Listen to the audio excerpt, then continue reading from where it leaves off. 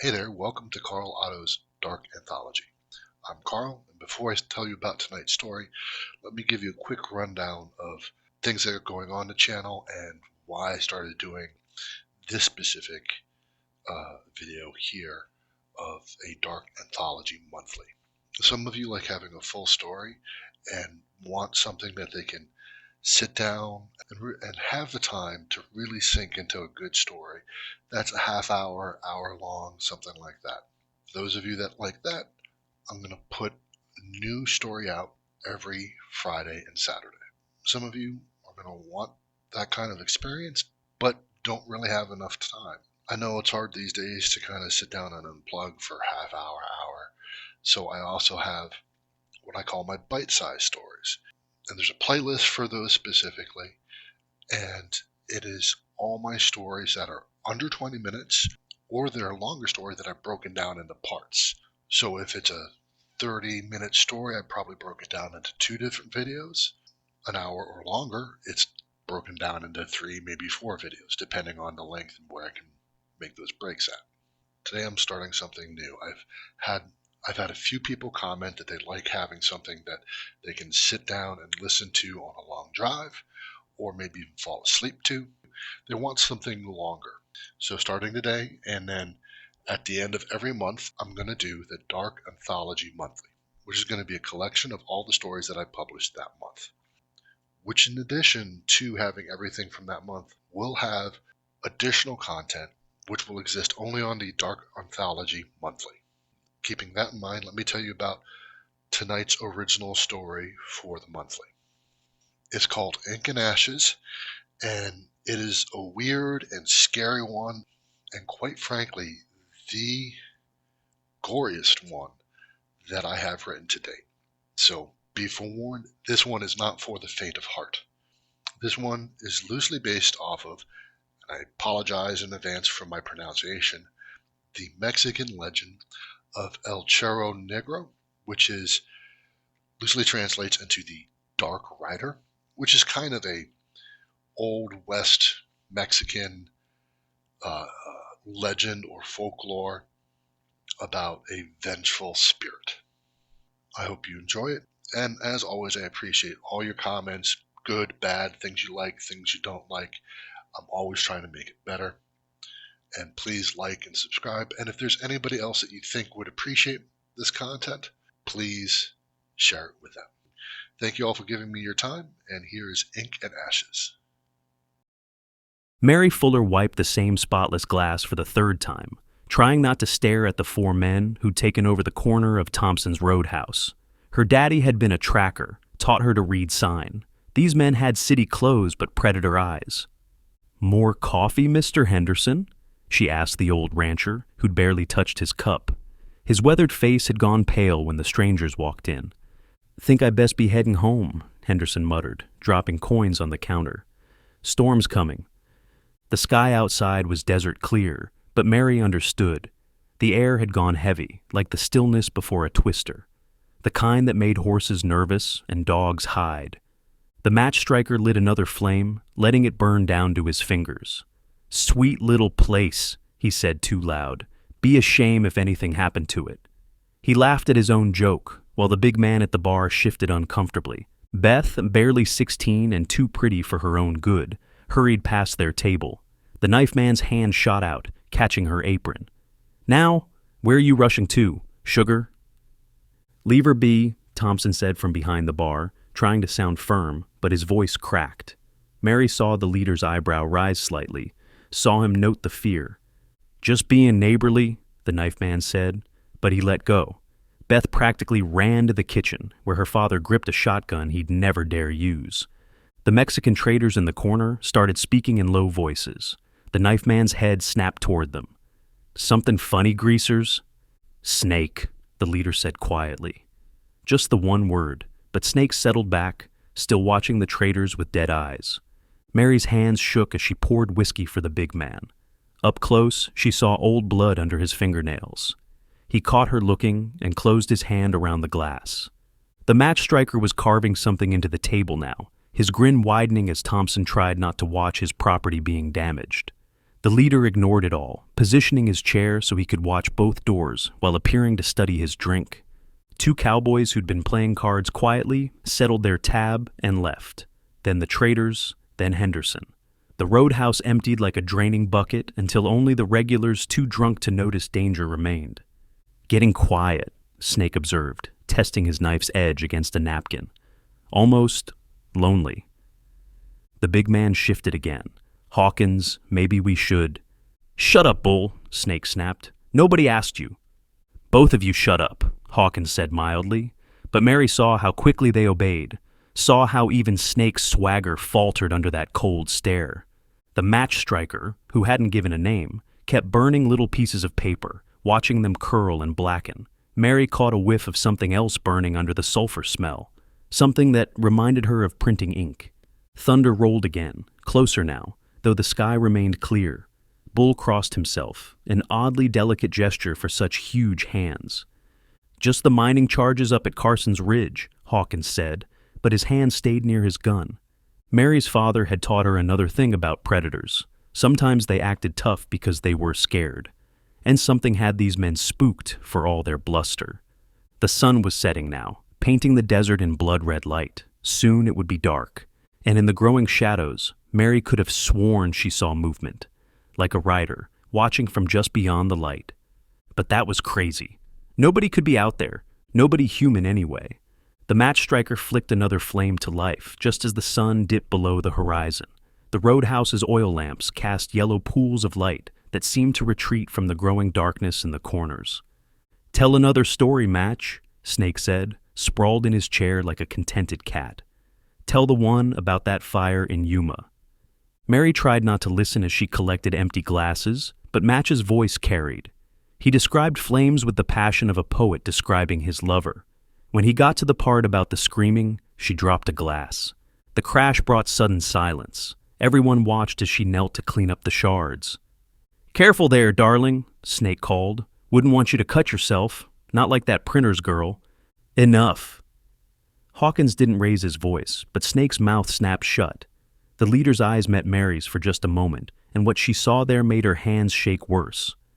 Bull drained another whiskey, staring into the empty glass like it held answers. "Anyone else hear that?" "Hear what?" Match struck another flame. "Hoofbeats, getting closer." Snake laughed. "Getting jumpy, big man? Feeling guilty about—" "I said enough," Hawkins cut in. But Mary saw him tilt his head, listening. The big man was right. Something was moving out there in the darkness. The sound of iron-shod hooves on hard-packed earth, drawing nearer. Old Thompson had gone gray.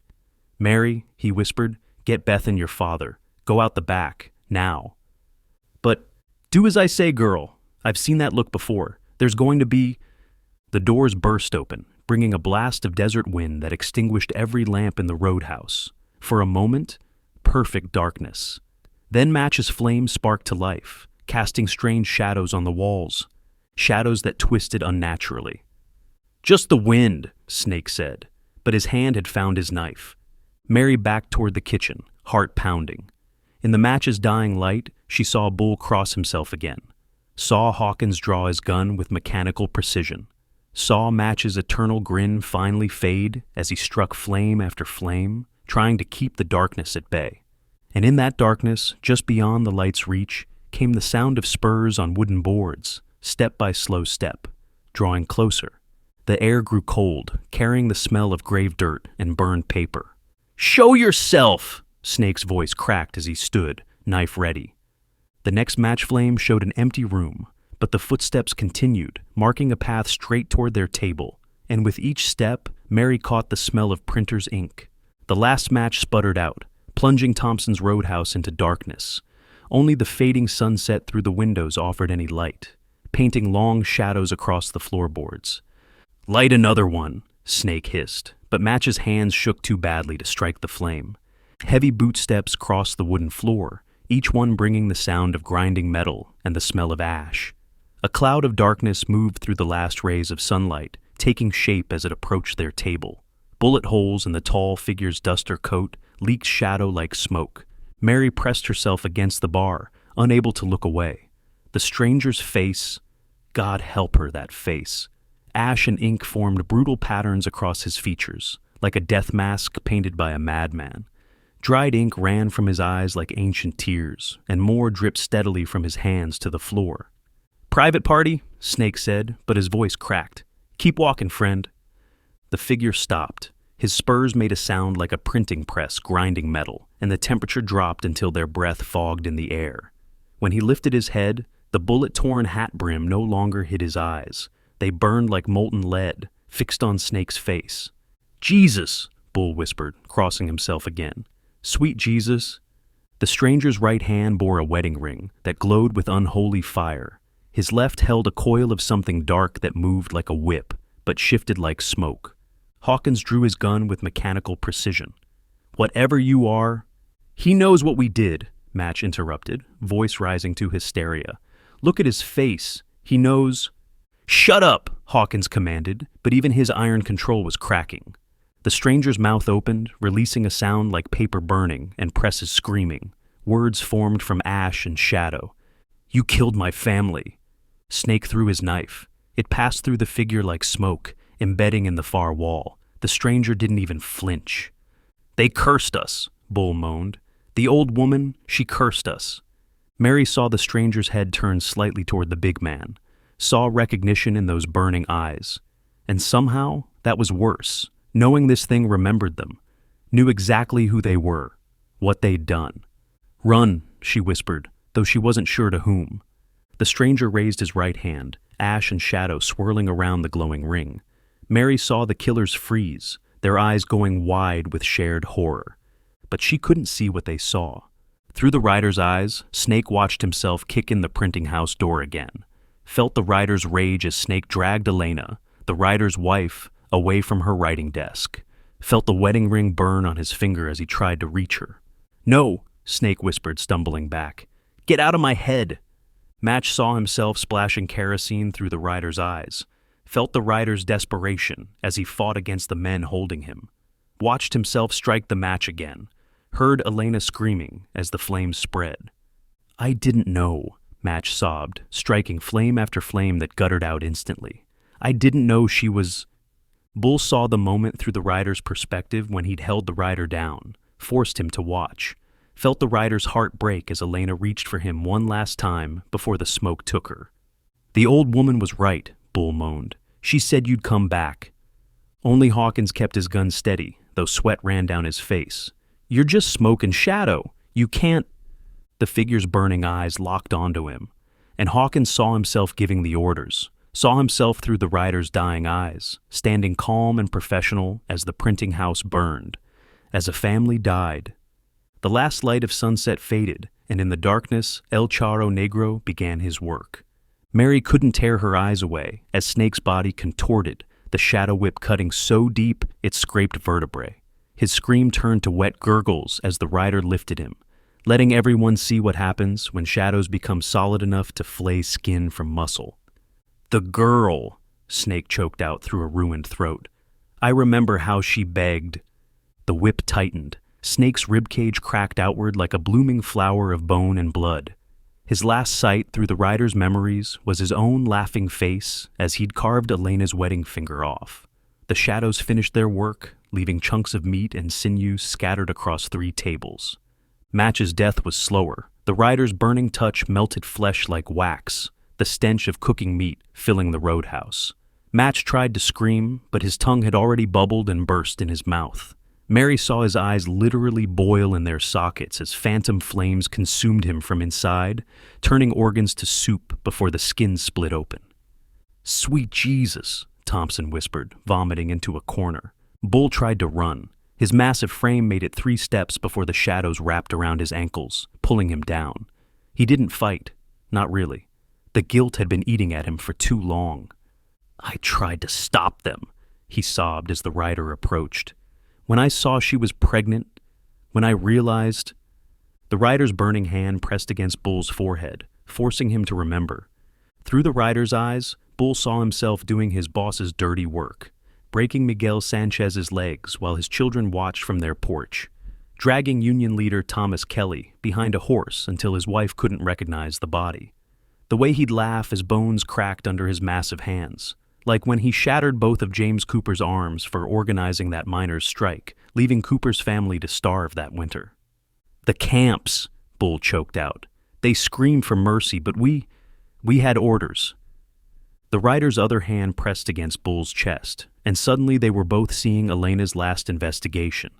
Remembered her tears as she wrote about men who'd been disappeared for trying to form unions. "She was going to expose everything," Bull whispered. "That's why he sent us. Not just to stop the railroad story, but because she knew what we did, how many I'd killed." The shadows began to constrict, starting at Bull's feet. Bones cracked like kindling as his ankles shattered. The pain made him scream, but he kept talking, desperate to confess. "They cursed us," Bull moaned. "The old woman, Elena's mother. She stood in the ashes of the printing house, said the ink would turn to blood, said our ledgers would become our chains, said every pain we'd given would come back threefold." The shadows reached his knees, then his hips. Every joint they touched exploded inward, turning his massive frame into a bag of splintered bones and rupturing organs. Bull's screams became wet, desperate things. "I can still hear them," he managed through blood-flecked lips.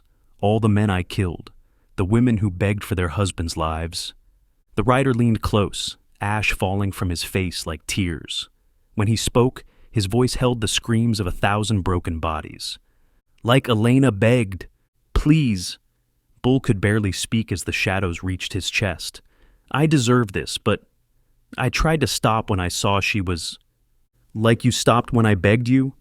The shadows tightened. "Like you stopped when you held me down? Made me watch them burn?" The last thing Bull saw was Elena's face through the printing house window. One hand pressed against her belly, the other reaching toward where the rider struggled in Bull's grip. Then the shadows reached his skull, and Bull's head imploded with a wet crunch. What remained looked like a massive rag doll that had been crushed by a giant's fist, every bone pulverized, every joint destroyed. Blood pooled beneath the wreckage of his corpse, forming shapes that looked almost like handprints, as if all his victims were reaching up through the floorboards to drag him down. Mary thought she heard screaming, not Bull's death cries, but the echoes of all the men he'd killed for his blood money. When she looked at the rider, his burning eyes held not just rage now, but the weight of dozens of unavenged murders. He turned toward Hawkins, the last of Elena's killers. The shadows around him writhed with renewed purpose. There were more crimes to punish, more wrongs to right. The rider held Hawkins suspended by his throat, boots dangling inches above the blood-soaked earth. Those burning eyes bored into him, and when the rider spoke, his voice was the sound of a printing press grinding metal. "Who ordered it?" I can't," Hawkins choked out. The rider's free hand plunged into Hawkins' chest, fingers passing through flesh like smoke until they solidified around his heart. Hawkins screamed as memories were torn from his mind. Meetings in fancy offices, papers signed with clean hands, money changing hands while men discussed unfortunate accidents. "Give me a name." "Sterling," Hawkins gasped, feeling phantom fingers squeeze his heart. "Marcus Sterling. Railroad man. Said your wife's stories about the workers, about the corporate murders. Had to be stopped." The rider's grip tightened, ash falling from his face like black tears. "The camps?" "Labor camps. When workers organized, we'd make examples. Disappearances, accidents, fires." Hawkins choked on the memory. "Sterling paid us to keep them scared, paid extra for the messy ones." The rider's burning eyes flared. "Where?" "Sterling has an office in Carson City, top floor of the Piedmont building. Please, that's all I know." "You watched her burn." Had to be sure everything was destroyed. Sterling said—" The rider released Hawkins' heart, but kept him suspended. "You watched her burn. Now burn with her." That's when Hawkins saw the horse waiting in the darkness. No ordinary stallion. Its massive frame rippled with unnatural muscle, coat black as printer's ink and slick as fresh blood. Every snort released clouds of ash and burning cinders, while its hooves left smoking craters in the hard desert earth. The beast's eyes blazed like molten lead, matching its master's gaze and its teeth. God help him. Those teeth were iron nails driven into bleeding gums, filed to razor points. Where its mane should be, shadows writhed like living smoke, reaching out with tendrils that seemed to grasp at the air. The saddle and tack were charred leather that still smoldered, straps moving like living things. Steam rose from its flanks, and when it stamped impatiently, the sound was like a hammer striking an anvil. Hawkins saw the rider reach for his blade, the metal glowing with unholy heat, and knew exactly how he was going to die. "Wait!" Hawkins gasped, his iron control finally shattered. "Please!" The rider's blade opened Hawkins from sternum to pelvis in one savage stroke. Steam rose from where the superheated metal cauterized the wound's edges. Hawkins tried to hold his insides in with trembling hands, but the rider was already pulling, drawing out a wet rope of intestines. Mary watched from the doorway, unable to look away as the rider methodically tied one end of Hawkins' guts to his saddle horn. The steed pawed restlessly at the ground, each step searing blackened marks into the earth. Through fading vision, Hawkins saw himself giving the order to burn the printing house, saw his own face, checking his pocket watch while Elena screamed inside. The memories burned worse than his ruined belly.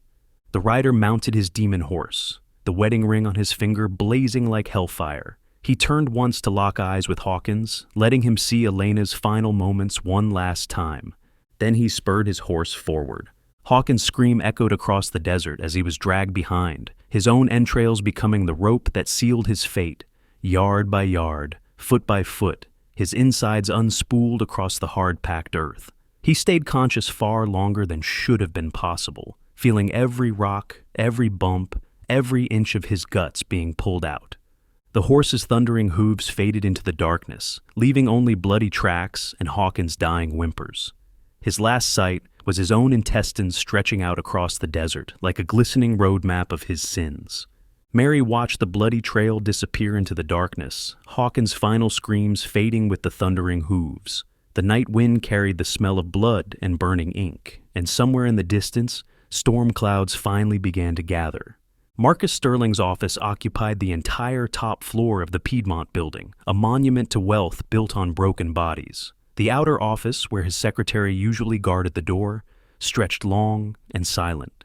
Inside, dark walnut panels climbed to a coffered ceiling.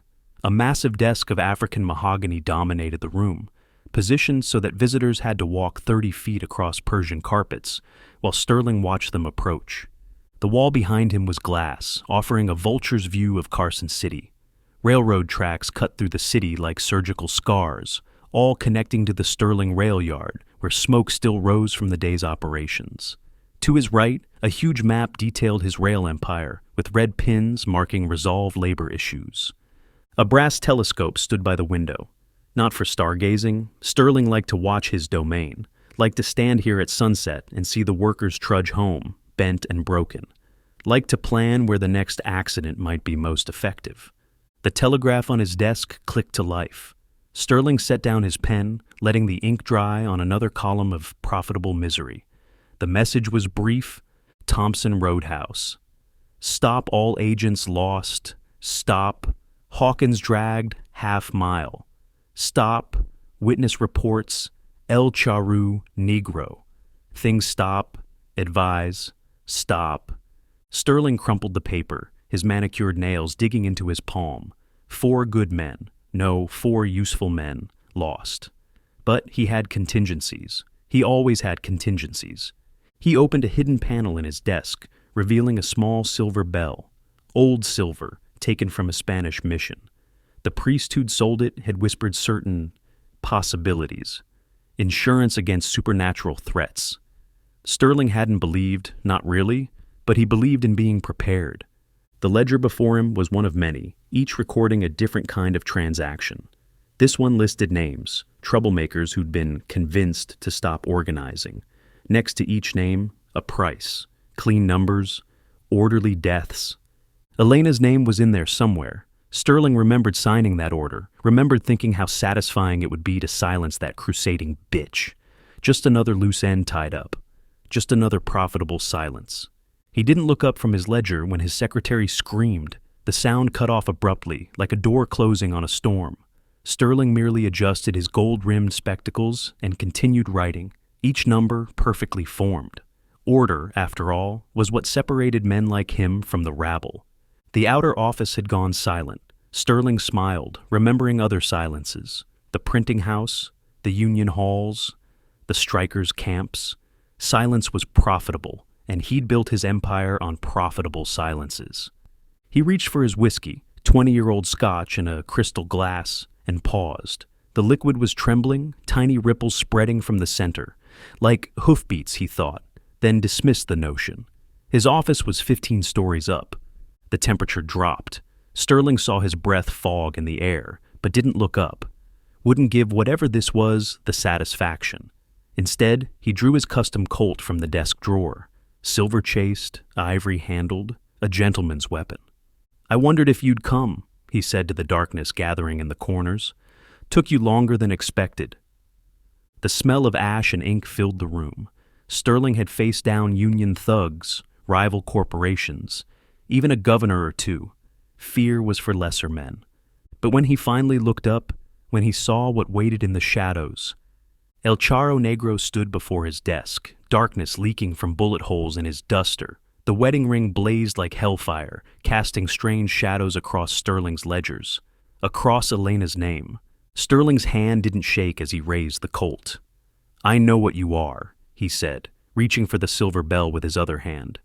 "That old priest warned me, said something might come, something hungry for justice." The rider advanced. Cinders trickled down his cheeks in sorrowful streams. "But you see," Sterling continued, "justice is just another commodity. Everything has a price, even vengeance." The silver bell chimed once, a pure, cold sound. The shadows retreated slightly. The rider paused. Sterling smiled. "Did you think you were the only one who could make deals with the dark?" The rider's burning eyes fixed on the silver bell. When he spoke, his voice was the grinding of iron on stone. "That priest, the one who sold you the bell, was he wearing a collar of bruises?" Sterling's smile faltered slightly. "What?" "Father Miguel Ramirez. After he refused to sell church property, your men visited him. 3 nights they hurt him, until he broke, until he gave you what you wanted." The rider's mouth twisted. "His name is in your ledger, too." Sterling's finger tightened on the Colt's trigger. "You can't be everywhere, can't avenge everyone." "No!" The rider took another step forward. The bell's chime grew weaker. "But I can start with you." Sterling saw dark stains spreading across the silver's surface, old bloodstains rising from within the metal itself. Each mark bore a name, each tarnish a crime that had befouled the bell's blessing. The holy silver was remembering its own sins. Sterling fired. The bullet passed through the rider like smoke, embedding in the walnut panels behind. He fired again, and again, each shot useless against a thing made of shadow and rage. The silver bell's tone faltered, then died, its protection corrupted by the very evil it was meant to ward against. Sterling's last defense had been undone by his own cruelty. "Impossible," Sterling whispered. Then his iron control reasserted itself. "No matter. I didn't build all this by being unprepared." He yanked a hidden lever beneath his desk. Steel shutters slammed down over the windows. Gas jets hissed to life, flooding the room with harsh light designed to eliminate shadows. A bank vault door swung shut over the office entrance with a pneumatic hiss.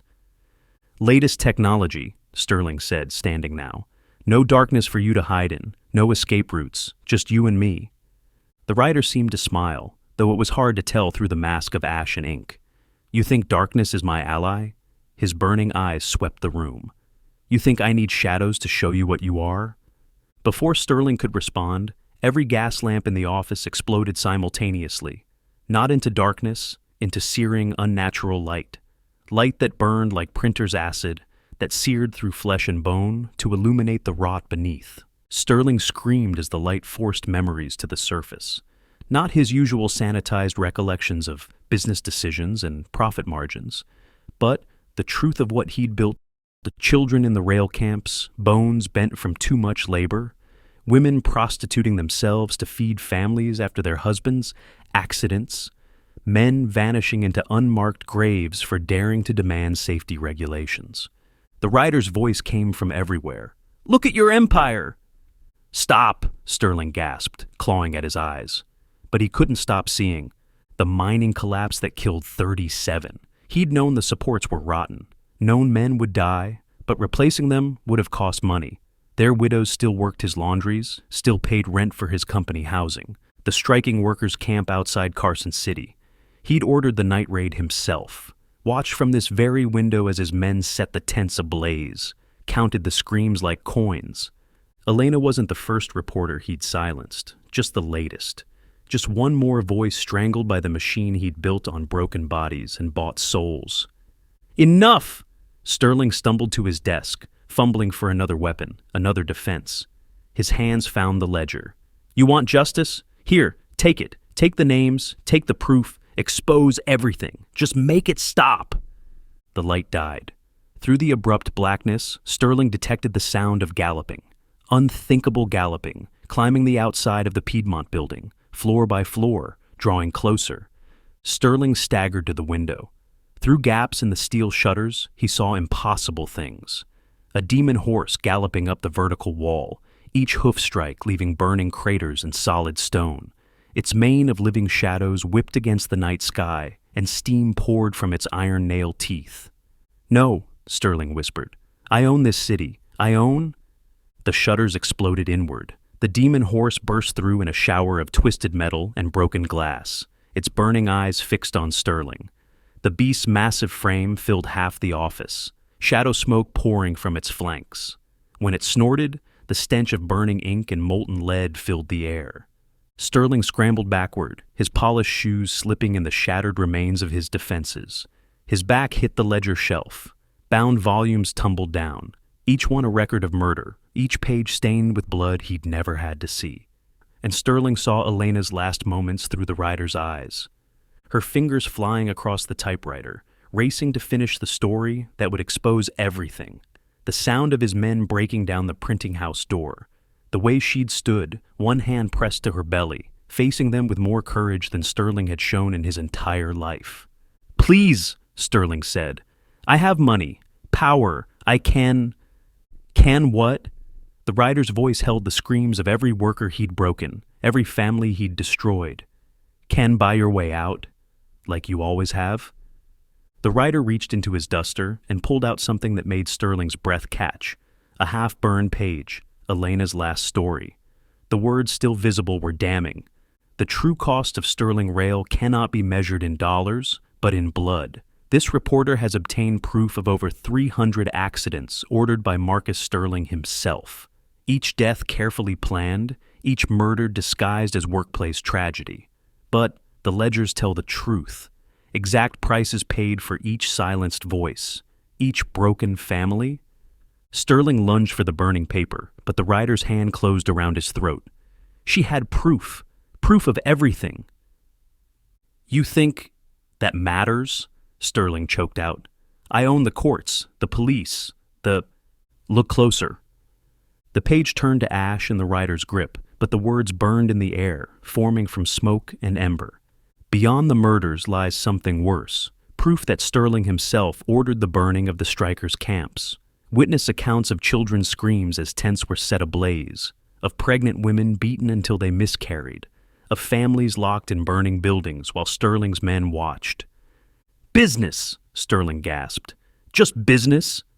The writer's burning eyes flared. Then let's discuss business. Shadow chains erupted from every ledger, wrapping around Sterling's limbs. Each link bore the name of someone he'd killed. Each coil burned with the pain of those he'd destroyed. Please, Sterling tried, but his silver tongue had turned to lead. I'll pay anything. Yes, the writer agreed. You will. The chains began to move, dragging Sterling toward the shattered window. 15 stories up, the night wind howled like the ghosts of his victims. Wait, real fear in his voice now. You want revenge? Take it. Don't kill me. Kill you? The writer's laugh was the sound of printing presses crushing bone. No, you're going to live. Live to see everything you built torn down. The chains yanked Sterling out into empty air, but didn't let him fall. Instead, they held him suspended, forced him to watch as the writer turned toward his precious ledgers. Your empire dies tonight, but first... The writer mounted his demon horse. First you'll feel what they felt. All of them. The shadow chains began to tighten. Sterling screamed as each link burned its victim's name into his flesh. The pain of every death, every broken bone, every crushed dream, all of it poured into him at once. Below, the city watched as their great businessman danced on chains of shadow, his screams echoing off the buildings he'd built with blood money. The rider's horse galloped down the vertical wall, trailing fire and darkness as Sterling's empire began to crumble. In his office, the ledgers burned with supernatural flame, but the words themselves lifted from the burning pages, forming an army of floating accusations. They poured out the broken windows, a storm of burning truth that scattered across Carson City. Every crime exposed, every murder revealed, every secret torn open and laid bare. And Marcus Sterling, driven mad from pain and guilt hanging in his chains of judgment, lived to see it all burn. Some say he's still there, suspended between heaven and earth, feeling the pain of every life he destroyed. The shadow chains never break, never loose their grip, and on quiet nights, if you listen carefully, you can still hear him scream. But the ledgers told their truth at last, and somewhere in the darkness, El Charro Negro rides on, seeking others who think their wealth can shield them from justice. After all, every debt must be paid, every sin accounted for, and some debts can only be paid in blood and shadow. They say Carson City changed that night, not just because of Sterling's screams, though some still swear they hear him on quiet evenings, chains rattling 15 stories up, not just because of the ledger's burning pages that scattered like vengeful moths, carrying their dark truths to every doorstep. No, the real change came after. The mining camps emptied first. Workers walked out en masse, Sterling's foreman powerless to stop them. The cursed ledgers had shown them exactly what their lives were worth to the company, and exactly how many of their brothers lay in unmarked graves. Then the railroad men organized. No violence this time. They didn't need it. The floating words from Sterling's books had revealed every judge he'd bought, every marshal he'd paid. The ones who kept their badges had to earn them back, one honest arrest at a time. The Piedmont building still stands, though no one will rent the top floor. The windows remain shattered, the steel shutters twisted like paper. Sometimes, on storm-dark nights, people see a horse's hoofprints burning on the vertical wall, climbing impossible heights, as if El Charro Negro still visits his handiwork. Thompson's Roadhouse became a meeting place. Union men gather there now, planning strikes that don't end in blood. Mary Fuller still tends bar, telling newcomers the story of that night. How justice wore a duster coat and spurs. How truth can burn brighter than any flame. The printing house was rebuilt. Elena's mother insisted, though her hands shook as she laid the first brick. Now it prints a weekly paper called The Laborer's Voice. The masthead bears a simple motto: the truth cannot be buried.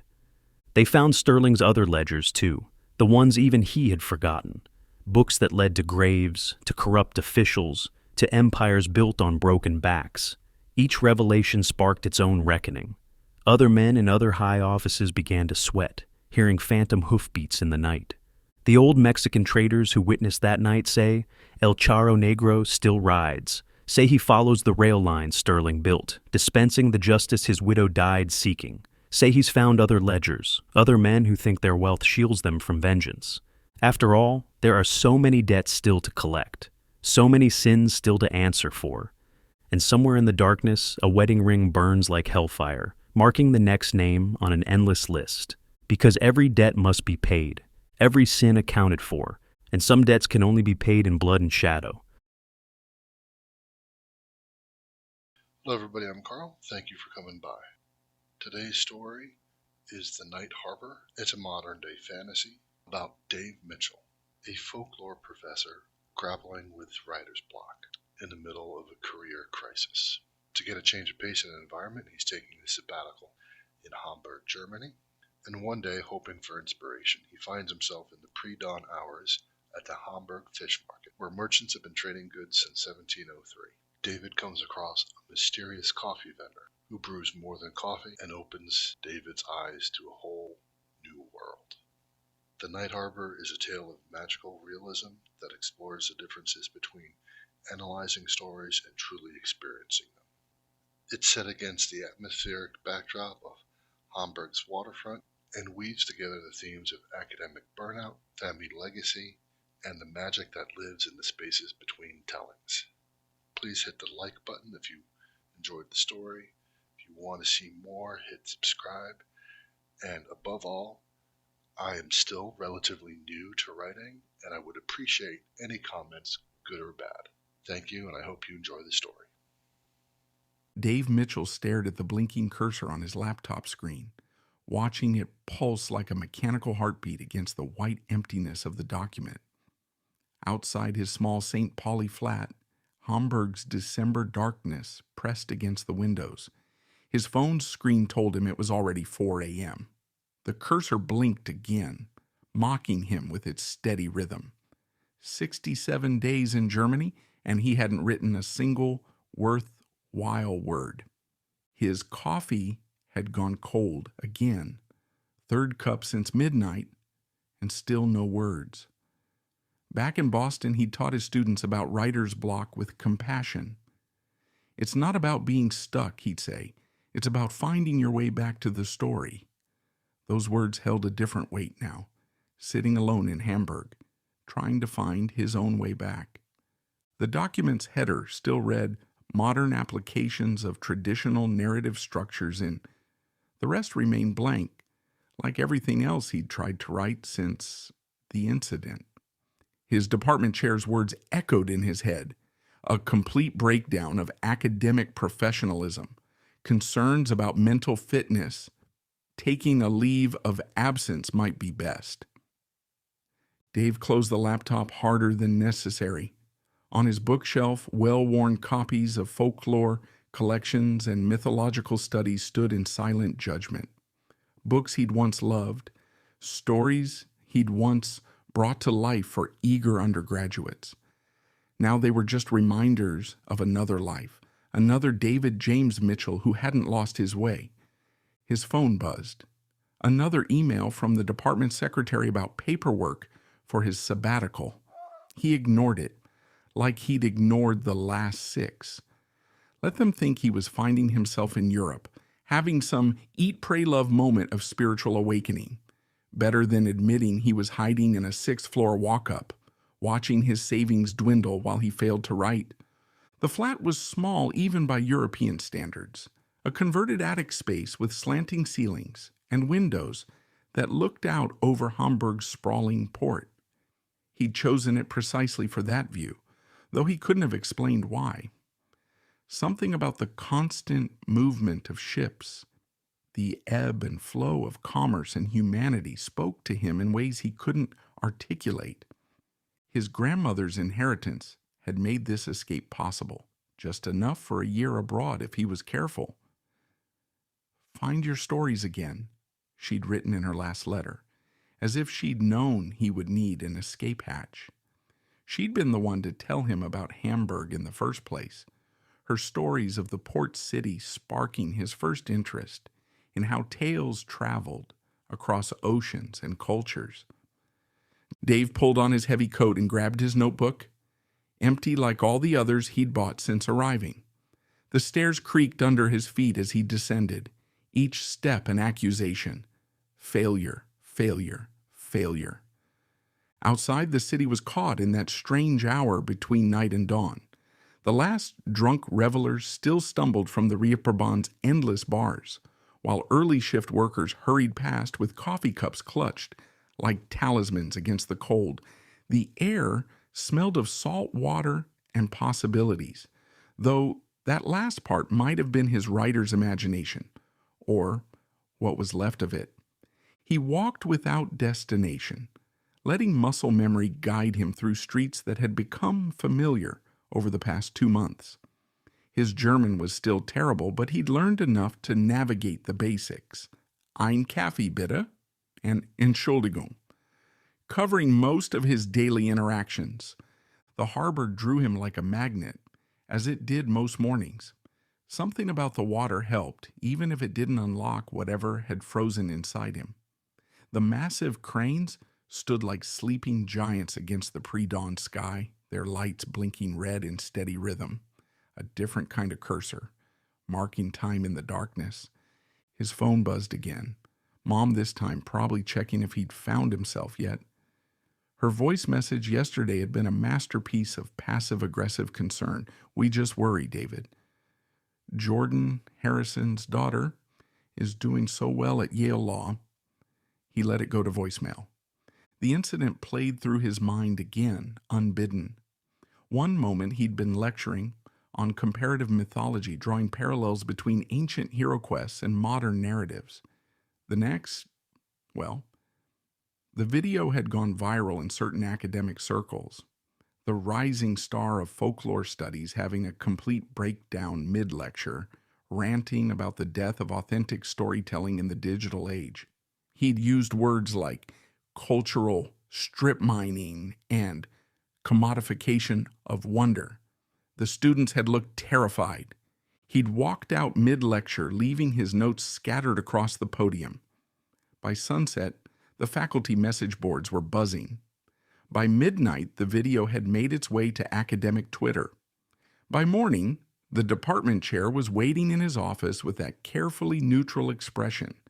Administrators, perfect over years of handling faculty crises. The harbor carried the sharp bite of the deck member air. Tourist season had ended months ago, leaving the waterfront to those who actually worked here: sailors, dock workers, fish merchants, and the occasional insomniac professor pretending to be a writer. The massive Christmas market in the city center drew most visitors away from the water, leaving these early morning hours to the real Hamburg. He checked his phone. 4:47 a.m. The fish market would be officially starting at 5. The famous Hamburg Fish Markt had run every Sunday since 1703, though nowadays it was as much tourist attraction as actual market. But at this hour, before the tour buses arrived, it still held echoes of its original purpose. Real traders still came here, conducting business the way their great-grandparents had. The market hall itself, the Fischauctionshalle, loomed ahead, a red brick cathedral to commerce built in 1894. During summer weekends, it transformed into an early morning dance hall after the clubs closed, but this December it stood quiet, waiting for the day's business to begin. Dave remembered reading that Hamburg's position on the Elbe River had made it a crucial point for story transmission across Europe. Tales traveled with trade, shifting and changing, like cargo being transferred from ship to ship. His grandmother used to tell him that every story in Europe had passed through Hamburg's harbor at some point, picking up local color before moving on. "Stories are like cats," she'd say in that precise Boston accent that seemed to sharpen with age. "They go where they please, but they always know where the fish are." He hadn't understood what she meant then. He still didn't. The first vendors were setting up their stalls, moving with the practiced efficiency of people who'd done this thousands of times before.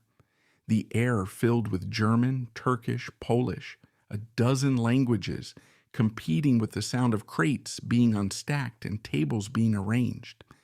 Dave found himself a spot against one of the market hall's outer walls, just watching. He'd started bringing his notebook to these early morning wanderings, though he never wrote anything. Sometimes he'd open it, pen poised, waiting for inspiration that never came. The blank pages seemed to multiply every time he looked away.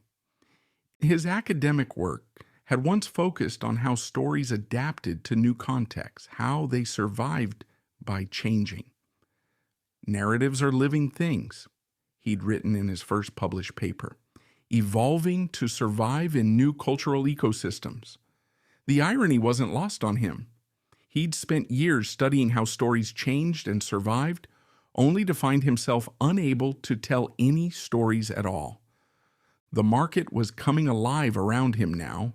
Fishmongers arranged their displays with artistic precision, each fish placed just so, ice carefully distributed to catch the light. The first coffee vendors were firing up their machines, sending steam into the cold air. Somewhere, someone was testing a microphone, the feedback echoing off the old brick walls. That's when he noticed the other cart, the one that hadn't been there a moment ago. Or had it? His memory felt suddenly uncertain, like trying to recall a dream while still half asleep. The cart stood in a pool of warm light that seemed to push back against the pre-dawn darkness, and music, Bob Marley, he thought, drifted from an ancient boombox, perched precariously on one corner. The cart's owner moved with the music, his dreads swaying as he arranged cups and adjusted dials on what looked like a cross between an espresso machine and something from a Victorian science museum. Copper pipes twisted counterintuitive around glass chambers, and steam escaped in rhythmic puffs that somehow matched the music's beat. Ah, another sleepless wanderer.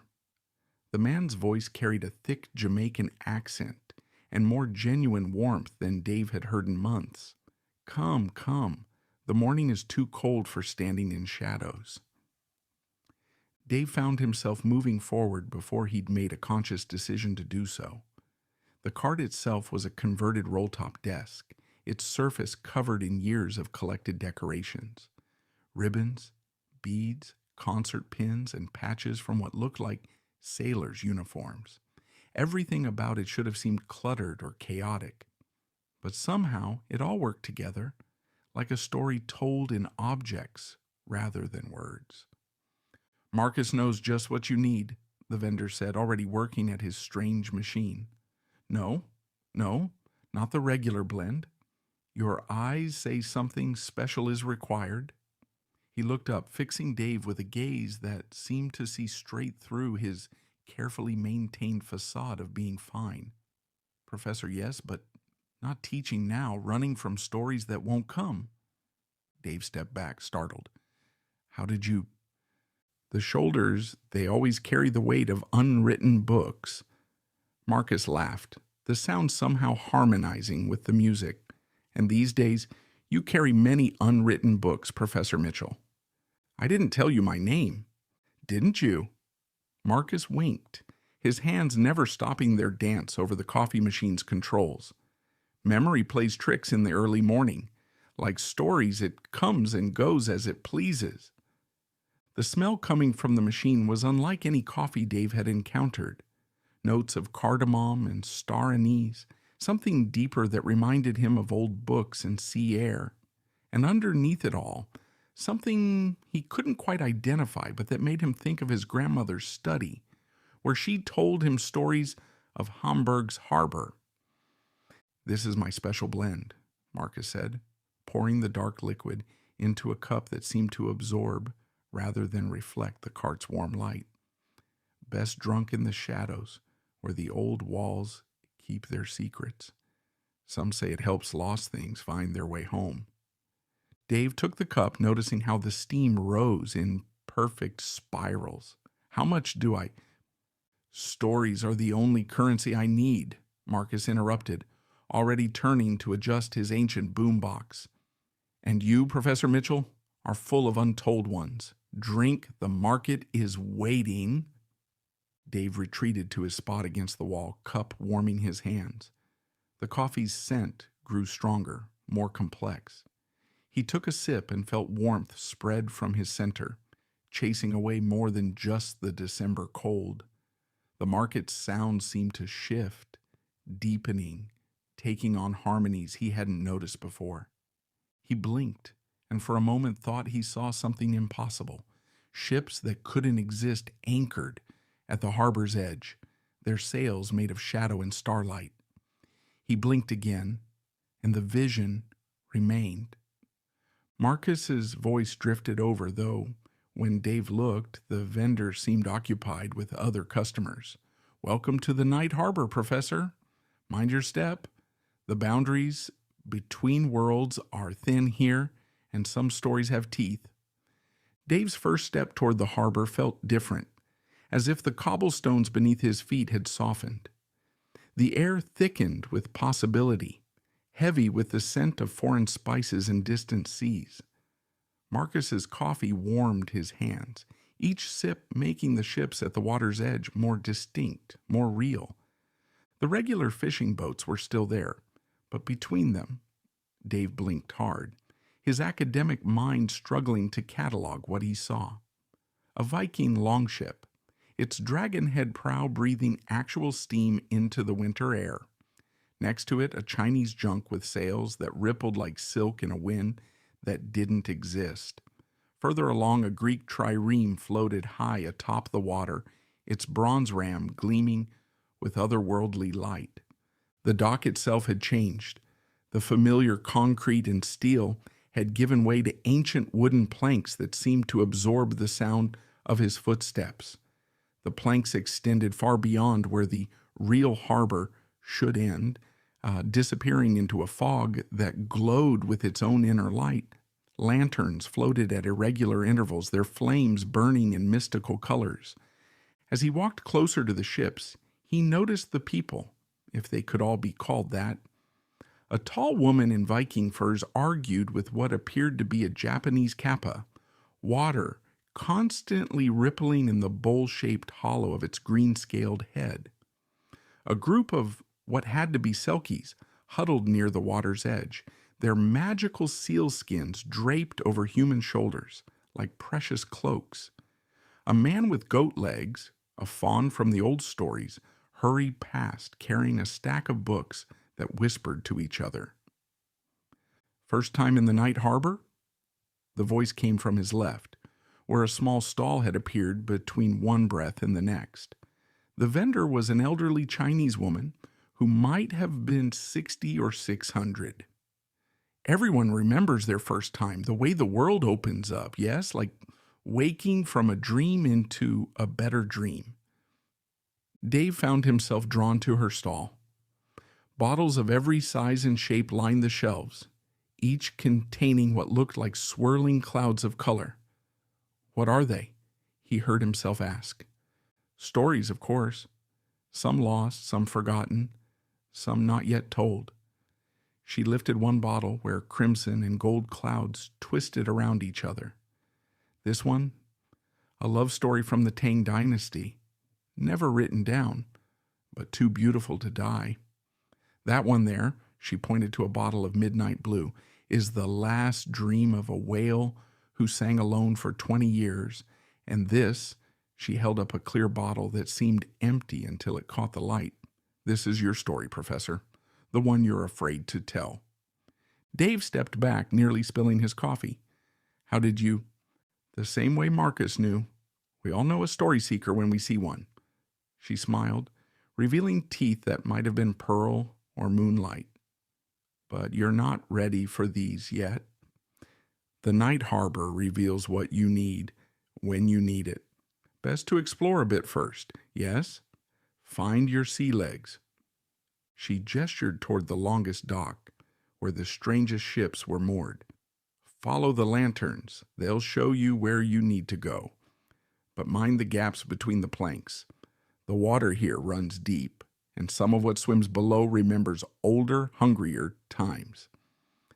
Dave looked down at the dark water between the dock's planks.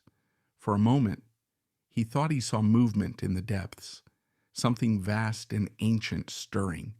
He clutched his coffee cup tighter and started walking toward the ships, careful to step where the floating lanterns cast their otherworldly light.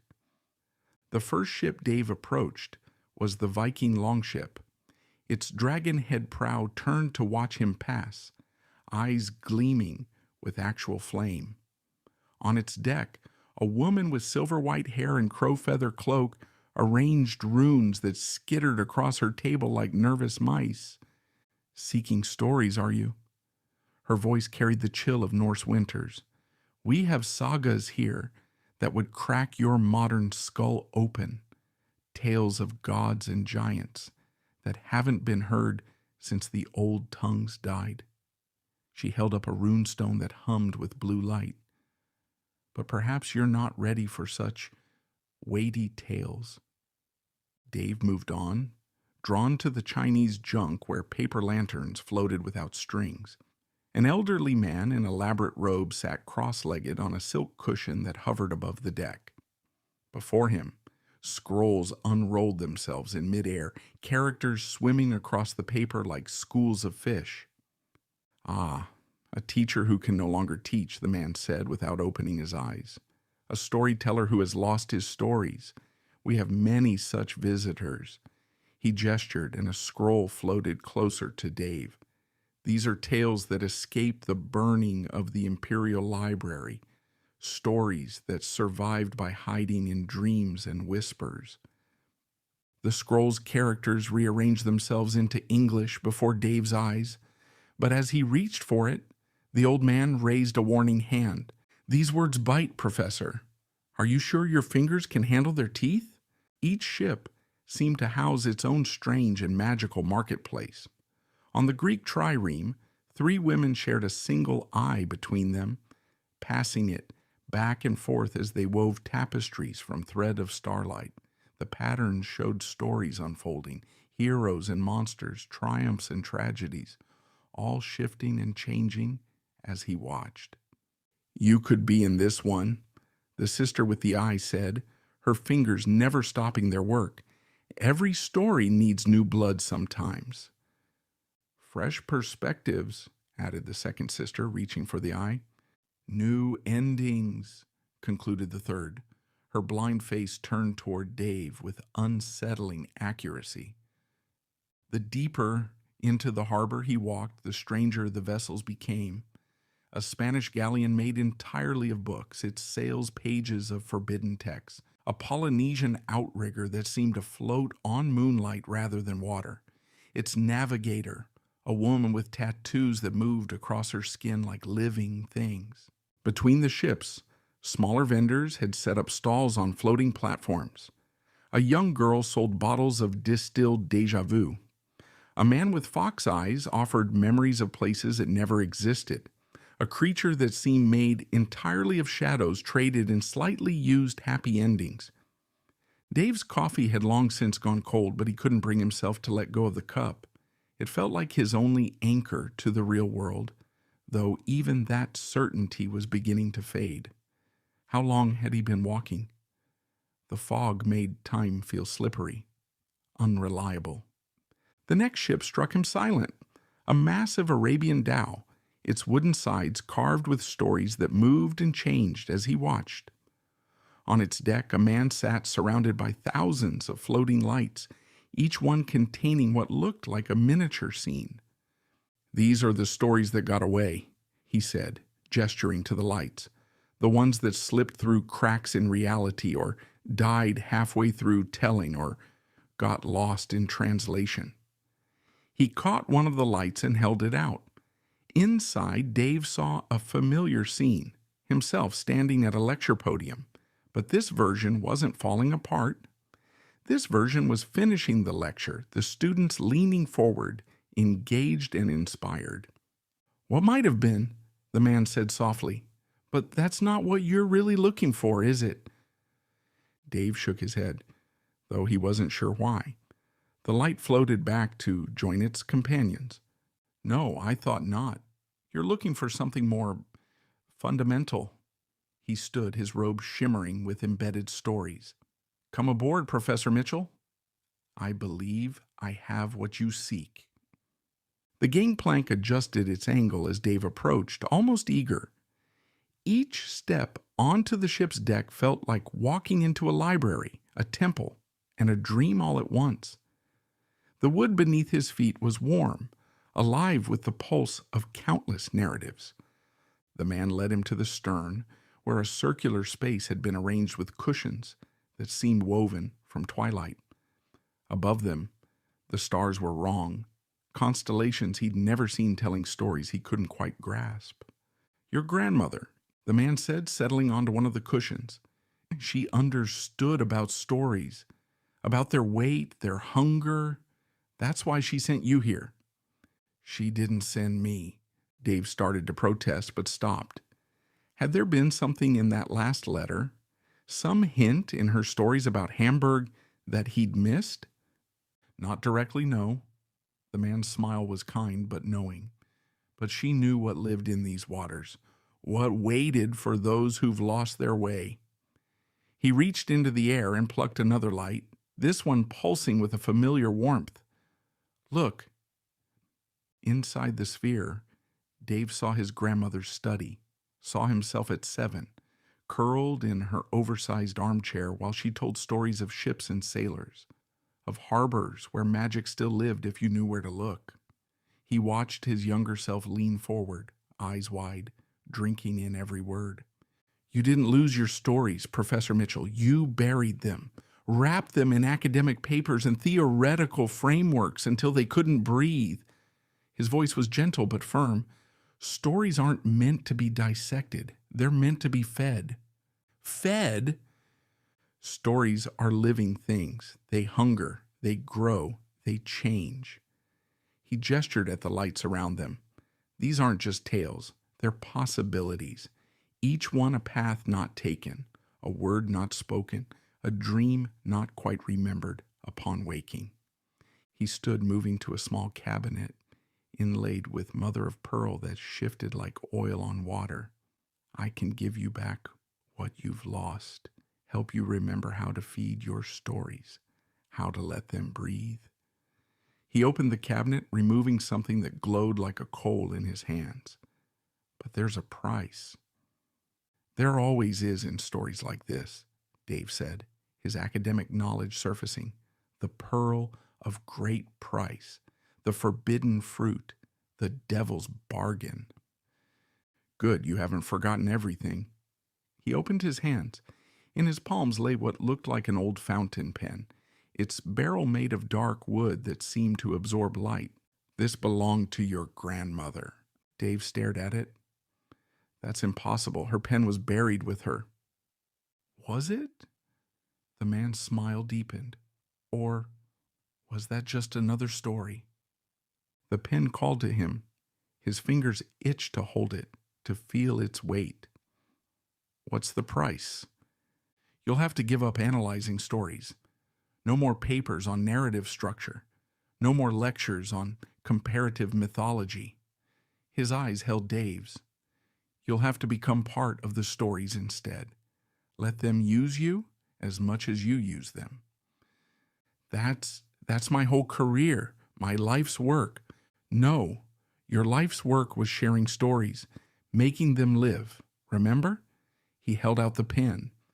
You can have this life back, the tenure, the publications, the academic respect, or you can have the stories themselves, not to study, to live, to breathe, to feed. Dave stared at the pen, remembering his grandmother's voice. Stories are like cats, they go where they please. He understood now. She hadn't been talking about stories moving through trade routes or cultural transmission. She'd been talking about something more fundamental, more alive. If I take it, he asked, his voice barely a whisper, then you join us. Become part of the Night Harbor's story, a keeper of tales rather than a scholar of them. He gestured at the floating lights around them. These stories need tending, feeding, sharing. They need someone who remembers how to make them dance. Dave thought about his empty flat, the blank documents, the unwritten papers, thought about his students' faces when he used to bring old tales to life, before he started dissecting them instead. Thought about his grandmother's study, warm with stories and possibility. And if I don't? Then you wake up by the fish market, convinced this was all a dream, born of too much coffee and too little sleep. You'll write your papers, maybe even get tenure somewhere. You'll teach students about narrative structures and cultural paradigms, and you'll never quite remember why. That feels hollow. The pen hummed in his open palm, calling to Dave. The woods seemed to ripple like water in moonlight. His grandmother's initials appeared and faded along its length, written in script that moved like living things. Dave reached for it, hesitated. Will I still be me? You'll be more you than you've been in years. His smile held secrets of its own. The stories have been waiting for you, Professor Mitchell. They're patient, but not endless.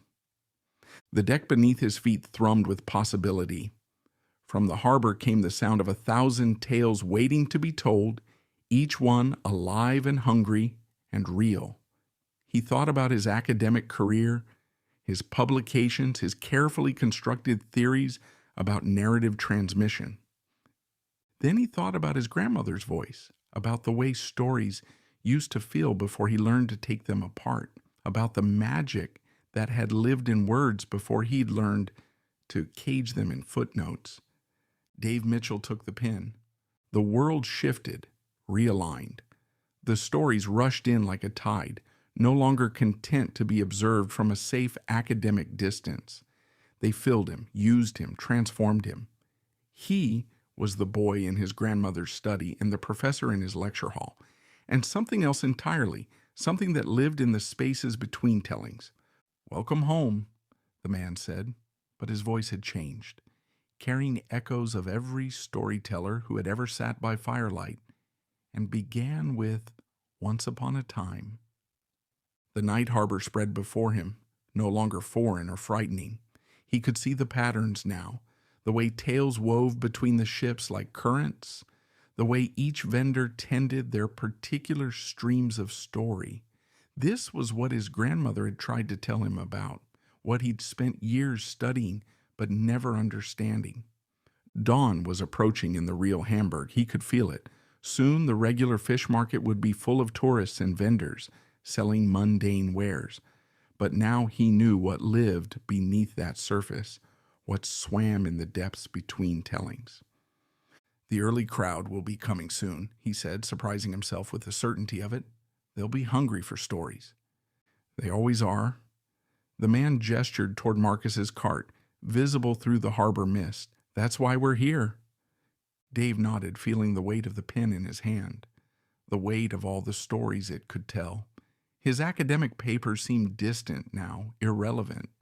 There were better ways to keep stories alive than pinning them to pages like dead butterflies. He found his spot near Marcus's cart just as the first real customers began arriving at the fish market. The pen was warm in his hand, ready. The stories moved through him now, living things seeking voice and form. A young girl approached the cart, eyes wide with wonder that only she could see the impossible ships in the harbor behind him. He smiled, remembering his own first glimpse of the night harbor. "Would you like to hear a story?" he asked. "I know quite a few." The sun rose over Hamburg's harbor, and David James Mitchell began to tell tales that weren't meant to be studied, only shared. Behind him, in waters that existed somewhere between reality and dream, the ships of the night harbor continued their endless trade in wonders. He was home.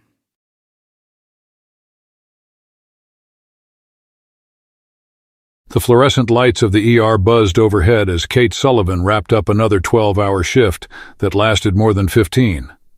She caught her reflection in a darkened window, tired green eyes, messy red hair escaping its bun, and the collection of tattoos peeking out from under her scrubs that her mother still called her permanent mistakes. Her fingers absently traced the semicolon tattoo on her wrist, a small mark that said more than she could ever explain to her patients. 10 years ago, she'd nearly became her own statistic. Now she spent her nights saving others, though sometimes she wondered if she was really saving herself. "Hey, Kate, got a minute?" Dr. Lee called from the nurse's station. "Mrs. Rodriguez's labs are back." Kate glanced at the clock, 11:35 p.m. The next train was at midnight. Plenty of time. "Yeah, what's up?" The next 15 minutes were a blur of paperwork and patient handoffs. Kate's phone buzzed, a text from the health aide who stayed with her mother at the healthcare facility during night shifts. "Your mom had a rough evening, kept asking for your father, finally got her to sleep." Kate closed her eyes, letting out a slow breath. Her father had been gone 3 years now, but her mother relived his death almost daily as the Alzheimer's slowly stole her memories. The semicolon on Kate's wrist seemed to burn. Some days the weight of it all still felt like too much. "You heading out?" Jenny, the charge nurse, asked. "You look dead on your feet." "Yeah, just need to—" Kate was cut off by the ER doors bursting open, paramedics rushing in with a gurney. "Multiple GSWs, gang-related, BP dropping." "We've got a live one," Jenny said, already moving. Kate met Jenny's eyes. No words were needed. They'd been here before. Another life hanging in the balance. Another night where everything else would have to wait. "Trauma Bay 2. Kate called out, falling into the familiar rhythm of organized chaos. The patient was young, maybe 17, wearing colors that marked him as a member of the local gang. But right now, he was just a kid bleeding out on their table. 2 hours and 1 crash cart later, Kate finally pulled off her blood-stained trauma gown. They'd saved him, barely. She glanced at her phone. 1:48 a.m. If she hurried, she could still catch the last train. "Hell of a save," Dr. Lee said, appearing beside her. His scrubs were equally stained. "You okay? You've been pulling long shifts all week." Kate managed a tired smile. "Yeah, just, She didn't need to explain. Lee had been there 10 years ago when they'd brought her in, had helped save her life. Now he kept an eye on her, especially during rough nights. "Get some rest," he said, squeezing her shoulder. "And Kate, call if you need anything." Her phone buzzed again, another text from the aide. "Your mother's awake again. She keeps trying to leave, says she needs to find your father." Kate leaned against the wall, suddenly feeling every hour of her extended shift. The semicolon tattoo itched, a phantom sensation that always came with memories of that night. The night she'd nearly joined the statistics, become another healthcare worker who couldn't handle the weight anymore. Her caduceus tattoo behind her ear, her first, gotten right after nursing school, peeked through her messy bun. Each of her tattoos marked a victory, a survival, a moment when she'd chosen to keep going. The "Still I Rise" on her bicep seemed to pulse with her heartbeat, a reminder of all she'd overcome. But tonight, watching another kid nearly die, dealing with her mother's declining mind, missing her regular train home, it all felt like too much again. Kate gathered her things, nodding goodbye to the night shift crew, her second family, though they never talked about it. Outside, the summer night air was heavy with humidity, the streets eerily quiet. The subway station loomed ahead, its entrance dark except for the always flickering fluorescent lights. As she saw the last train pulling into the station, she began to run to catch it. But luck was against her as her bag got caught on the turnstile, slowing her down just long enough. The station was deserted as she descended the stairs, her footsteps echoing off the tile walls. A rat scurried across the platform, disappearing into the shadows. The digital display board was dark, its last message still visible. Final train departed 2 a.m. Kate sank onto a bench, too tired to cry, too wired to sleep. The semicolon on her wrist caught her eye, a permanent reminder that every ending could be a pause instead. But right now, sitting alone in the fluorescent-lit darkness, that pause felt more like a question mark. Then the lights began to flicker. Then again, longer this time, plunging the platform into momentary darkness. When they sputtered back to life, Kate heard something that shouldn't be possible, the distant rumble of an approaching train. She stood, frowning. The electronic display still showed the last train had departed. Maybe they'd added a new late-night run. But the rumble was different, deeper somehow, more like an old diesel engine than the modern electric trains. The sound grew closer, but there were no headlights cutting through the tunnel's darkness. Instead, a soft golden glow began to illuminate the curved walls, like sunshine through amber glass. The air grew heavy, thick with the scent of oiled leather and brass polish, smells that had no place in a subway station. When the train emerged, Kate had to blink several times to be sure she wasn't hallucinating from exhaustion. A single car rolled silently into the station, its exterior a gleaming combination of polished mahogany and brass that looked more suited to a museum than a working subway line. The number 13 was painted on its side in elegant gold leaf, the style reminiscent of the 1940s. The car came to a stop directly in front of her, brass fittings catching the flickering fluorescent lights. Through its windows, she could see plush leather seats and warm Art Deco lighting that made the rest of the station seem even grimier by comparison.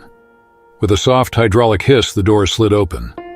A conductor stepped out, tall, notably well-groomed in a pristine vintage uniform, his face pleasant but somehow difficult to focus on directly. "Coming aboard?" the conductor asked, extending his hand in welcome. Kate hesitated at the threshold. Every instinct honed by years of ER work screamed that this was wrong, but exhaustion clouded her judgment, and something about the warm golden light seemed to pull at her, promising rest, promising peace. I don't... She started. Long shift, the conductor asked, his voice carrying just the right note of casual concern. You look like you could use some rest, Kate. We have plenty of room. Kate found herself stepping forward, drawn by the warmth. The interior was unusually large for a subway car, the air heavy with the scent of leather and something else, something achingly familiar that she couldn't quite place. How did you know my name? She asked, her hand still tracing the semicolon on her wrist. Oh, I make it my business to know all the late-night regulars, he said, but something in his tone suggested more. Healthcare workers especially. Such demanding hours. He paused, then added almost offhandedly, also, it's on your ID badge. The conductor's pleasant expression never wavered, but his eyes seemed to hold vast depths. Where does this train go? She asked, her voice barely a whisper. Wherever you need it to, he replied simply. The worn vinyl bench of an ordinary subway car wouldn't have beckoned her like this, but the plush leather seats of car 13 seemed to promise the rest she desperately needed. Kate sank into the nearest one. The comforting leather was soft and warm, as if it had been sitting in sunlight despite the midnight hour. The doors closed with a gentle hiss, so different from the harsh clang of modern trains. As they began to move, Kate noticed there was no rattling, no screech of metal on metal, just a gentle sway, like being rocked to sleep. Through the windows, the station's harsh fluorescent lighting gave way to something softer, more golden. Tunnel walls flickered past, but they seemed different somehow. Older brickwork, brass fixtures that hadn't been there before. Tea? The conductor appeared beside her, holding out a delicate china cup. The liquid inside steamed invitingly, smelling of chamomile and honey, exactly how her mother used to make it when Kate was sick as a child. Thank you, Kate said, accepting the cup, but how did you... Sugar or honey? Though you've always preferred honey, haven't you? More medicinal. He smiled that pleasant, unsettling smile again. We try to accommodate our passengers' preferences. Kate stared into the tea, watching the steam rise. This is impossible. This whole train is impossible. Impossible? The conductor raised an eyebrow. In your line of work, Nurse Sullivan, you've seen people survive the impossible quite regularly. That young man tonight, for instance, his chances weren't good, were they? But here he is alive because of you. Kate's head snapped up. I never mentioned... There is always a young man. The conductor moved on, making his way down the car. Other passengers sat in the shadowy far end. Had they been there before? She couldn't quite make out their faces in the golden light. Through the windows now, the tunnel walls seemed to melt away, replaced by shifting visions like reflections in dark water. She saw herself in the trauma bay, moving with practiced efficiency, yet somehow she was watching from every angle at once. The scenes played out like memories, but memories seen through someone else's eyes, or something else's understanding. We see everything, you know. The conductor's voice came from behind her, though she hadn't heard him return. Every life saved, every life lost, every choice made or not made. Like that night 10 years ago, when you chose to make it a semicolon instead of a period. Through the windows, more scenes began to ripple and swirl. Her father's last day as an EMT, but this time the drunk driver missed his ambulance. Her mother, sharp and present, teaching her grandchildren recipes that in reality she'd long forgotten. Kate herself wearing a wedding ring she'd never owned, working in a private practice with regular hours. Her semicolon tattoo faded, but not gone. Interesting, isn't it? The conductor's voice drifted from somewhere in the car. How many paths branch from a single moment? How many lives spiral out from one choice? Kate clutched her teacup tighter, the warmth anchoring her to what? Reality? These aren't real, she whispered. They're just possibilities. Ah, but what is real, Nurse Sullivan? Is it the exhausted woman who saves strangers while her mother forgets her name? The girl who chose to live when death seemed kinder? Or perhaps... The conductor was suddenly in the seat across from her, his face still pleasant but difficult to focus on. Perhaps it's the Kate who found another way. The visions in the windows shifted again. Kate saw herself at her father's bedside, not as he was when he died, alone in a crashed ambulance, but peaceful, surrounded by family. She saw her mother, her mind sharp and clear thanks to a treatment that in this reality had never been discovered. "Stop it," Kate said, but her voice trembled. "You can't change the past." "Can't I?" The conductor's smile widened slightly. "Car 13 has many destinations, Nurse Sullivan. Many stops along the way. The question is..." He leaned forward, his eyes suddenly very clear and very dark. "Where do you want to get off?" Through the windows now, Kate saw her mother's nursing home, but different. Her mother sat in a sunlit room, alert and smiling, working on a crossword puzzle. No confusion in her eyes, no desperate searching for a husband long gone, just peace. "Your mother was quite the puzzler, wasn't she?" The conductor mused, his reflection in the window overlapping with the scene. "Before the disease took that too. Such a cruel thing, watching someone lose themselves piece by piece." "Was?" Kate's voice caught. She's still... Forgive me. Tenses can be so tricky when you see all times at once." He gestured to the window. "But this could be her now. The treatment exists, you see, in another branch of time. Another choice made by another doctor in another moment." Kate pressed her hand against the glass. Her mother looked up as if she could see her and smiled that old smile, the one that had vanished years ago. "And what's the price?" Kate asked, her voice hollow. "There's always a price." "Is there?" The conductor's voice came from everywhere and nowhere. "Or is that just what people tell themselves to avoid making difficult choices, to justify staying in their familiar pain rather than reaching for something better?" The train swayed gently and the scene changed. Kate saw herself in an office, not an ER, wearing a wedding ring, family photos on the desk, regular hours, no blood, no trauma. Her semicolon tattoo was still there but faded like a memory of a different life. "Your father had a choice too, you know," the conductor said softly. "That last night. He didn't need to work that extra shift. Could have let someone else take that call. But he chose duty over safety, over family, over you." Kate's fingers tightened around the teacup, her knuckles white. "My father was a hero. He saved people." "And who saves the heroes, Nurse Sullivan?" The conductor's voice was gentle, almost kind. "Who saves the ones who spend their lives saving others? Look again." The windows rippled once more. Kate saw herself at the nurse's station laughing with Jenny. But as she watched, the image shifted, the same scene playing out again and again, different nights, different traumas, different faces. Always another crisis, another life hanging in the balance, another piece of herself left behind in the trauma bay. "There is always a young man," Kate whispered, echoing the conductor's words. "There's always someone else who needs saving." "Yes," the conductor nodded. "And there always will be. The question is, must you be the one to save them all?" The train slowed, though Kate hadn't felt it moving. Through the windows now she saw a station platform, but not like any in the city. It was bright, clean, peaceful. Her mother stood there, looking as she had before the disease, next to her father in his EMT uniform. They were smiling, waving, waiting. "This is your stop," the conductor said quietly. "If you want it to be..." Kate stared at her parents through the window, her heart aching. Her father looked exactly as she remembered him. Strong, confident, the way he was before that final night. Her mother's eyes were clear, no trace of the confusion that now clouded them.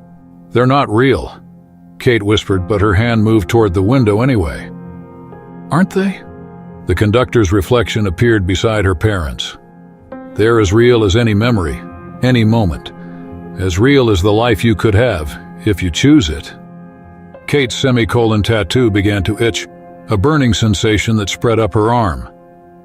She looked down to see it shifting, the ink rippling under her skin like living darkness. "And what about my patient?" she asked, forcing herself to turn away from the window. "What happens to them in this other life?" "There will always be other nurses, other doctors." The conductor spread his hands. "The world turns, with or without us.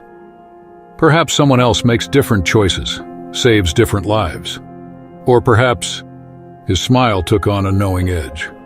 Perhaps someone else needs their own semicolon moment. The train shuddered slightly, and through the windows, Kate caught a glimpse of the ER. She saw Jenny working on a patient, the same young gang member from tonight. But in this version, without Kate there, the outcome was different. The monitor showed a flat line, Jenny's face etched with defeat. "No," Kate said, the word barely audible. She pressed her hand against the window, watching Jenny try to save the boy. Her fingertips left marks in the condensation like tears on glass. That's not how it works. You can't just swap one person's pain for another's." The conductor tilted his head, that pleasant smile never wavering. "Can't you? Isn't that what triage is, Nurse Sullivan? Choosing who lives and who dies?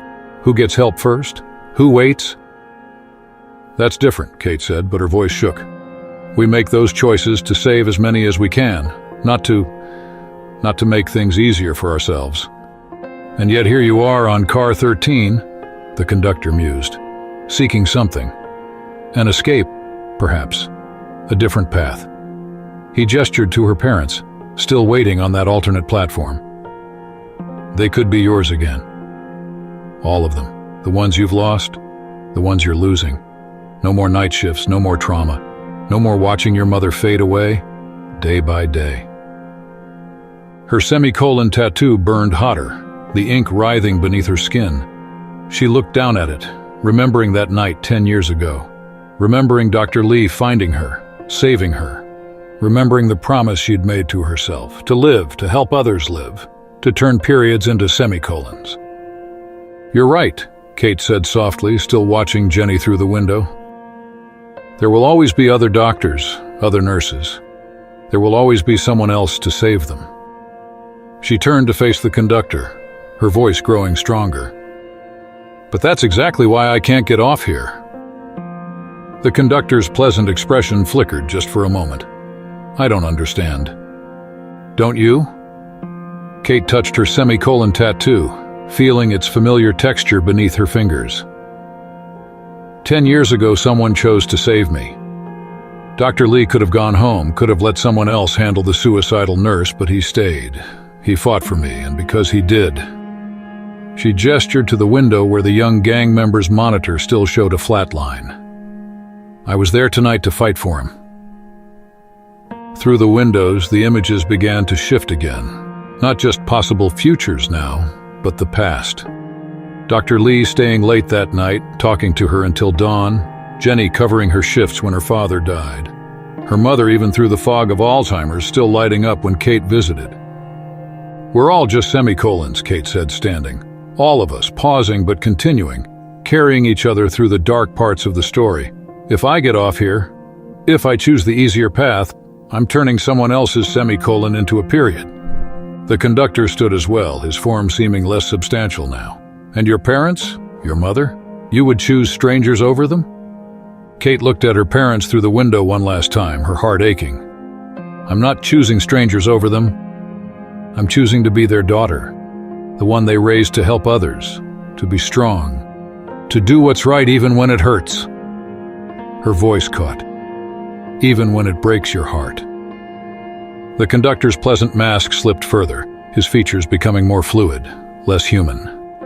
"You could have peace, Kate Sullivan. Rest. No more pain." "No," Kate said, her voice steady now. "I could have numbness, there's a difference." She held up her wrist, the semicolon tattoo now burning like a star. "Peace isn't about escaping the pain. It's about finding meaning in it." "Then you choose to suffer?" The conductor's voice echoed strangely, as if coming from very far away. "To watch your mother fade? To lose more patience? To carry all that weight?" Kate smiled, a small, sad smile. "I choose to live. All of it. The pain, the joy, the losses, the saves. That's what the semicolon means. Not an ending, not an escape. A continuation." The train shuddered violently. Through the windows, the visions began to fracture, showing glimpses of other passengers, other choices, some taking the conductor's offer, others refusing. The golden light flickered, shadows creeping in at the edges. The warm leather seat beneath her grew cold, then dissolved entirely as Kate blinked and found herself standing on the subway platform. The first train of the morning rumbled into the station, a normal train with harsh fluorescent lights and plastic seats. As Kate boarded, she caught a glimpse of her reflection in the window. For just a moment, she thought she saw a golden light in the tunnel behind her, heard the distant whistle of a different train. Her phone buzzed, a text from the health aide. "Your mom's asking for you. She's having a good morning. Remembered your father's favorite song." Kate felt tears prick her eyes, but she was smiling. She typed back, "On my way. Tell her I love her." She didn't look back. She had 3 days off ahead of her, time to sleep, to visit her mother, to remember why she chose this path. There would always be another young man to save, another life hanging in the balance. But for now, she needed to care for herself. After all, you couldn't be a semicolon in someone else's story if you let your own story end. Sometimes the hardest choice isn't between right and wrong, but between easy and right. The world offers us countless escapes, ways to avoid our pain, dodge our responsibilities, take an easier path. And sometimes in our darkest moments, those offers can seem beyond tempting. But true strength isn't found in avoiding the hard parts of our story.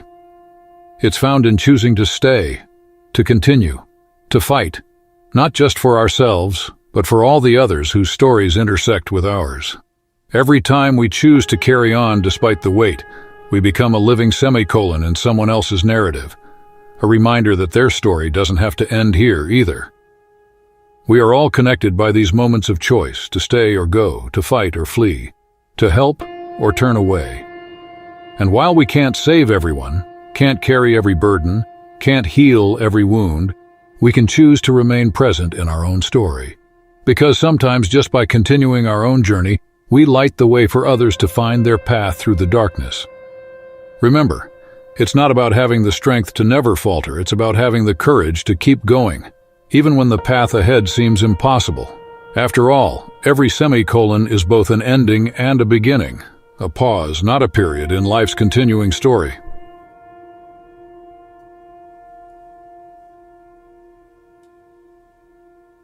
Dark Water, Shadows of Protection by Carl Otto. The market square buzzed with its usual morning chaos, but Sarah Miller noticed how her mother's smile tightened when she looked at the rising prices. The winter of 1675 had taken more than just her father's ship. "Maybe I could help at the docks after school," Sarah suggested, watching her mother count copper farthings for a loaf of bread that cost half again what it had last month. The smell of tar and hemp rope from the shipyards mingled with the morning fog. "I know all the knots already, and absolutely not." Margaret Miller's voice was firm but kind as she adjusted her worn wool shawl. "Your father wanted you to get an education, even if the schoolmaster thinks it's a waste on a girl." She stopped herself, but Sarah knew the rest. "So you'll have choices he never did." "Sarah! Sarah!" A familiar voice cut through the market's din. Lily Jones weaved through the crowd, past stalls of salted fish and West Indies spices, her dark curls bouncing with each step. Emily Jones followed behind, a basket of mending balanced on her hip, the widow's work that had become her lifeline these past 6 months. The girls collided in an eager hug while their mothers exchanged knowing looks. The sea had made widows of them both, though Margaret wore her grief more openly than Emily, who buried hers in endless work. "Did you hear?" Lily bubbled with excitement. "Captain Ross is letting students tour his merchant ship next week. Maybe we can go together?" Sarah's heart leapt, but she caught her mother's worried glance. "I don't know if—" "The girls should go," Emily said softly to Margaret. "We can't let fear keep them from the sea forever." Harbor Master Wells chose that moment to pass by their stall, his fine coat and polished boots marking him as someone who profited from others' work. His eyes lingered too long on Sarah, then shifted to Margaret. "Mrs. Miller," he said, touching his hat, "I've been meaning to speak with you about some employment opportunities, for both you and your lovely daughter." Something in his smile made Sarah step closer to her mother. "We're managing just fine, thank you," Margaret replied, her voice cold. Wells shrugged, but his eyes stayed on Sarah. "The offer stands. Times are hard, and getting harder. A young girl needs protection these days." He moved on, but the morning's warmth had faded, Sarah noticed her mother's hands trembling as she gathered their purchases. "Perhaps we should head home," Margaret said quietly. "It's getting late." Emily touched her arm.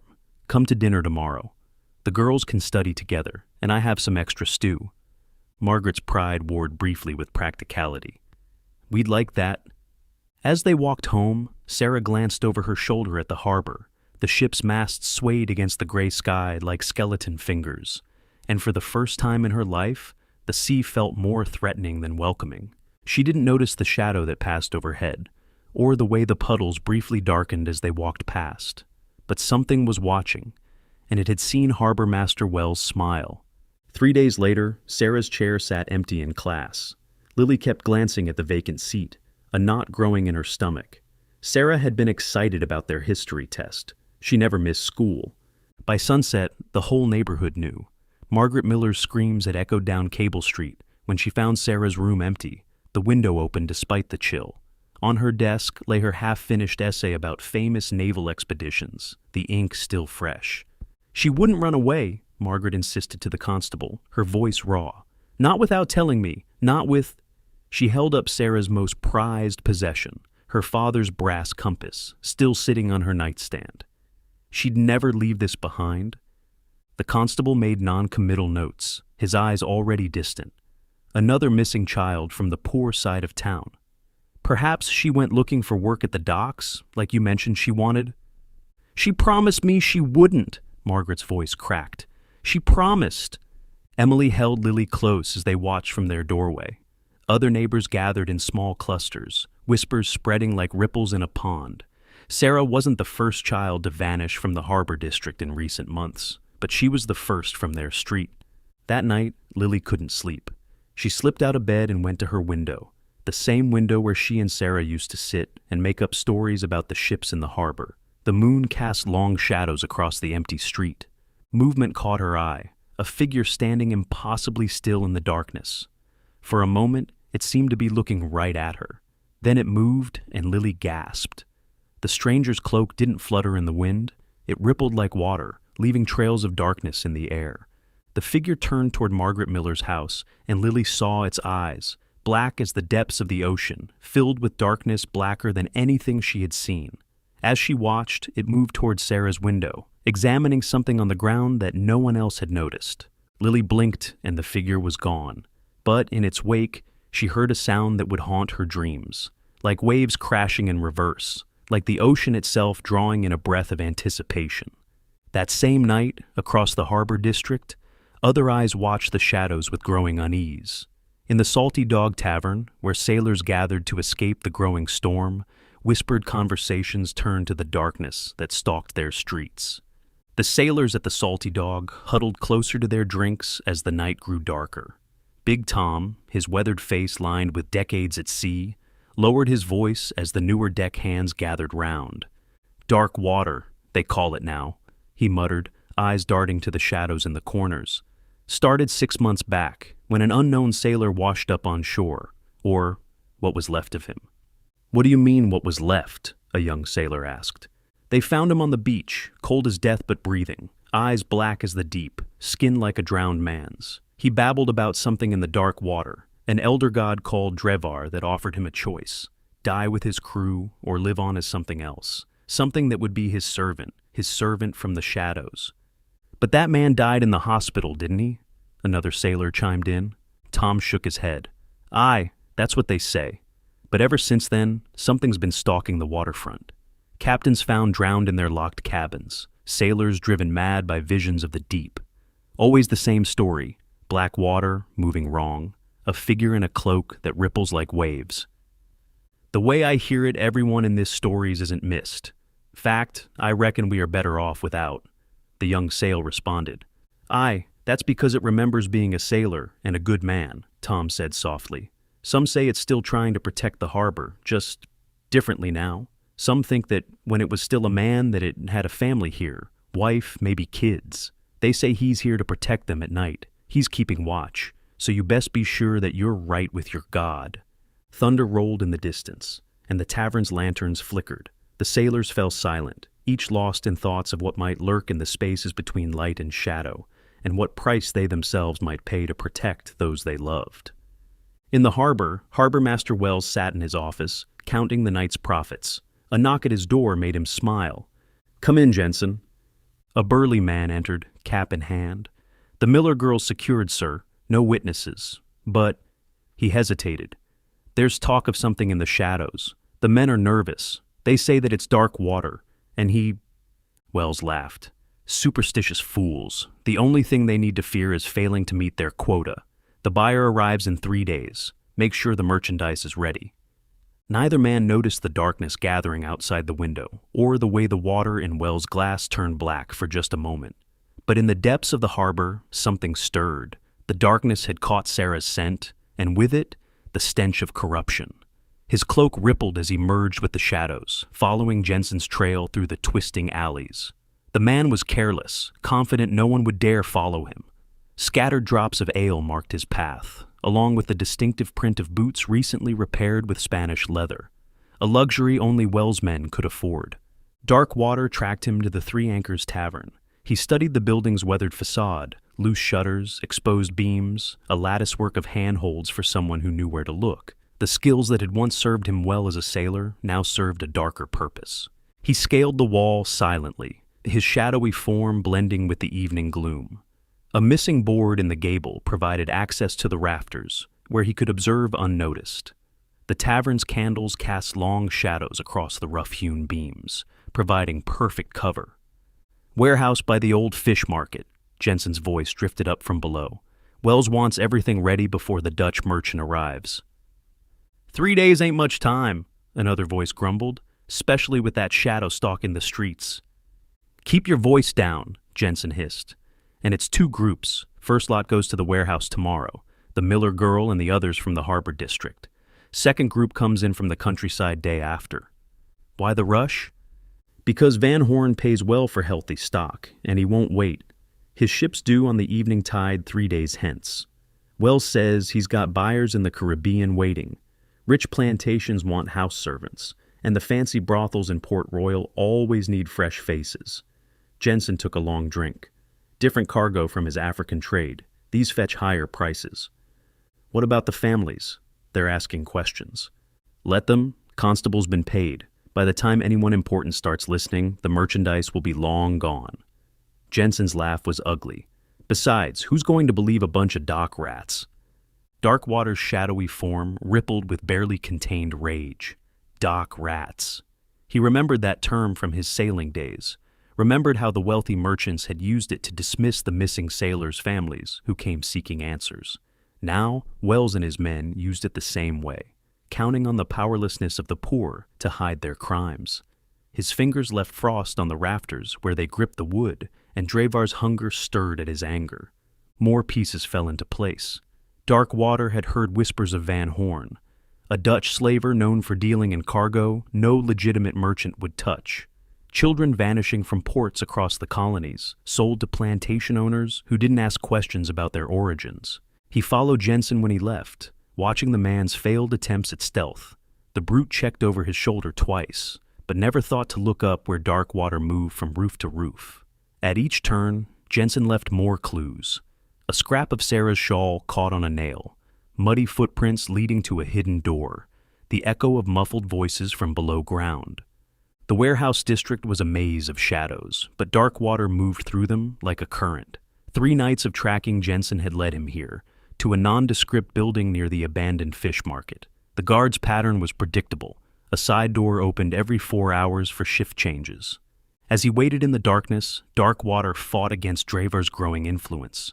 The demon's hunger clawed at his mind, demanding more than just justice. "Let me show them true terror." Dravar's voice, the echoing of 1,000 drowned sailor, reverberating in his skull. "Let them feel the crushing depths." Darkwater grimaced in pain, trying to hold in the Elder God's wrath. "No, we do this my way." The side door creaked open. 2 guards stepped out, lighting pipes. Darkwater moved. His tendrils of shadow wrapped around the first guard's mouth before he could shout. The second reached for his sword, but froze as Darkwater's solid black eyes met his. "The children!" Darkwater's voice carried the echo of drowning souls. "Where?" The guard's mind cracked under the eldritch pressure. Images flooded Darkwater's consciousness. A hidden cellar, cages, Sarah huddled in a corner, clutching another girl's hand. And more. Wells' books showing profits from dozens of children, ships arriving at midnight, payments to constables. Darkwater released the guard, who crumpled, whimpering. The other had fainted, black briny liquid dripping from his ears. Inside, he found the cellar entrance behind stacked crates. The lock melted at his touch, darkness eating through metal like acid. The hinges screamed. The air grew thick with the scent of brine, cold radiating from Darkwater's form like Arctic currents. Water trickled down the stone walls, though the pipes were long dry. In the darkness, 8 pairs of frightened eyes watched him approach. "Sarah Miller," he called softly into the darkness. "I'm here to help." A small voice answered. Who are you?" "A friend of your father's," he said, the lie tasting bitter. "Everyone's looking for you." As his eyes adjusted, he saw them, 8 children in crude cells. Sarah stood at the bars of her cage, showing the same courage her father had. Behind her, a small boy clutched her hand, while 2 sisters huddled together in the corner. The oldest, a girl about Sarah's age, pressed herself against the bars of the adjacent cell. "You're like the stories," Sarah whispered. "The shadow that protects the harbor. I've heard the sailors talk about you." The small boy whimpered. "Sarah," his eyes. "It's okay, Billy." Sarah squeezed his hand. "He's here to help." Darkwater felt Dravar stir at their recognition. The demon enjoyed being feared, even as a force for good. "Stand back." The cell bars twisted under his touch, metal groaning like a ship in storm. Salt crystals formed where his fingers met iron, spreading like frost. One by one, he freed the children. The sisters clung to each other, but the older girl stood straighter, recognition dawning in her eyes. "You saved my uncle," she said quietly. "From the press gang last month. I saw you." Then a door slammed above. "Check the merchandise," Wells' voice. "Buyers coming early." Footsteps on the stairs. Darkwater gathered the children behind him. The temperature plunged, their breath visible in the suddenly Arctic air. "Close your eyes," he told them. "Don't look until I say. Sarah, keep them together." Sarah nodded, gathering the younger ones close. Like in hide-and-seek, Billy, eyes squeezed shut, no peeking. Wells appeared in the doorway, flanked by Jensen and another thug. Their lantern light caught Darkwater's form, revealing his true horror. Seawater began seeping from the walls, running upward against gravity. "Dear gods!" Wells stumbled back. "Shoot it! Shoot!" The children huddled together, eyes squeezed shut as horror unfolded around them. Billy buried his face in Sarah's dress, while the sisters recited prayers and whispered Portuguese. The older girl gripped Sarah's hand so tight it hurt. First came the screams, not just of Wells and his men, but the echoing cries of countless souls lost to the deep. Then wet, terrible sounds of impact as bodies hit walls. The air grew thick with the scent of brine and decay, as if the ocean itself had invaded the cellar. The temperature dropped until their teeth chattered, frost forming on their eyelashes. Sarah felt something brush past them, like kelp underwater, but warm, almost protective. The darkness itself seemed to curl around them, shielding them from the worst of the sounds. "Please. Mercy?" Wells' voice quivered. "Like the mercy you showed these children?" Darkwater's voice carried the weight of fathoms. But underneath it, Dravar's influence grew stronger, a chorus of drowned voices demanding retribution. The children heard splashing, as if the cellar was filling with water. A gurgling scream cut short, the sound of something being dragged across stone. "Yes!" Dravar's voice echoed through Darkwater. "Let them feel the depths. Let them know true terror." Jensen's wild shooting filled the darkness with flashes of light. In those brief moments, the children caught glimpses of writhing shadows and faces frozen in horror. Then darkness again, broken by the snap of bone and a final bubbling cry. The silence that followed was absolute. Water dripped somewhere in the darkness, each drop echoing like a funeral bell. "Keep your eyes closed," Darkwater said softly, his voice human again, though strained. "Hold hands and follow my voice. We're going up the stairs now." He guided them carefully, his tendrils gently steering them away from what remained of Wells and his men. The children formed a chain, hands clasped tight. Billy wouldn't let go of Sarah's dress, and the sisters whispered prayers of thanks between sobs of relief. The older girl spoke softly as they climbed. The harbor protects its own. Yes, Darkwater replied, something ancient and sad in his voice. It does. You can open your eyes now, he said once they were safely outside. You are safe. Those men won't hurt you or anyone else again. Sarah opened her eyes to find herself and the other children in the alley behind the warehouse. The monster who had saved them was already fading into shadow, leaving only the lingering scent of the ocean's depths. Wait, she called. Thank you.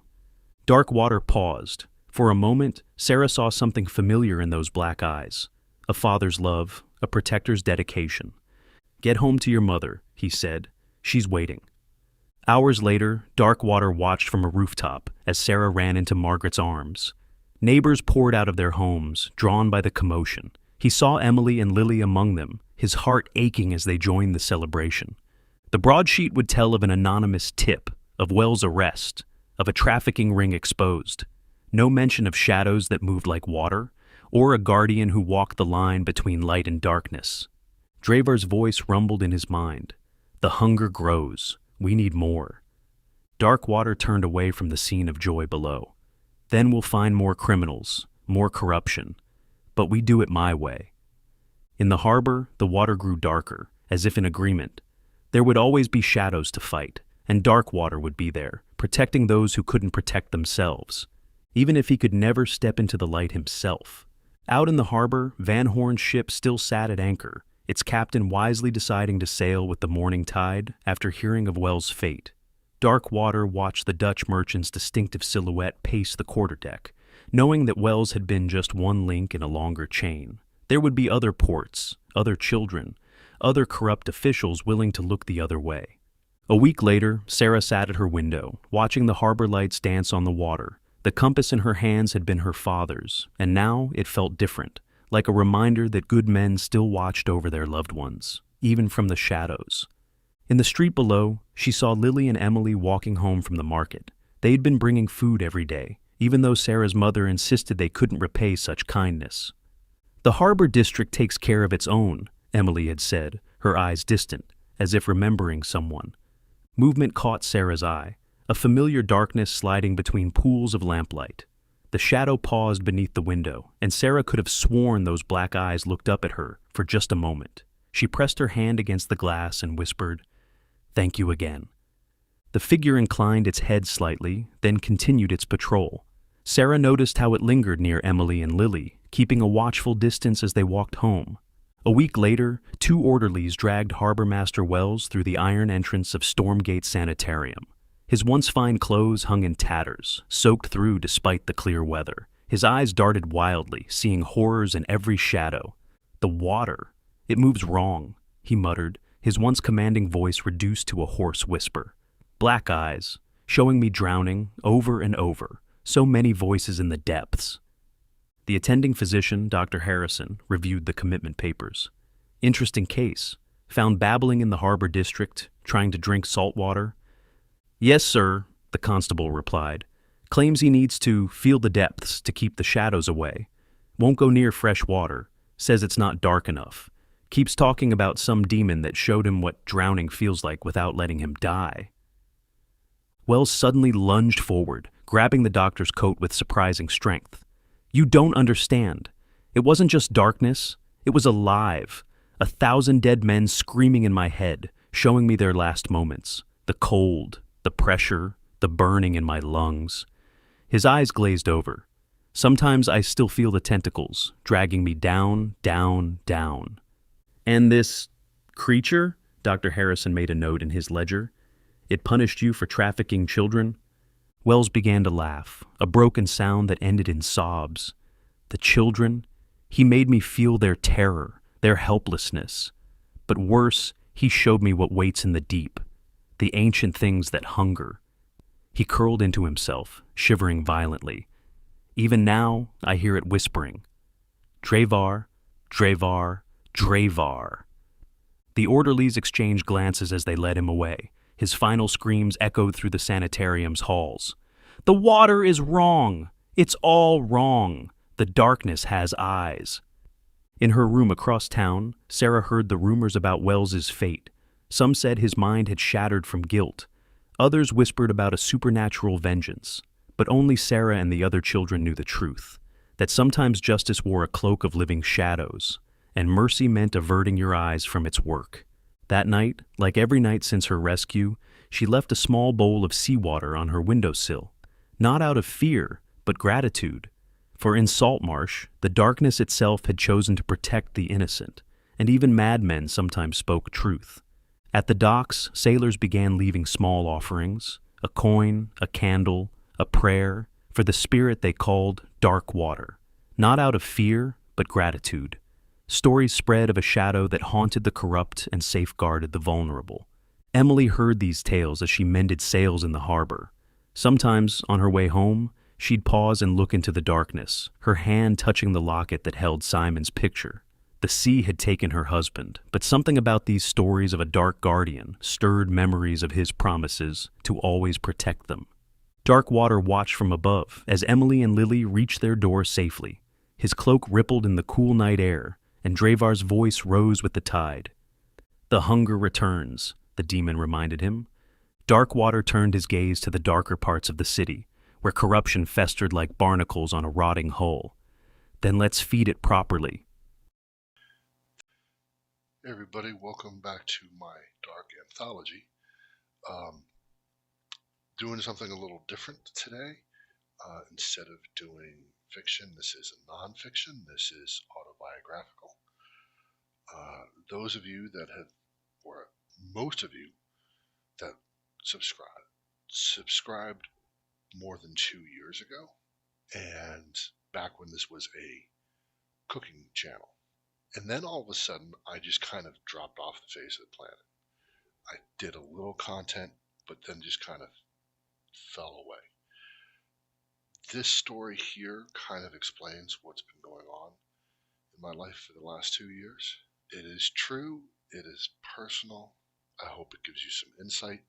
I hope you enjoy it. I'm not going to say too much about it. I'll just let the story speak for itself. I might say a few things after the story is done. But here you go with my short story, Bis Später. The display case of pastries stretched before me like a museum of edible art, local fruits nestled in delicate tarts bright against the December gloom outside. I'd passed this case countless times over the past 2 years, my late morning escape between caregiving duties. "Guten Morgen," Helga said, appearing beside me in her crisp uniform, gray hair pulled back in a perfect bun. Behind her, Marie, one of the younger servers, set up for the afternoon, her pink hair and tattoos a stark contrast to Helga's traditionalism. "Das übliche Frühstück, bitte," I said. "The usual breakfast, please." After 2 years, the German came easier, though still not naturally.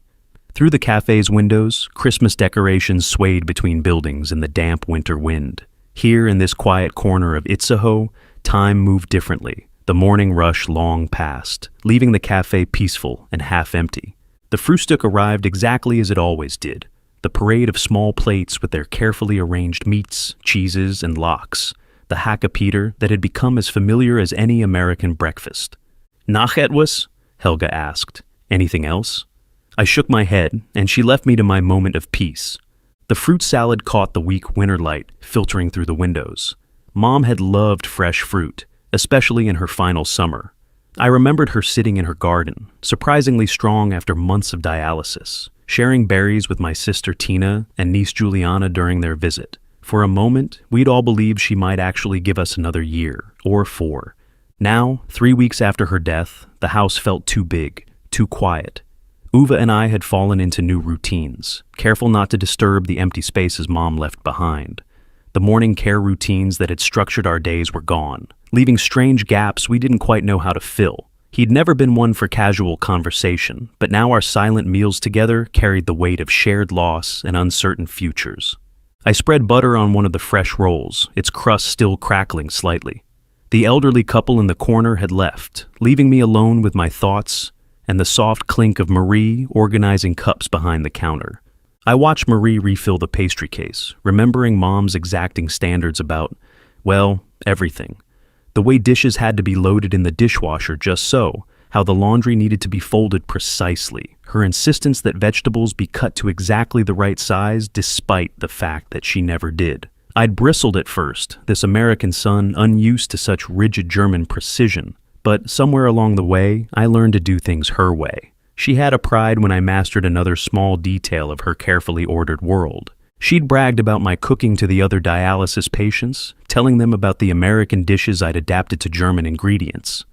"Mein Sohn," she'd say, "my son," her voice carrying that mix of pride and possessiveness I'd come to know so well. She'd describe my latest kitchen experiments to nurses and fellow patients, beaming with pride when they expressed interest in my recipes. At home, she'd corner visitors, insisting they follow my YouTube channel, tears in her eyes as she described my writing, though I'd barely begun to put words on paper.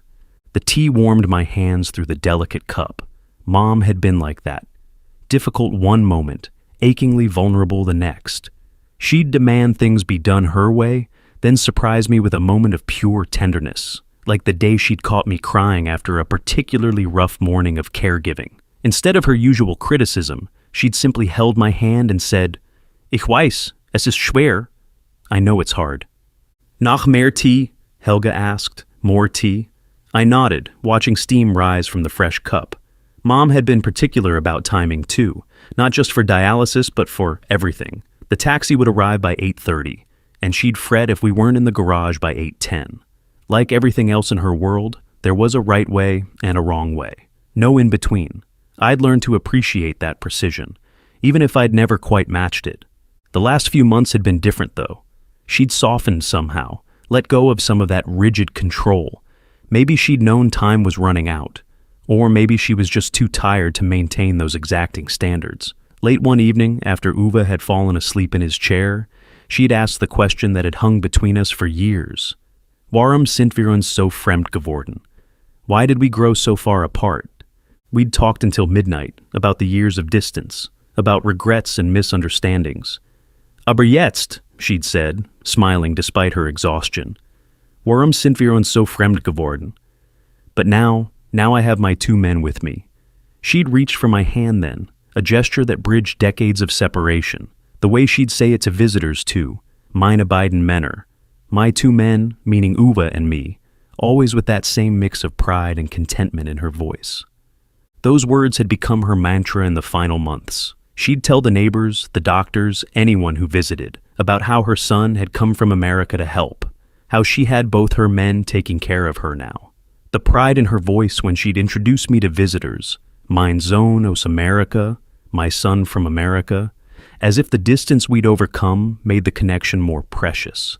I stirred my tea, remembering how she'd started asking more about the past, trying to understand the gaps in our story. Ich war nicht immer eine gute Mutter, she'd admitted one night. I wasn't always a good mother.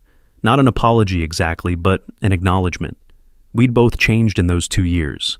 Me learning to accept her need for control, her learning to let go of it, just a little.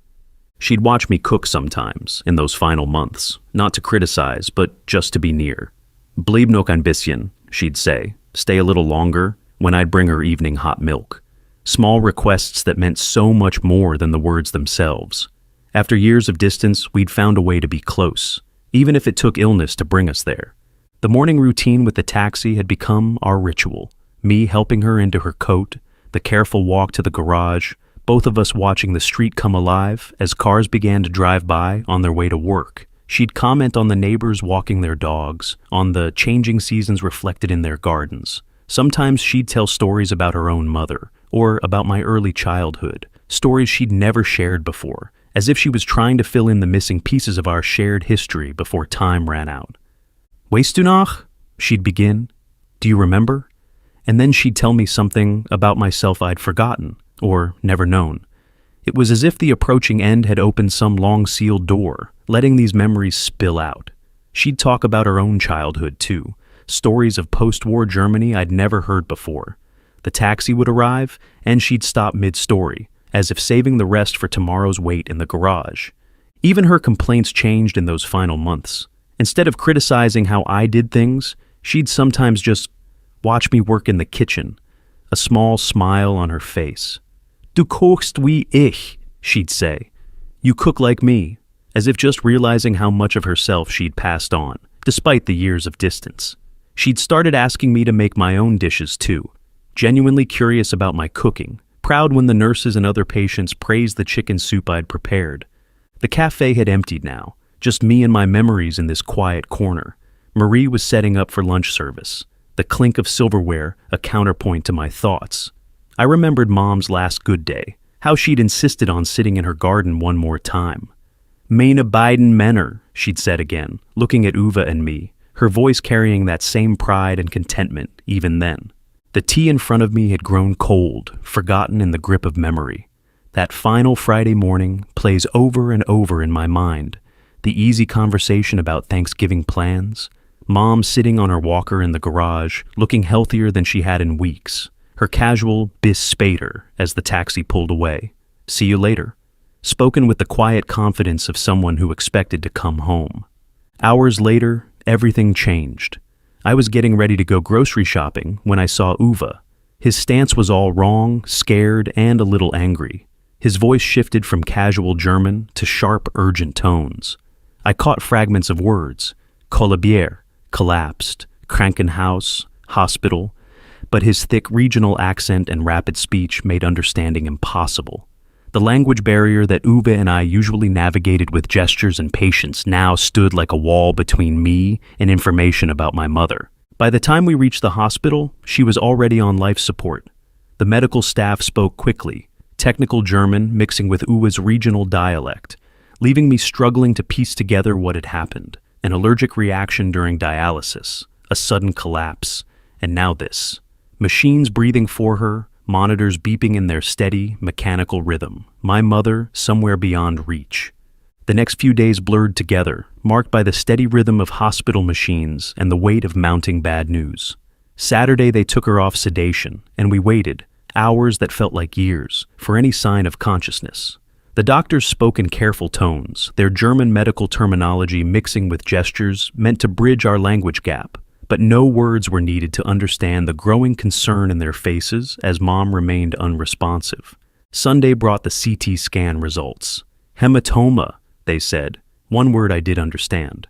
The technical explanations that followed were lost in translation, but the gravity of their tone needed no interpretation. Uwe stood beside me, the distance between our languages feeling wider than ever in this sterile hospital room. Then came Tuesday, and a phone call from my sister Karen that changed everything. She'd spoken with the doctors. Keine Hirnaktivität, they had told her. No brain activity. Karen's voice broke as she translated what I'd already feared. Mom was gone. The machines kept breathing for her, kept her heart beating. But the woman who'd been planning Thanksgiving just days ago, who'd smiled and said Bis Später on Friday morning, would never wake up again. The stark contrast between that last Friday morning and this new reality felt impossible to process. How could someone go from discussing holiday plans to this in just a few days? The garage at home still held echoes of our last conversation, while here in the hospital, monitors beeped in a rhythm that meant nothing anymore. That afternoon, Uwe and I brought the DNR papers to the hospital, documents Mom had signed years ago, making her wishes clear. The doctors spoke with quiet respect as they explained the process, though most of their words were lost to me in a fog of medical German. A pastor arrived, another piece of Mom's final wishes falling into place. In a small but touching gesture that spoke volumes about German healthcare, one of the nurses had arranged electric candles and placed an angel figure in the room, trying to bring some warmth and dignity to the sterile hospital environment. That little bit of humanity in the cold, clinical space meant more than she probably knew. We set up the video call, technology bridging the ocean that separated our fractured family. Karen and Tina's faces appeared on the screen, along with their families. All of us together, yet apart for these final moments. The pastor's gentle prayers filled the room as the medical team began removing the life support equipment. The monitors kept their steady rhythm for a while, then began to slow. We watched, in person and through screens, as Mom's breathing changed, became shallower. The late November darkness pressed against the hospital windows as 6:20 p.m. approached. In that sterile room, the soft glow of those electric candles offering what comfort they could, my mother took her final breath. Tuesday, November 26th, 6:20 p.m. German time. The moment everything changed, marked by the silence that followed when they turned off the monitors. A silence that seemed to echo across the Atlantic, touching all of us, those present and those watching from afar, in its finality. The clink of cups brought me back to the present. The cafe was filling with its lunch crowd, the peaceful morning quiet, giving way to casual chatter and the scrape of chairs.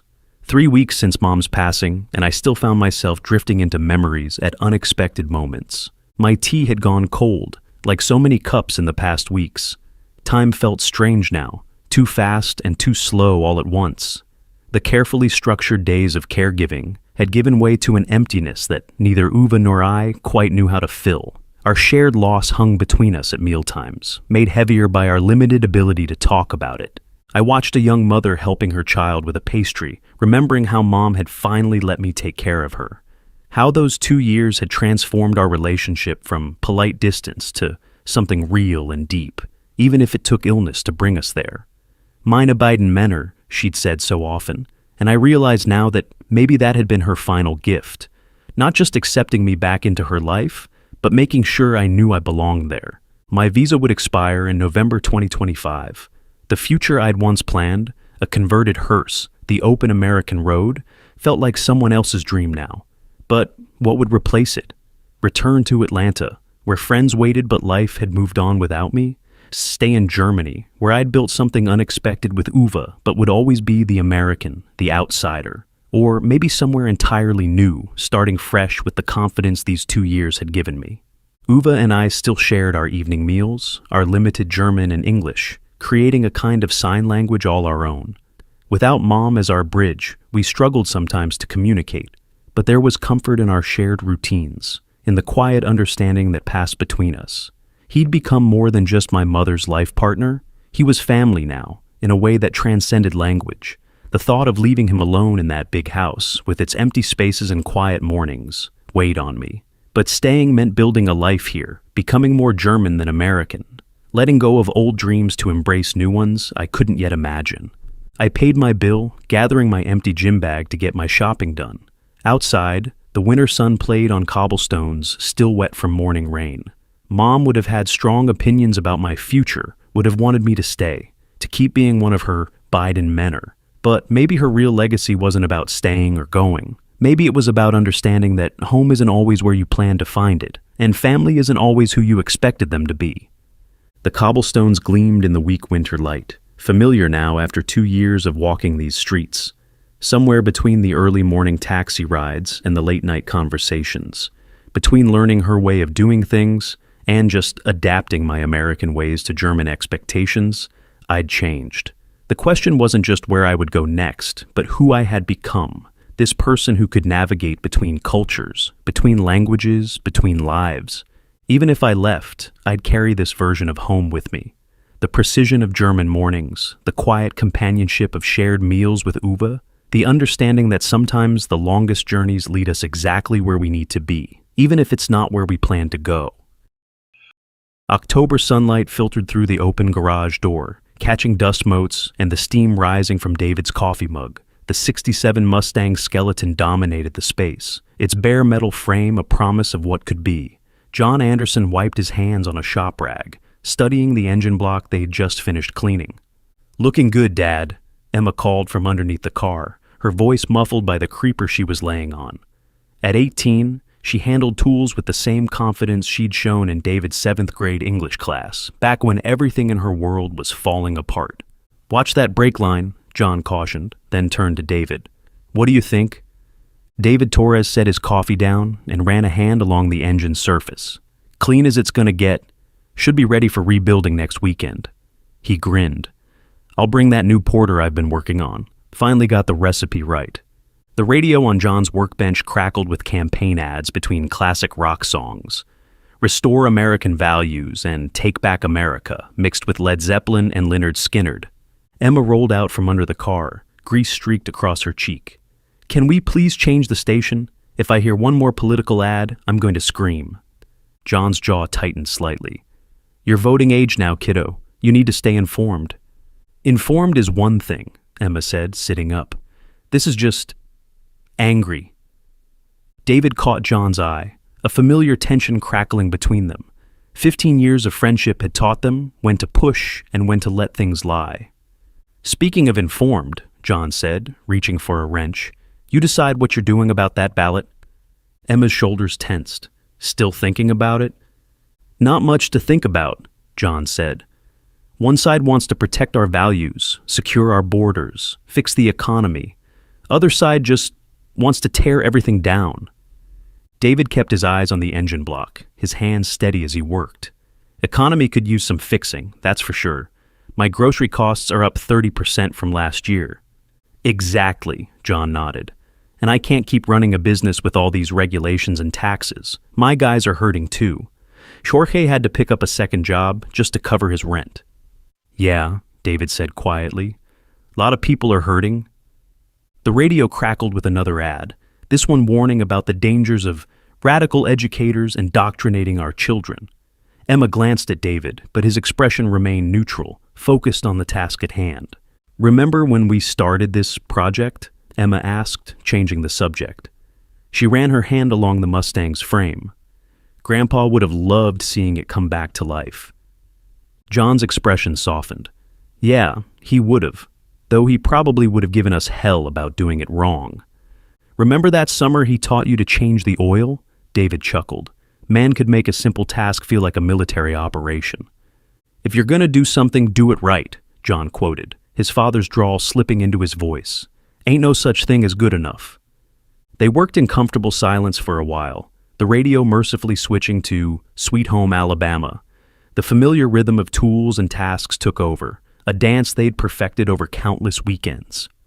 Hey, David said eventually, hand me that socket wrench. Think I found the source of that knocking sound. As John passed the tool, their eyes met. For a moment, the weight of their shared history hung between them. David sitting with Emma during lunch that terrible year, John helping David through his own divorce, countless birthdays and holidays, and quiet Sunday afternoons like this one. Getting late, David said finally. Better head home. James is making his mom's enchiladas tonight. We're still on for the Jags game next weekend? John asked. Course. David wiped his hands clean. Assuming we survive election day? He meant it as a joke, but something in his tone made Emma look up sharply. John just shook his head, a slight frown creasing his forehead. We'll be fine, John said firmly. Country's been through worse. Just needs some restoration, that's all. He patted the Mustang's hood. Like this old girl here. David nodded, but his eyes lingered on the radio, still spitting out its stream of anger and fear. Yeah, he said softly. Just like that. I'll walk you out, Emma said, giving David a quick hug. Thanks for helping today, Uncle David. John watched them through the garage door as they walked to David's car, Emma gesturing animatedly about something. Probably their latest debate about classic literature. Some things hadn't changed since 7th grade. When Emma returned, she was quieter, thoughtful. She picked up a rag and started cleaning tools, a habit David had instilled in her years ago. Dad, she said finally, don't you think some of this election stuff might... they're talking about banning books, investigating teachers. David's a teacher. That's different, John said, not looking up from the engine. They're after the radical ones, the troublemakers. David's a good teacher, sticks to the classics, none of that political stuff. And what about when they talk about protecting traditional marriage or securing our borders? David and James... Look, John interrupted, his voice firm but gentle. David's family. Politics is politics, but that doesn't change how I feel about my friends. Besides, they're going after illegal immigration, not people like David who did things the right way. Emma set down the wrench she'd been cleaning, harder than necessary. That's not how it worked in history, Dad. They always start with. Emma Jean Anderson, John's tone carried a warning. I know you learned a lot in that AP history class, but this is different. This is about protecting our values, our way of life. David understands that. Does he? Emma asked quietly. Have you ever actually asked him? John didn't answer, just reached over and turned up the radio. Jimmy Buffett filled the garage, drowning out the questions neither of them wanted to face. Emma stared at her father's back as he busied himself with the engine, his shoulders tense. She knew that body language, the same way he got whenever someone at church brought up lifestyle choices, or when the pastor started talking about protecting our children from harmful influences. "You remember when Mom left?" Emma said suddenly, her voice barely audible over the music. John's hands stilled on the engine. "Emma." "No, Dad, listen. When she left, when she chose drugs over us, who was there? Who made sure I ate lunch every day that first month? Who stayed late after school just so I'd have somewhere safe to do homework while you were working double shifts?" "That's not the same thing." "It is the only thing," Emma's voice cracked. "David was there for us. He didn't care what anyone at school said about the druggie's daughter. He didn't care what people might think about a male teacher spending time with a female student. He just helped." John turned around, his face softening. "Pumpkin, I know what David did for us. I thank God for him every day. But this election isn't about David. It's about protecting America from people who want to destroy everything we believe in." "And what exactly do we believe in, Dad?" Emma asked, picking up another tool to clean. "Because I remember you teaching me that we believe in helping people when they're hurting, that we believe in loving our neighbors, that we believe in standing up for what's right." John opened his mouth to respond, but was cut off by another campaign ad. A deep, authoritative voice warning about foreign influences in our schools and protecting our children from dangerous ideologies. Emma switched off the radio. The silence that followed felt heavy, meaningful. "I'm going to go clean up for dinner," she said finally. "Youth group tonight, remember?" John nodded, watching his daughter walk away. She moved with her mother's grace, but held herself with a strength all her own. When had she grown up so much? When had she started asking questions he wasn't sure how to answer? He turned back to the Mustang, running his hand along its frame. The metal was cool and solid under his fingers, uncomplicated. Cars made sense. You put in the work, followed the manual, and things turned out right. Not like the rest of the world, where everything seemed to be shifting under his feet. The garage grew darker as the sun set, shadows creeping in from the corners. John kept working, trying to lose himself in the familiar rhythm of tools and tasks, trying not to think about Emma's questions or David's quiet concerns or the gnawing feeling in his gut that maybe, just maybe, something was wrong with the world they were building. The next morning, sunlight streamed through stained glass windows, casting colored shadows across the worn pages of Emma's Bible. Pastor Richard's voice filled First Baptist of Jacksonville's sanctuary, his sermon drifting far from the gospel reading. "And just as Jesus cleansed the temple," Richards thundered, "we must cleanse our nation of those who would corrupt our children, who would destroy our values, who would replace God's truth with their corrupt and evil agenda." Emma felt her father nodding beside her. She glanced around the sanctuary, taking in the faces she'd known her whole life. Mrs. Peterson, who taught her Sunday school, the Ramirez family, who joined last year but hadn't been staying for fellowship hour lately, Mr. Wilson, whose lawn sported 3 different Jackson campaign signs. "The upcoming election," Richards continued, his voice dropping to a stage whisper, "is not just about politics. It's spiritual warfare. We're fighting for the very soul of America." Emma's phone buzzed in her pocket, a text from David. "How's the Mustang's timing belt looking?" She smiled, knowing it was his way of checking on her. He'd started doing that during 7th grade, finding small ways to make sure she was okay. "Put that away," John whispered, gentle but firm.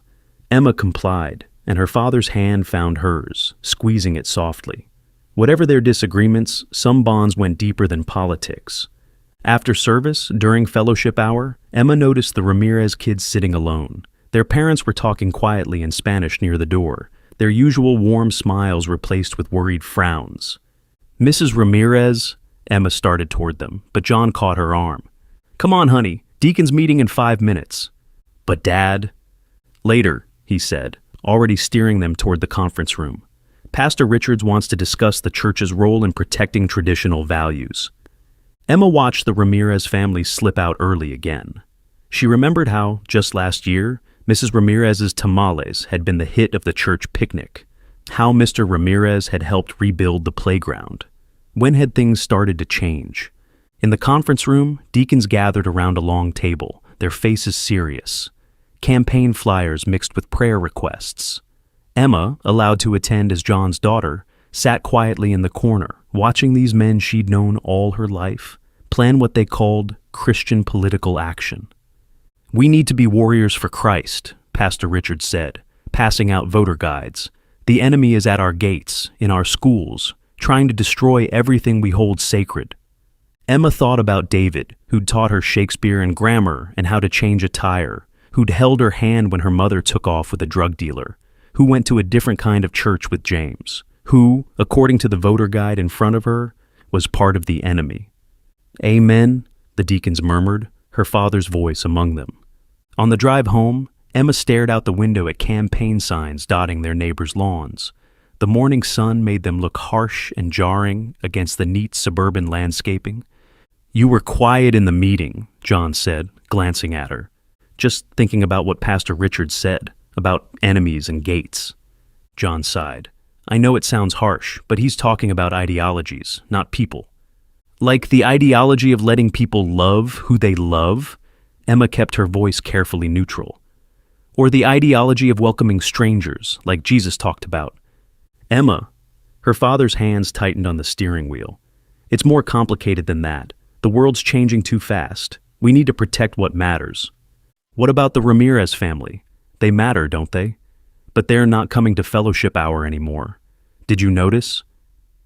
John was quiet for a moment. "Carlos is a good man, works hard, pays his taxes. But nothing. Look, nobody's saying they have to leave. We just need better control over who comes in from now on. Better vetting. It's about law and order, not people like the Ramirezes." They pulled into their driveway.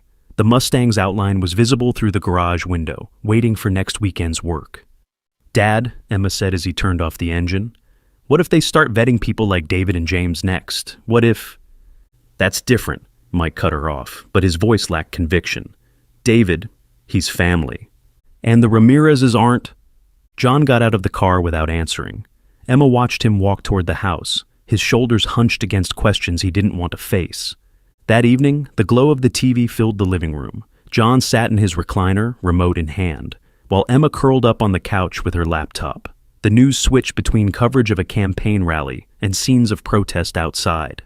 "Look at this mess," John muttered, gesturing at the protesters. "These people don't even know what they're angry about." Emma glanced up from her laptop. "Actually, they're protesting the new voter ID requirements. Says here it could prevent 20% of Latino citizens from—" "CNA News says it's just about election security," John interrupted, changing channels, "making sure only legal votes count." "Dad?"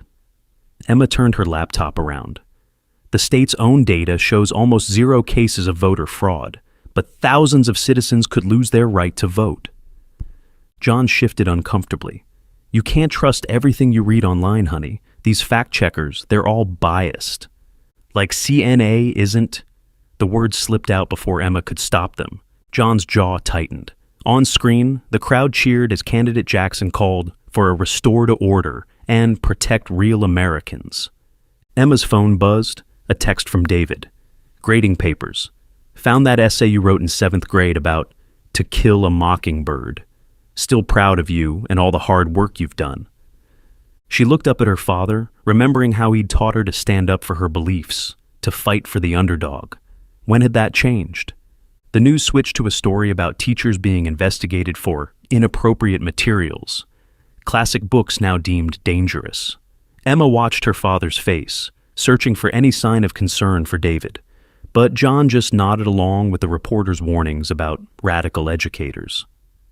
"Maybe we should work on the Mustang," Emma suggested suddenly. "Still got an hour of daylight." John's face softened. "Rain check, kiddo? Pastor Richards asked me to help with the voter outreach program tonight. The one targeting suspicious registrations in Hispanic neighborhoods?" "Emma," her father's voice carried a warning. "It's about election integrity, that's all." But she knew deep down it wasn't. As John left for his meeting, Emma opened her laptop again. Senator Jackson's words echoed from the TV. "We'll decide who the real Americans are." She thought about David, about the Ramirez family, about all the people who'd made their community what it was, real Americans. Who got to decide what that meant? The next 2 weeks passed in a blur of campaign ads and rising tension, The Mustang sat neglected in the garage as John spent his evenings at voter outreach meetings and Emma buried herself in election research. Their Sunday dinners with David and James became quieter, heavy with things left unsaid. Then came election night. Inside, John and Emma sat in tense silence as results scrolled across the TV screen. Red and blue maps flickered, numbers ticked up, and pundits talked over each other with increasing urgency. "Florida's looking good," John said, leaning forward in his recliner. "Strong turnout in the rural counties." Emma refreshed her phone, scanning local results. "Jacksonville's still counting. A lot of people had trouble with the new ID requirements." She paused. Mrs. Ramirez was turned away, said her documents didn't match exactly. "If people want to vote, they need to get their paperwork in order," John said, but his voice held a note of uncertainty. "Rules are rules." Her phone buzzed, a text from David. "I know your dad voted for Jackson. No matter what happens, you are both still family." The network cut to Jackson's campaign headquarters, where the crowd was already celebrating. "Ladies and gentlemen," the anchor announced, "CNA is now prepared to call this election. Senator Richard Jackson will be the next president of the United States." The crowd erupted. Jackson strode onto the stage, his family behind him, flags waving. Emma watched her father stand, pride and relief washing over his face. "My fellow Americans," Jackson began, his voice deep and certain. "Tonight, we take back our country. Tonight, we restore our values. Tonight, we decide who the real Americans are." John cheered with the crowd on TV. Emma stared at her phone, at David's message blinking on the screen. She looked up at her father, his face glowing in the TV's light, and wondered if he understood what real Americans meant to people like Jackson. "This is it, kiddo," Mike said, grinning. "Things are finally going to change." "Yeah, Dad," Emma whispered, her voice lost in the roar of the crowd. "They really are?" 2 weeks after the inauguration, the garage was filled with the sound of metal on metal as John and David hunched over the Mustang's engine block. Emma sat cross-legged on a workbench, scrolling through her phone while the radio played quietly in the background. There was a chill in the air from last night's unexpected freeze that even their hot coffees had difficulty fighting off. "Hand me that wrench," David asked, his voice muffled from inside the engine compartment. "Think I've found the problem with the timing belt." John passed the tool, then wiped his hands on a shop rag. "About time. Been fighting with that all week." He glanced at the engine. Original parts are getting harder to find. The radio switched from classic rock to news. President Jackson signed another executive order today, implementing his Patriotic Education Initiative. The order requires schools receiving federal funding to adopt a new American heritage curriculum and prohibits the teaching of divisive concepts. Emma's head snapped up. "David, isn't that—" "Yeah," David said quietly, his hands steady as he worked. "Got the email this morning. All teachers have to submit their lesson plans for patriotic review by the end of next week." John straightened up. "Well, that's good, isn't it? Getting back to teaching real American history instead of all this critical race theory stuff." "Dad," Emma started, but David caught her eye, giving a slight shake of his head. "It's a bit more complicated than that, John," David said, his voice carefully neutral. "They're talking about removing To Kill a Mockingbird from the curriculum. Huck Finn, too." "Those are classics," John frowned. "You've been teaching those for years." "Apparently they promote racial division now." David's wrench slipped, clanging against the engine block.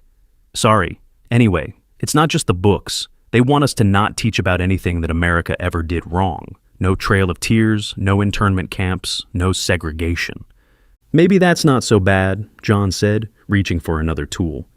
"Kids need to be proud of their country. All this self-hatred isn't healthy." The radio crackled again. In other news, President Jackson's newly formed Military Readiness Council has recommended the immediate retirement of several top generals, citing concerns about their commitment to traditional military values. "Jesus," David muttered. "They're really doing it." John glanced up. "Doing what? Those generals were all politicized anyway, too busy with their diversity training to focus on actual defense." "John," David's voice was still calm, but Emma noticed his knuckles whitening on the wrench. "First of all, the military is meant to be apolitical.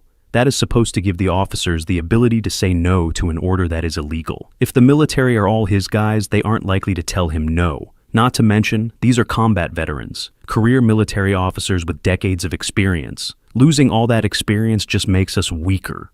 And now they'll get to enjoy their retirement, John said firmly.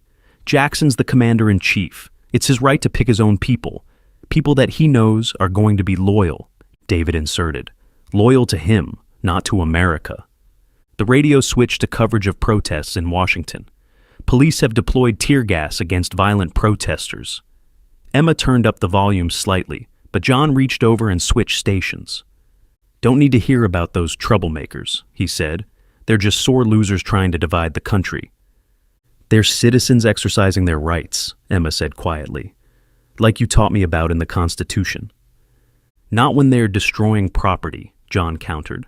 Law and order has to come first. David straightened up from the engine, wiping his hands. You know, this reminds me of that summer you rebuilt your dad's old Chevy. Remember how he insisted everything had to be original? John smiled at the memory. Sure do. Wouldn't even let me use modern brake pads. And what happened? John's smile faded slightly. Damn thing nearly killed me when the brakes failed coming off Butler Boulevard. Sometimes, David said carefully, the original isn't always better. Sometimes we need to acknowledge that improvements have been made, that we've learned from our mistakes. That's different, John said. Cars are simple. You follow the manual, replace what's broken, restore what works. The country's more complicated. Is it? David asked, gesturing to the Mustang. Look at what we're doing here. We're not just blindly putting it back the way it was. We're keeping what works, improving what doesn't, using better materials, safer systems.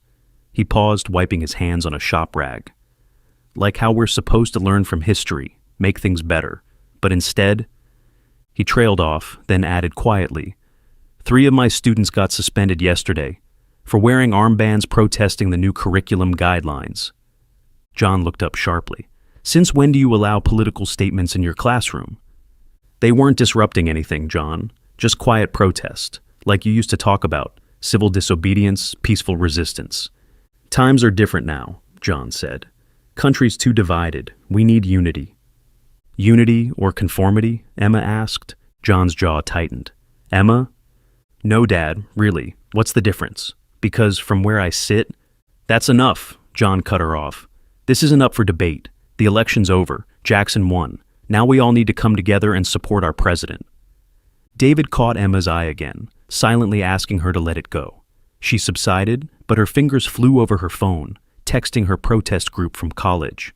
They worked in tense silence for a while, only the radio and the clank of tools filling the garage. Finally, David spoke again. John, remember when you first brought this car home? How everyone said it was too far gone, not worth saving? John nodded, his expression softening slightly. But you saw something worth preserving, David continued, worth fighting for, even if it meant changing some things to make it better. John ran his hand along the Mustang's frame. Yeah, well, some things are worth the effort. They sure are, David said quietly, his eyes meeting Emma's for a moment. That's why we can't just stay quiet when we see something wrong, even if it makes things uncomfortable. Emma watched her father's face, searching for any sign of doubt, any recognition of where this might be heading. But his hands steady as he worked on the engine, that, piece by piece, they were trying to restore to some imagined perfect past that had never really existed. The next Sunday, the changes were harder to ignore. The fellowship hall, once filled with the aroma of potluck dishes from a dozen different cultures, now held only store-bought cookies and weak coffee. The Ramirez family's tamales were notably absent, as was Mrs. Chen's famous sweet and sour meatballs. John noticed the separate groupings, the old families on one side, the newer members huddled near the exits. Even the children seemed to understand the unspoken boundaries, no longer mixing freely during playtime. Budget's tight this month, Deacon Wilson announced during the financial report. Contributions are down 40%. He didn't mention the empty pews where laid-off workers used to sit, or the families who'd simply disappeared from the rolls. Pastor Richards' solution was predictable. We must tighten our belts, focus our resources on true members of our congregation. His eyes swept meaningfully across the room. Several families shifted uncomfortably. The next day at the shop brought more evidence of the changing times. Jorge, John's best HVAC tech for 15 years, was waiting in the office before opening. "I have to quit, Mr. Anderson," Jorge said, his eyes on the floor. "They're reviewing my grandmother's naturalization from 1985. Said my father's citizenship might be invalid, which means mine." He swallowed hard. "I can't risk being here when they come." John thought of all the systems Jorge had installed, all the customers who asked for him specifically. Jorge could diagnose a failing compressor just by sound, had memorized the quirks of every old unit in town. "We can figure something out. Maybe if I talk to—" Jorge shook his head. "My cousin waited too long in Arizona. They took everything, his house, his savings, put his kids in some kind of youth facility while they verified their status. Nobody's seen them since. They're going back generations now, invalidating marriages, birth certificates. Even people born here aren't safe anymore." After Jorge left, John threw himself into work, trying to lose himself in the familiar rhythm of service calls. But every customer brought a new reminder of how things had changed. Mrs. Henderson, whose family had been calling Anderson AC and heat for 3 generations, could only afford patch jobs now. "Insurance won't cover the replacement anymore," she explained, embarrassed. "They're saying our policy won't cover the higher prices for a new unit anymore." Mr. Chen needed his restaurant's walk-in cooler, fixed but couldn't risk shutting down overnight. "They watch businesses like mine now," he said quietly, looking for suspicious patterns. "One wrong move and—" He shrugged, the gesture carrying the weight of generations of learned caution. By the afternoon, John was back in the office. His receptionist was staring out at the window, biting her nails down to a nub. "Hope, is everything okay? You seem upset." "My sister's bakery in Tampa," she said, when John asked if she was okay. "They did an audit yesterday. Found problems with 3 of her employees. They were all Mexican. Sophia was working there for years. The police took them all away in cuffs. My sister, too." The August heat turned John's garage into a sauna, but they kept working. The Mustang's engine was finally back together, though something still wasn't quite right with the timing.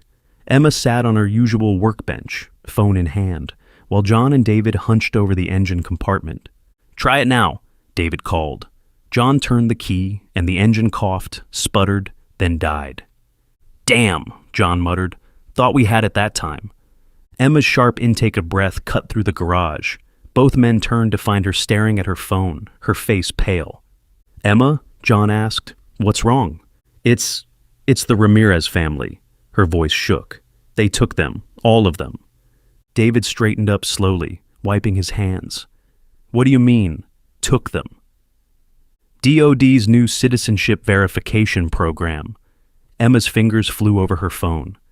"Maria's posting about it in the church group. They came at dawn, said Mr. Ramirez's citizenship was under review because his grandmother was undocumented when she had his father." John frowned. "That doesn't make sense. Carlos was born here. He's as American as—" "They can't do that," John said, but his voice lacked conviction. "Carlos coaches Little League. His kids were born here. He pays taxes. Like my parents paid taxes for 30 years before they got citizenship." David's voice was quiet, but it carried weight. "Like I did everything the right way. But last week a woman at Publix told me to go back where I came from." John's head snapped up. "Someone said what? Why didn't you tell me?" David shrugged, turning back to the engine. "What's to tell? It's not the first time. Won't be the last." "But that's different," John protested. "You're legal. You did it the right way." "Did I?" David's hands kept working, steady despite the tension in his voice. "Because lately, seems like the right way keeps changing. First it was just undocumented immigrants. Then it was their children. Now they're reviewing naturalizations from the last 20 years for irregularities." Emma's phone buzzed again. "They're taking them to Camp Roosevelt, that new processing facility the DOD built out by the air base." "Processing facility," David echoed. "Nice name for it." John grabbed a wrench, needing something solid to hold on to. "Look, I'm sure there's a reason. They don't just take people without cause." "Really, Dad?" Emma's voice cracked. "Because Maria says they took Mrs. Ramirez too. She's from Minnesota, born and raised. but they're saying her marriage to Mr. Ramirez is void because he wasn't legally a citizen when they got married. Silence filled the garage, broken only by the tick of the cooling engine. John stared at the Mustang's open hood, at the engine they'd spent months rebuilding. Everything had made sense when they started. Take it apart, clean it up, put it back together. Simple, clear. But now, this isn't what I voted for, he said finally. Isn't it? Emma's voice was gentle but firm. When they talked about taking back America, who did you think they were taking it from? David picked up another tool, his movements deliberately casual. You know what the scariest part is? Most of my students don't even seem shocked anymore. It's becoming normal. Every week, another empty desk, another family gone. But they must have done something, John insisted, though his voice wavered. Carlos must have. There must be a reason. Yeah, David said softly. He existed. That's becoming reason enough these days. He paused, then added, You know what Carlos said to me last month? Said he was grateful his grandmother wasn't alive to see this. Said at least she died believing in the American dream. John's hands clenched on the wrench. He thought about Carlos helping build the playground, about Mrs. Ramirez's tamales at the church picnic, about their kids in Emma's youth group. He thought about David, who was more brother than friend after 15 years. What? John's voice caught. He cleared his throat and tried again. What can we do? Emma and David exchanged a look. Maria says they're letting church members visit, Emma said carefully. To bring clothes and things. Maybe... John nodded slowly. Yeah, okay. He looked at David, really looked at him, maybe for the first time in months. I'm sorry. About the Publix thing. About all of it. David managed a small smile. I know, hermano, I know. They turned back to the engine, working in silence for a while. Finally, John spoke again, his voice rough. Think we'll ever get this old girl running right? Maybe, David said, reaching for a wrench. But first, we need to figure out what we broke while trying to fix it. February's chill crept through the garage despite the space heater's valiant efforts. Mike stared at the Mustang's engine, trying to make sense of the parts catalog's new prices. Beside him, David whistled low at the numbers. Double what they were last year, John muttered. If you can even find them. Some of these suppliers aren't even operating anymore. Emma looked up from her laptop. Another factory closing? She'd moved back home last month when her scholarship couldn't keep up with tuition increases. The local community college's website was open in another tab. The tariffs, David said, his hands buried in the engine compartment. Nobody can afford to import raw materials anymore. And with half the workforce? He trailed off, but they all knew what he meant. Between the deportations and people fleeing the economic collapse, many businesses had simply shut down. John's phone buzzed. Another supplier saying they couldn't fill his shop's order, third one this week. He'd already had to lay off 2 mechanics, good men with families, the kind of men who'd voted for Jackson, believing in his promises of American prosperity. Found one, Emma said suddenly. Guy in Georgia's parting out a 67. He's got the timing gear we need. What's he asking? John's voice was resigned. Emma winced. $250 plus shipping. Jesus. John ran a hand through his hair, now more gray than brown. That part was $90 last year. Everything's twice as expensive now, David said dryly. Except teaching supplies. Those are 3 times more expensive when you can get them. Districts talking about going to 4-day weeks to save money. John grabbed a wrench, craving the weight of something substantial in his grip. It wasn't supposed to be like this. Jackson said the tariffs would bring manufacturing back, create jobs. Like deporting 12 million people would solve the labor shortage. Emma's voice was gentle but firm. Or like cutting off trade with our biggest partners would lower prices. Emma, John started, but his heart wasn't in it anymore. The numbers didn't lie. His business was barely staying afloat, and he was one of the lucky ones. Main Street looked like a ghost town, half the stores empty.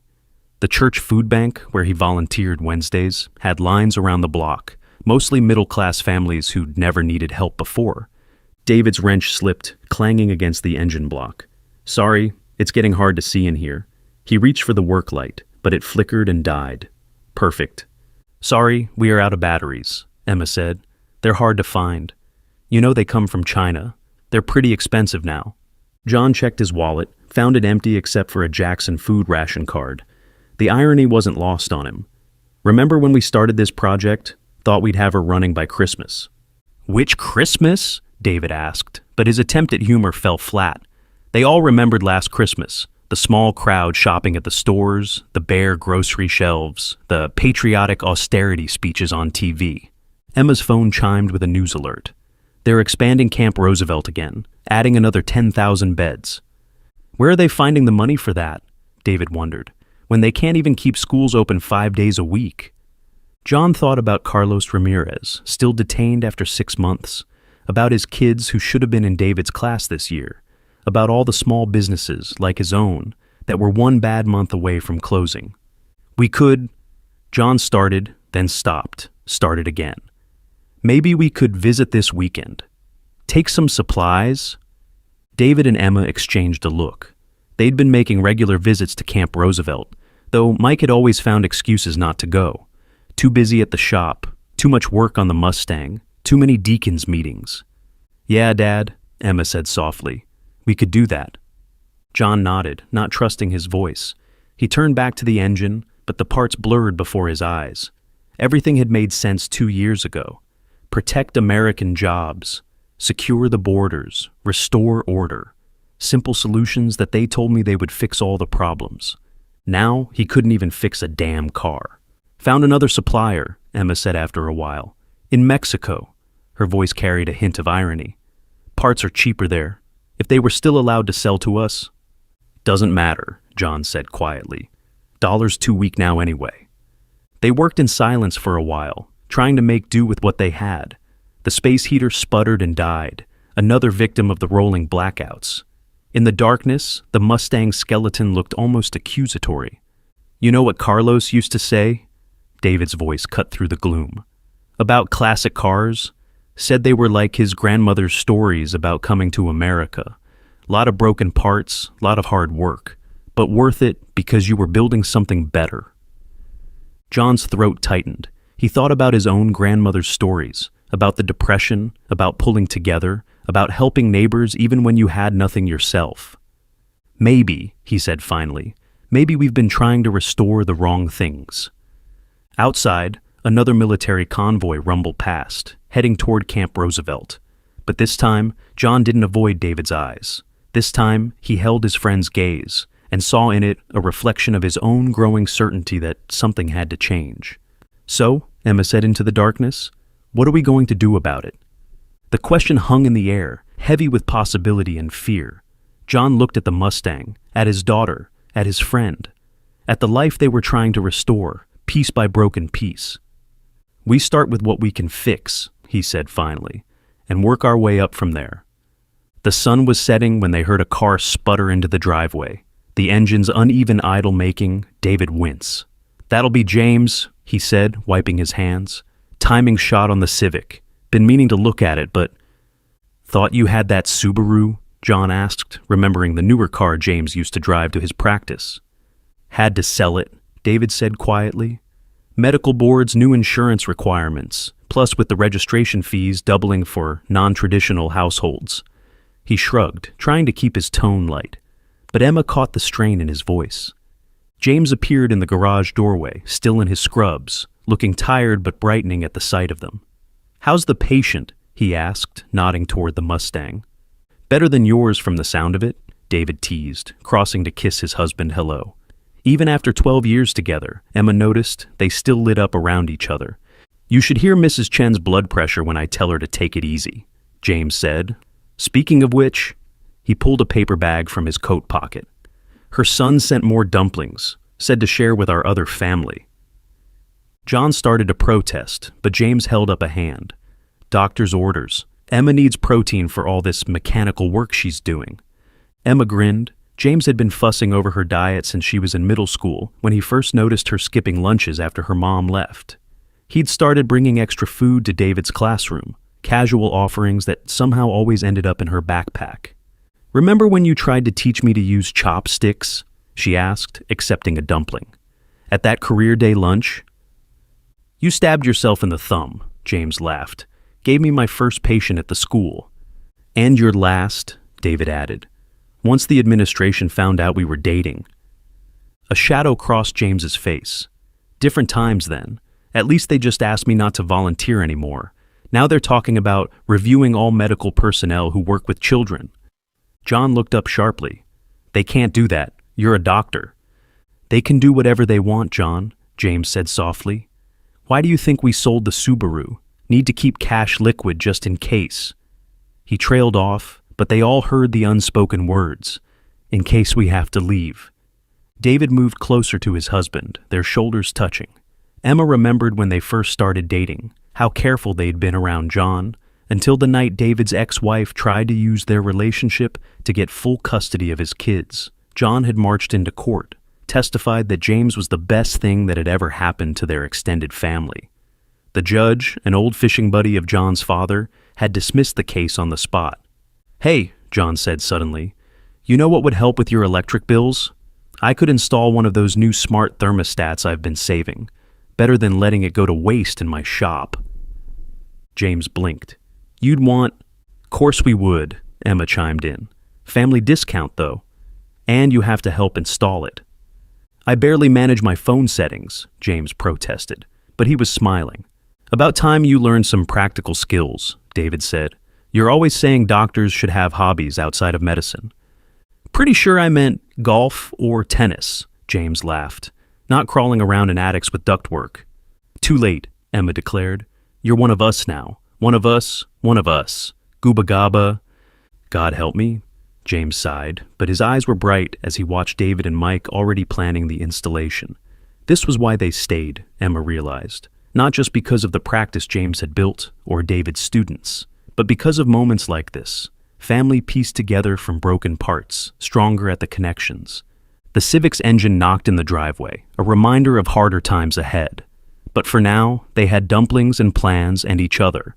Sometimes, Emma thought, that had to be enough. The August evening air hummed with cicadas as David made final adjustments to the carburetor. John sat ready in the driver's seat, while Emma perched on her usual workbench, all of them holding their breath. 6 months of scrounging parts, of makeshift repairs, of hoping. It all came down to this moment. Okay, David said, stepping back. Try it now. John turned the key. The engine coughed once, twice, then roared to life. The sound was perfect. A deep, healthy rumble that echoed off the garage walls. For a moment, none of them moved, as if afraid any sudden motion might break the spell. Then Emma whooped, jumping down from her perch. You did it! You actually did it! We did it, David corrected, grinning as he wiped his hands. All of us. John revved the engine slightly, his face glowing with pride. The Mustang responded smoothly, purring like it had just rolled off the assembly line. He cut the engine and got out, running his hand along the car's frame. Never thought we'd see her running again, he said softly. Not with everything? He trailed off, but they understood. With parts nearly impossible to find, with inflation making every purchase a struggle, with the world seeming to fall apart around them. Finishing the car had become more than just a project. It was proof that some things could still be fixed. Calls for a celebration, David said, reaching into a cooler. He pulled out 3 bottles of his home-brewed porter, a luxury these days, with commercial beer prices through the roof. Been saving these for a special occasion. They settled into their usual spots, John on an old lawn chair, David leaning against the workbench, Emma cross-legged on top of it. The garage felt different somehow. Warmer, more like home than it had in months. To the Mustang, David said, raising his bottle. And to family. They clinked bottles. Emma pretended to sip hers, David noticed, barely wetting her lips. Come to think of it, she'd been quieter lately, missing their usual Sunday dinners. Even now, as John and David discussed plans for the car's first real drive, she seemed distracted, lost in thought. So, David said during a lull, keeping his tone casual. How's that new boyfriend of yours? Jason, right? Haven't heard you mention him lately. Emma placed her bottle down on the workbench purposefully. Emma? Mike started to rise with a father's worry on his face. I'm sorry, she whispered. I'm so sorry, Dad. I'm pregnant. The garage went silent except for Emma's quiet sobs. John sank back into his chair, his face unreadable. "Billy," he said finally, his voice tight. "He knows?" Emma nodded. He left. Said he couldn't handle a baby. Said it was my fault and my problem. Said he's moving north to try to find work." John's hands clenched into fists, but before he could speak, David stepped forward. "Does anyone else know?" "Just Maria," Emma said, wiping her eyes. "She helped me find a clinic, but, Dad, I want to keep it. Even with everything so messed up, I want—" "Of course you're keeping it," John said, his voice rough with emotion. He stood and crossed to his daughter, pulling her into a tight hug. "We'll figure it out. Together." David watched father and daughter hold each other, remembering all the times they'd been there for him. When he'd lost his job, when James had been threatened, when his students started disappearing. Family wasn't about blood, he'd learned. It was about who stood by you when the world turned dark. "You know," he said thoughtfully, "I seem to remember a certain single father, about 8 years ago, scared out of his mind about raising a daughter alone." John looked up, managing a weak smile. Seemed to remember a certain English teacher who made sure that little girl always had somewhere safe to go after school. "And now look at her," David said softly. "Strong enough to face this head on, honest enough to tell us the truth. You did good, John. Both of you did good." Emma wiped her eyes, looking at the Mustang. "What are we going to do, Dad? Everything's so expensive, and the hospitals—" "We'll figure it out," David repeated firmly. "James can help with the medical stuff. And the car?" David paused thoughtfully. "My students need somewhere to learn about real American values, like family taking care of family." He squeezed Emma's shoulder. "Besides, that baby's going to need to learn about classic cars from someone who knows what they're doing." John laughed, a real laugh for the first time in what felt like years. "You saying I don't know what I'm doing, Torres?" "I'm saying that carburetor would still be giving us fits if I hadn't fixed your adjustment last week." Emma watched them banter, her heart lightening. Outside, the world was still broken, still scary. But here in the garage, with the purring Mustang and the 2 men in the world who meant the most to her, she felt something she hadn't felt in a long time. Hope. "So," David said, "a baby, huh? You know what this means?" He grinned at John. "We're going to need to install some car seats."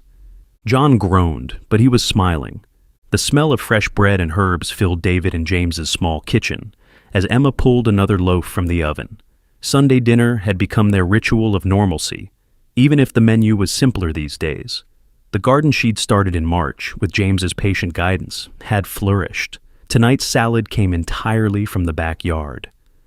"That basil's looking good," James said, peering over her shoulder at the herbs she was chopping. His hands were precise as he sliced tomatoes, each movement efficient from years of practice. Despite the gray touching his temples, his dark eyes were warm and bright behind his glasses. "Told you that corner spot would get the right amount of sun?" Yeah, you're always right," Emma teased. "Must be exhausting, being perfect all the time." "Oh, it is," James grinned. "Just ask David." "Stop inflating his ego," David called from the living room, where he and John were setting the table. "His head's big enough already." The easy banter continued as they brought dishes to the table. Fresh bread, garden salad, a modest pot of spaghetti made with Emma's homegrown tomatoes. In another time, it might have seemed like a simple meal, but these days, having enough to share was a luxury worth celebrating. "Remember when you used to kill every plant you touched?" James asked Emma as they settled around the table. "Now look at you, practically feeding the whole family." "Well, some of us had a very patient teacher," Emma said, "even if he did spend half of medical school growing the special herbs in his dorm room window." "Had to pay for books somehow," James shrugged. "Besides, those herbs got me through more than a few anatomy finals." John raised an eyebrow, and James quickly added, "The legal kind, John. Chamomile, peppermint, I promise." They fell into the comfortable rhythm of passing dishes and sharing stories. James talked about his family practice, now overwhelmed with patients who couldn't afford the big hospitals. David shared news about former students who still kept in touch, though his voice tightened when mentioning those who disappeared into the system. John updated them on the AC and heating shop, still struggling but surviving.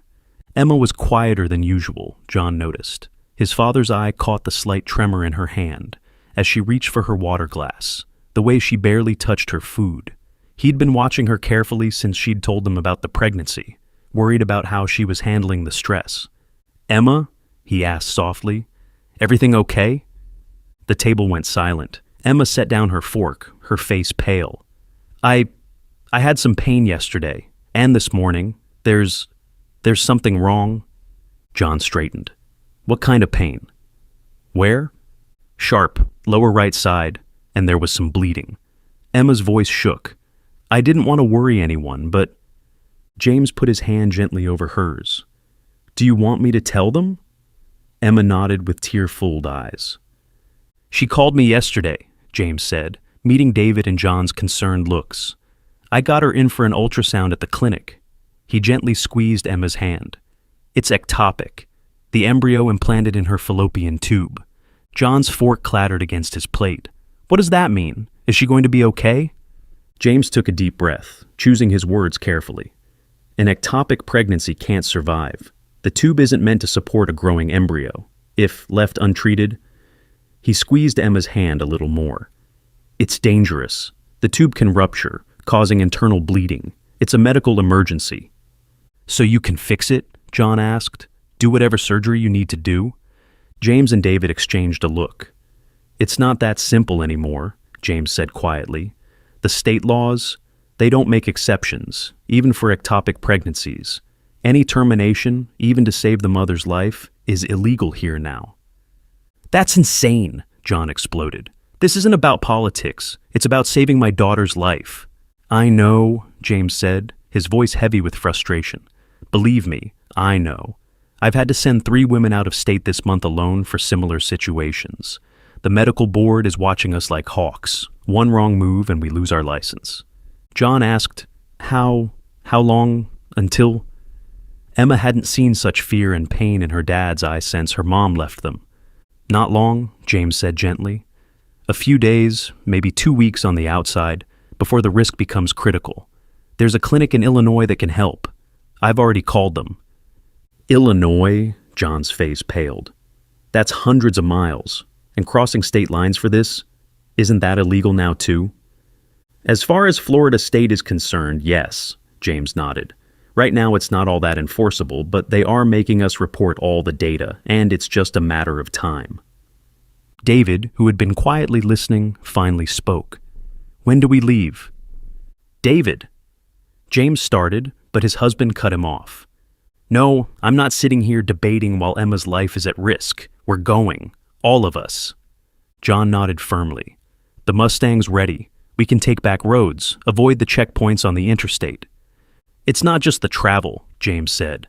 "The procedure, the clinic stay, it's expensive. Insurance won't cover it out of state, not for this." "We've got savings," David said. "And I can sell some tools from the shop," John added. Emma looked around the table at her family.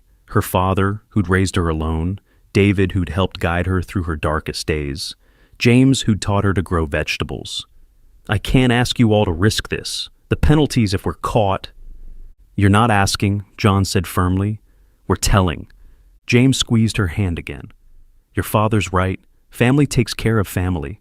And as your doctor and your friend, I'm telling you this isn't optional. We need to go as soon as possible." They spent the next hour planning, James providing medical details and clinic contacts, David mapping routes through friendly states, John listing what tools he could sell quickly.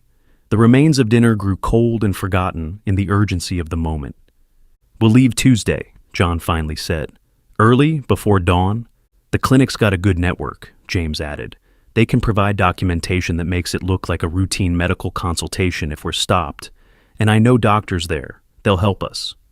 "Still risky," David said, glancing at his husband. "If the medical board finds out you're involved—" "I took an oath," James said firmly, "to do no harm. Forcing Emma to continue a pregnancy that could kill her, that's harm. I'm done playing it safe while people suffer." As they cleared the table, James caught David alone in the kitchen. "This could cost us everything," he said softly. "The clinic, my license, maybe worse." "I know," David replied, pulling him close. "But they've taken away all our choices, and family comes first. Always has." Outside, cicadas sang in the growing darkness. Emma's garden swayed gently in the evening breeze, the tomato plants heavy with fruit, the herbs releasing their fragrance into the air. Life persisted, James thought. Life found a way to grow, even in the hardest soil, even against the strictest laws. The Mustang's engine purred as they crossed into the Florida Panhandle, its restored strength carrying them through the pre-dawn darkness. In the back seat, Emma lay with her head in James's lap while he monitored her vital signs. David was in the passenger seat, constantly looking up the newest updated information on his phone, guiding them along back roads to avoid the main checkpoints. "Blood pressure's holding," James murmured, his fingers gentle on Emma's wrist. "How's the pain, sweetheart?" "Manageable," Emma whispered, but her face was pale and drawn. "Just keep talking. Helps me focus on something else." "Remember when you first started that garden?" James asked, trying to keep his voice steady. "You killed 3 tomato plants in the first week." "Your fault." Emma managed a weak smile. "Should have warned me about overwatering." "Had to let you learn somehow," James said, catching David's eye in the rearview mirror. His husband gave him a tight smile, then went back to studying the apps on his phone. John's knuckles were white on the steering wheel, his eyes constantly darting to the rearview mirror. The Mustang's engine seemed too loud in the pre-dawn quiet, its rumble carrying too far in the still air. "County line coming up?" David said softly. "Should be clear this time of morning, but—" Red and blue lights suddenly flared behind them. John's heart stopped. "County sheriff," David reported, twisting to look back. "Single car." "Stay calm," James said, his doctor's voice steady. "We've got our story straight, just a family trip to visit relatives." John pulled over, the Mustang's engine ticking in the silence. 2 deputies approached, one on each side, flashlights sweeping across the car's interior. "License and registration," demanded the deputy at John's window. His nameplate read, "Collins." His partner circled to the passenger side, light lingering on David's face. John handed over his documents with trembling hands. "Everything all right, officer?" "Routine check," Collins said, but his tone suggested otherwise. "Been some trouble with people trying to cross state lines illegally? Where you folks headed?" "Visiting family in Georgia," John said, the practiced lie tasting like ash in his mouth. At 4 a.m, Collins' light swept the back seat, catching Emma's pale face. "What's wrong with her?" "Just carsick," James said quickly. "I'm a doctor. We're—" "Doctor?" The second deputy's light snapped to James's face. "Let me see some ID." As James reached for his wallet, Emma suddenly gasped, doubling over in pain. "Uncle James!" she choked out. "Something's wrong." James's face went white. "She's crashing. The tube. It must have ruptured." He reached for his medical bag, but Collins' partner grabbed his arm. "Don't move," the deputy snarled. "Nobody's going anywhere until we figure out what's really going on here." "She needs help," James tried to pull free. "She's bleeding internally." Collins yanked open the driver's door, dragging John out. "Out of the car! All of you, now!" "Please," John begged. "My daughter's dying." Emma screamed, the sound cutting through the night. James lunged for his bag, but the deputy slammed him against the car. David moved to help his husband, and suddenly everything exploded into violence. The shot cracked across the empty highway. David staggered, red blooming across his chest. James's scream of anguish gave away everything they'd tried to hide. "David!" James caught his husband as he fell, cradling him close. "No, no, please, baby, stay with me." "Fucking queers," Collins' partner spat, his boot catching James in the ribs. "Should have known." John watched in horror as the deputies beat James, their batons rising and falling with sickening thuds. David lay motionless on the pavement, his blood pooling in the flashing lights. And from the back seat, Emma's breathing grew more labored. "Daddy," she whispered as John climbed back in beside her. "I'm cold." "I'm here, baby girl." John pulled her close, feeling her life slipping away. Outside, James's pleas for mercy turned to broken sobs. The Mustang's engine ticked as it cooled, each sound like a clock counting down the moments. John held his daughter, watching her face grow paler. All those hours they'd spent rebuilding this car, believing they could restore something precious, make it run like new again. But some things, once broken, couldn't be fixed. "I'm sorry," he whispered, tears falling onto Emma's hair. "I'm so sorry. This is my fault. I thought things would be better." Emma's hand found his, squeezed weakly. "Not your fault, Daddy. You tried to fix it." Her words trailed off as her hand went limp. In the growing dawn, John could see David's blood seeping under the car, could hear James's crying turn to whimpers as the deputies continued their assault. The red and blue lights kept flashing, painting the scene in alternating colors of a nation torn apart. The sun rose over the highway, illuminating the Mustang's polished chrome and perfect paint, a beautiful shell containing unimaginable tragedy. John held his daughter's body, rocking gently as sirens approached in the distance. They had restored the car together, piece by piece, believing they could rebuild anything with enough love and patience. But they couldn't restore the humanity that had been stripped away, couldn't rebuild the trust that had been shattered, couldn't bring back the lives that had been sacrificed in the service of fear and hatred. The Mustang sat silent now, its engine cold, its restoration complete but meaningless. John looked out at David's still form, at James's beaten body, at the deputies standing proud over their handiwork, and understood at last the true cost of believing in simple solutions to complex problems. Emma's blood soaked into the Mustang's leather seats, marking them forever with the price of their failure. In the distance, more police cars approached, their sirens wailing in grief for what their life was. The sun climbed higher, revealing a scene that would haunt John for whatever remained of his life. His daughter dead in his arms, his friends broken on the pavement, and the car they'd rebuilt together, standing silent witness to the destruction of everything they'd tried to save. The Mustang had been restored to a perfect shine, but inside, where it mattered most, everything had been lost. The morning sun cast long shadows through Savannah's Spanish moss as James Gray unlocked his shop. The brass bell above the door chimed softly, stirring dust motes in the golden light. Gray's Oddities and Antiquities read the hand-painted sign, its edges weathered by years of coastal Georgia weather. Inside, centuries of history lined the shelves, Civil War medals nestled beside Victorian music boxes, Native American dream catchers hung over leather-bound books. Each item had a story, and James knew them all. More importantly, he knew which objects needed to stay safely hidden in the back room, away from curious eyes. The bell chimed again. "Mr. Gray?" Sarah Martinez stood in the doorway, her young son Miguel clutching her hand. "I'm sorry to come so early, but Miguel's nightmares are getting worse." James smiled warmly, coming around the counter. He knelt to Miguel's level, noting the dark circles under the boy's eyes. "Still seeing the shadow man, amigo?" Miguel nodded, pressing closer to his mother. "Let's see what we can do about that." James disappeared into the back room, returning with a small leather pouch. "Dream sage," he explained to Sarah. "Burn a pinch before bedtime. The good dreams will find him." Sarah reached for her wallet, but James waved her off. "Just bring me some of your tamales next time you make them. Deal?" Miguel's face brightened. "Mama makes the best tamales." As they left, James watched them through the window, remembering when his nephew John was that age.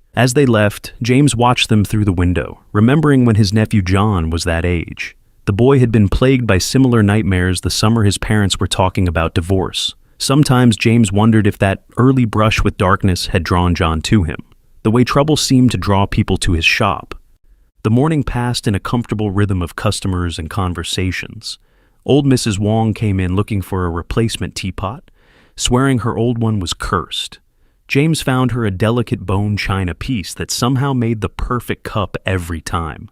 He didn't mention the blessing he'd placed on it. Some things were better left unsaid. His phone buzzed as Mrs. Wong left.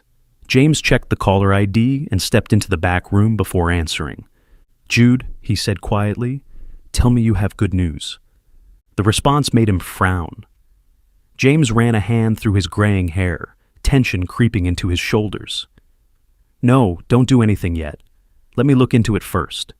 He paused, listening. "I know it's dangerous, but we need to be sure. Just keep an eye on things until I contact you." He ended the call and stood for a moment in the dim back room, surrounded by objects too dangerous for public display. Something was stirring in Savannah, something that made the darker artifacts hum with malevolent energy. He'd have to be careful. The rest of the afternoon passed uneventfully, though James couldn't shake the unease from Jude's call.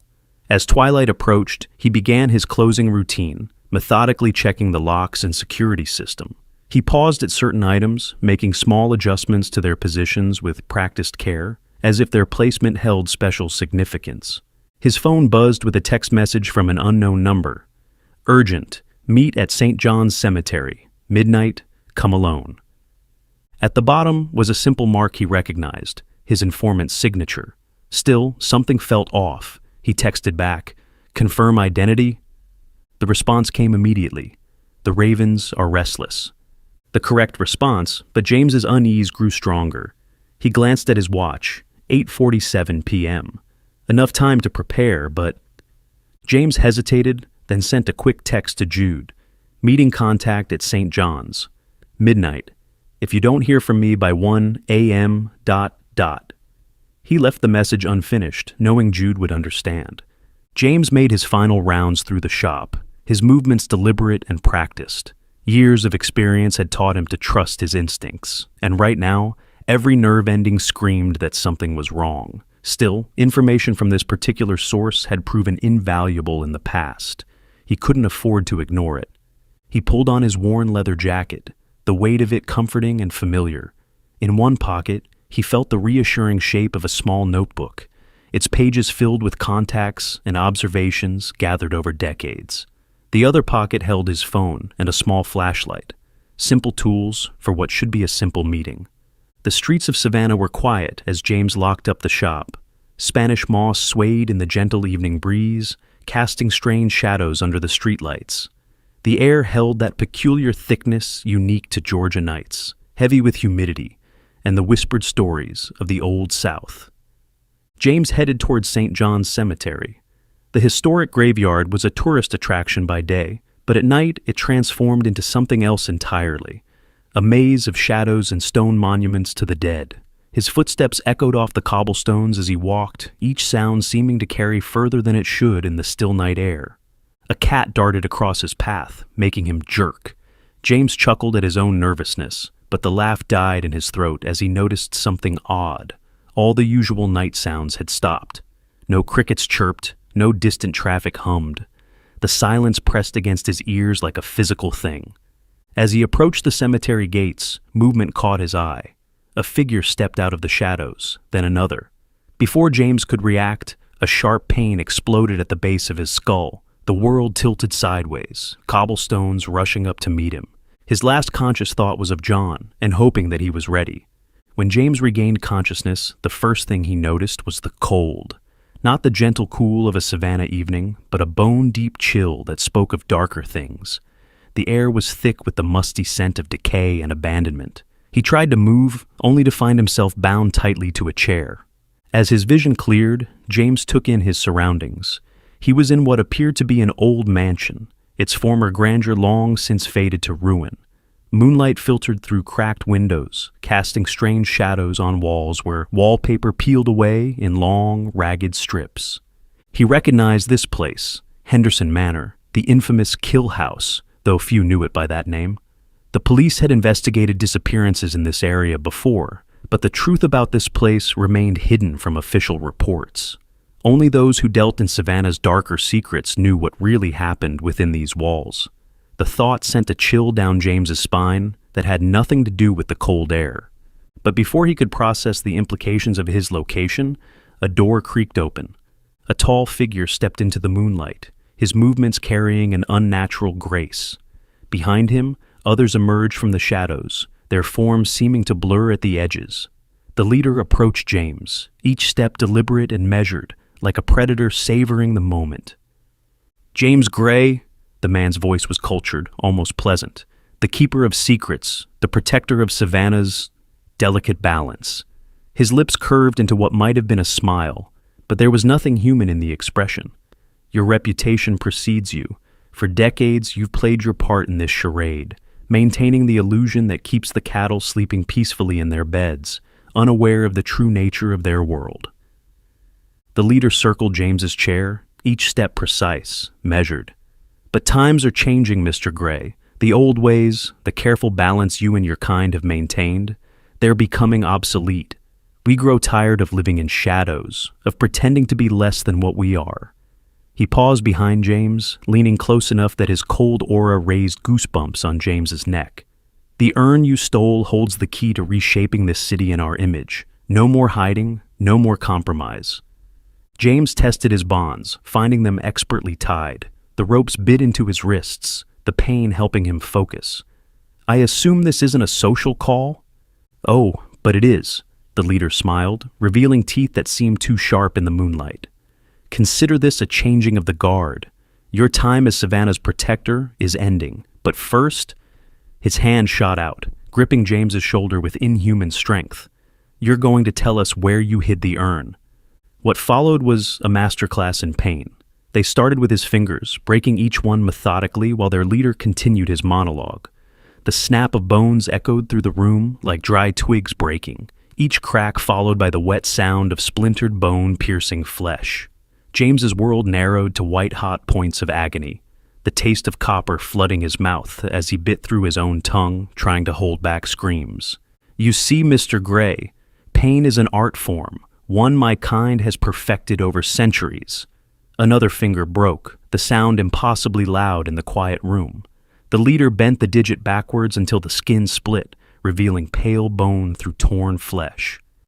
The human body is remarkably resilient, yet so fragile. The trick is finding the perfect balance between agony and consciousness. They worked their way up his arms, alternating between breaks and cuts. Blood dripped onto the floor in a steady rhythm, joining darker stains from previous victims. Cold sweat soaked through James's clothes, the chill making him shiver, even as fever from his wounds burned through him. His vision swam, darkness creeping at the edges, but they never let him fade completely. Each time consciousness began to slip away, they would bring him back with calculated precision, ensuring he felt every moment. The leader never stopped talking, his voice remaining cultured and calm despite the brutality of his actions. James's shoulder joint popped from its socket with a wet, tearing sound that seemed to echo off the walls. The pain was extraordinary, drawing an involuntary scream that tasted of blood and bile. I've existed long enough to see empires rise and fall, Mr. Gray. I've watched countless guardians like yourself break, watched their noble principles crumble in the face of true suffering. Your kind always believes you're different, that your cause makes you stronger. But in the end, he twisted James's shattered arm, grinding the splintered bones together, drawing a hoarse scream that barely sounded human. Everyone breaks, everyone talks. The only variable is how long it takes. Hours passed, marked by James's ragged breathing and the steady drip of blood. His tormentors worked with surgical precision, each cut calculated to maximize pain while minimizing blood loss. The leader occasionally paused to study James's face, as if cataloging each expression of agony for future reference. The room spun lazily around James, his head lolling forward only to be yanked back by his hair, forcing him to stay present, to feel everything they inflicted. Your resistance is admirable, but ultimately futile. The leader crouched before him, studying James's face with cold curiosity. We have eternity to extract the truth. You have only minutes left of mortality. The choice is yours. Die in agony, knowing your sacrifice will mean nothing, or tell us what we want to know and embrace a quicker end.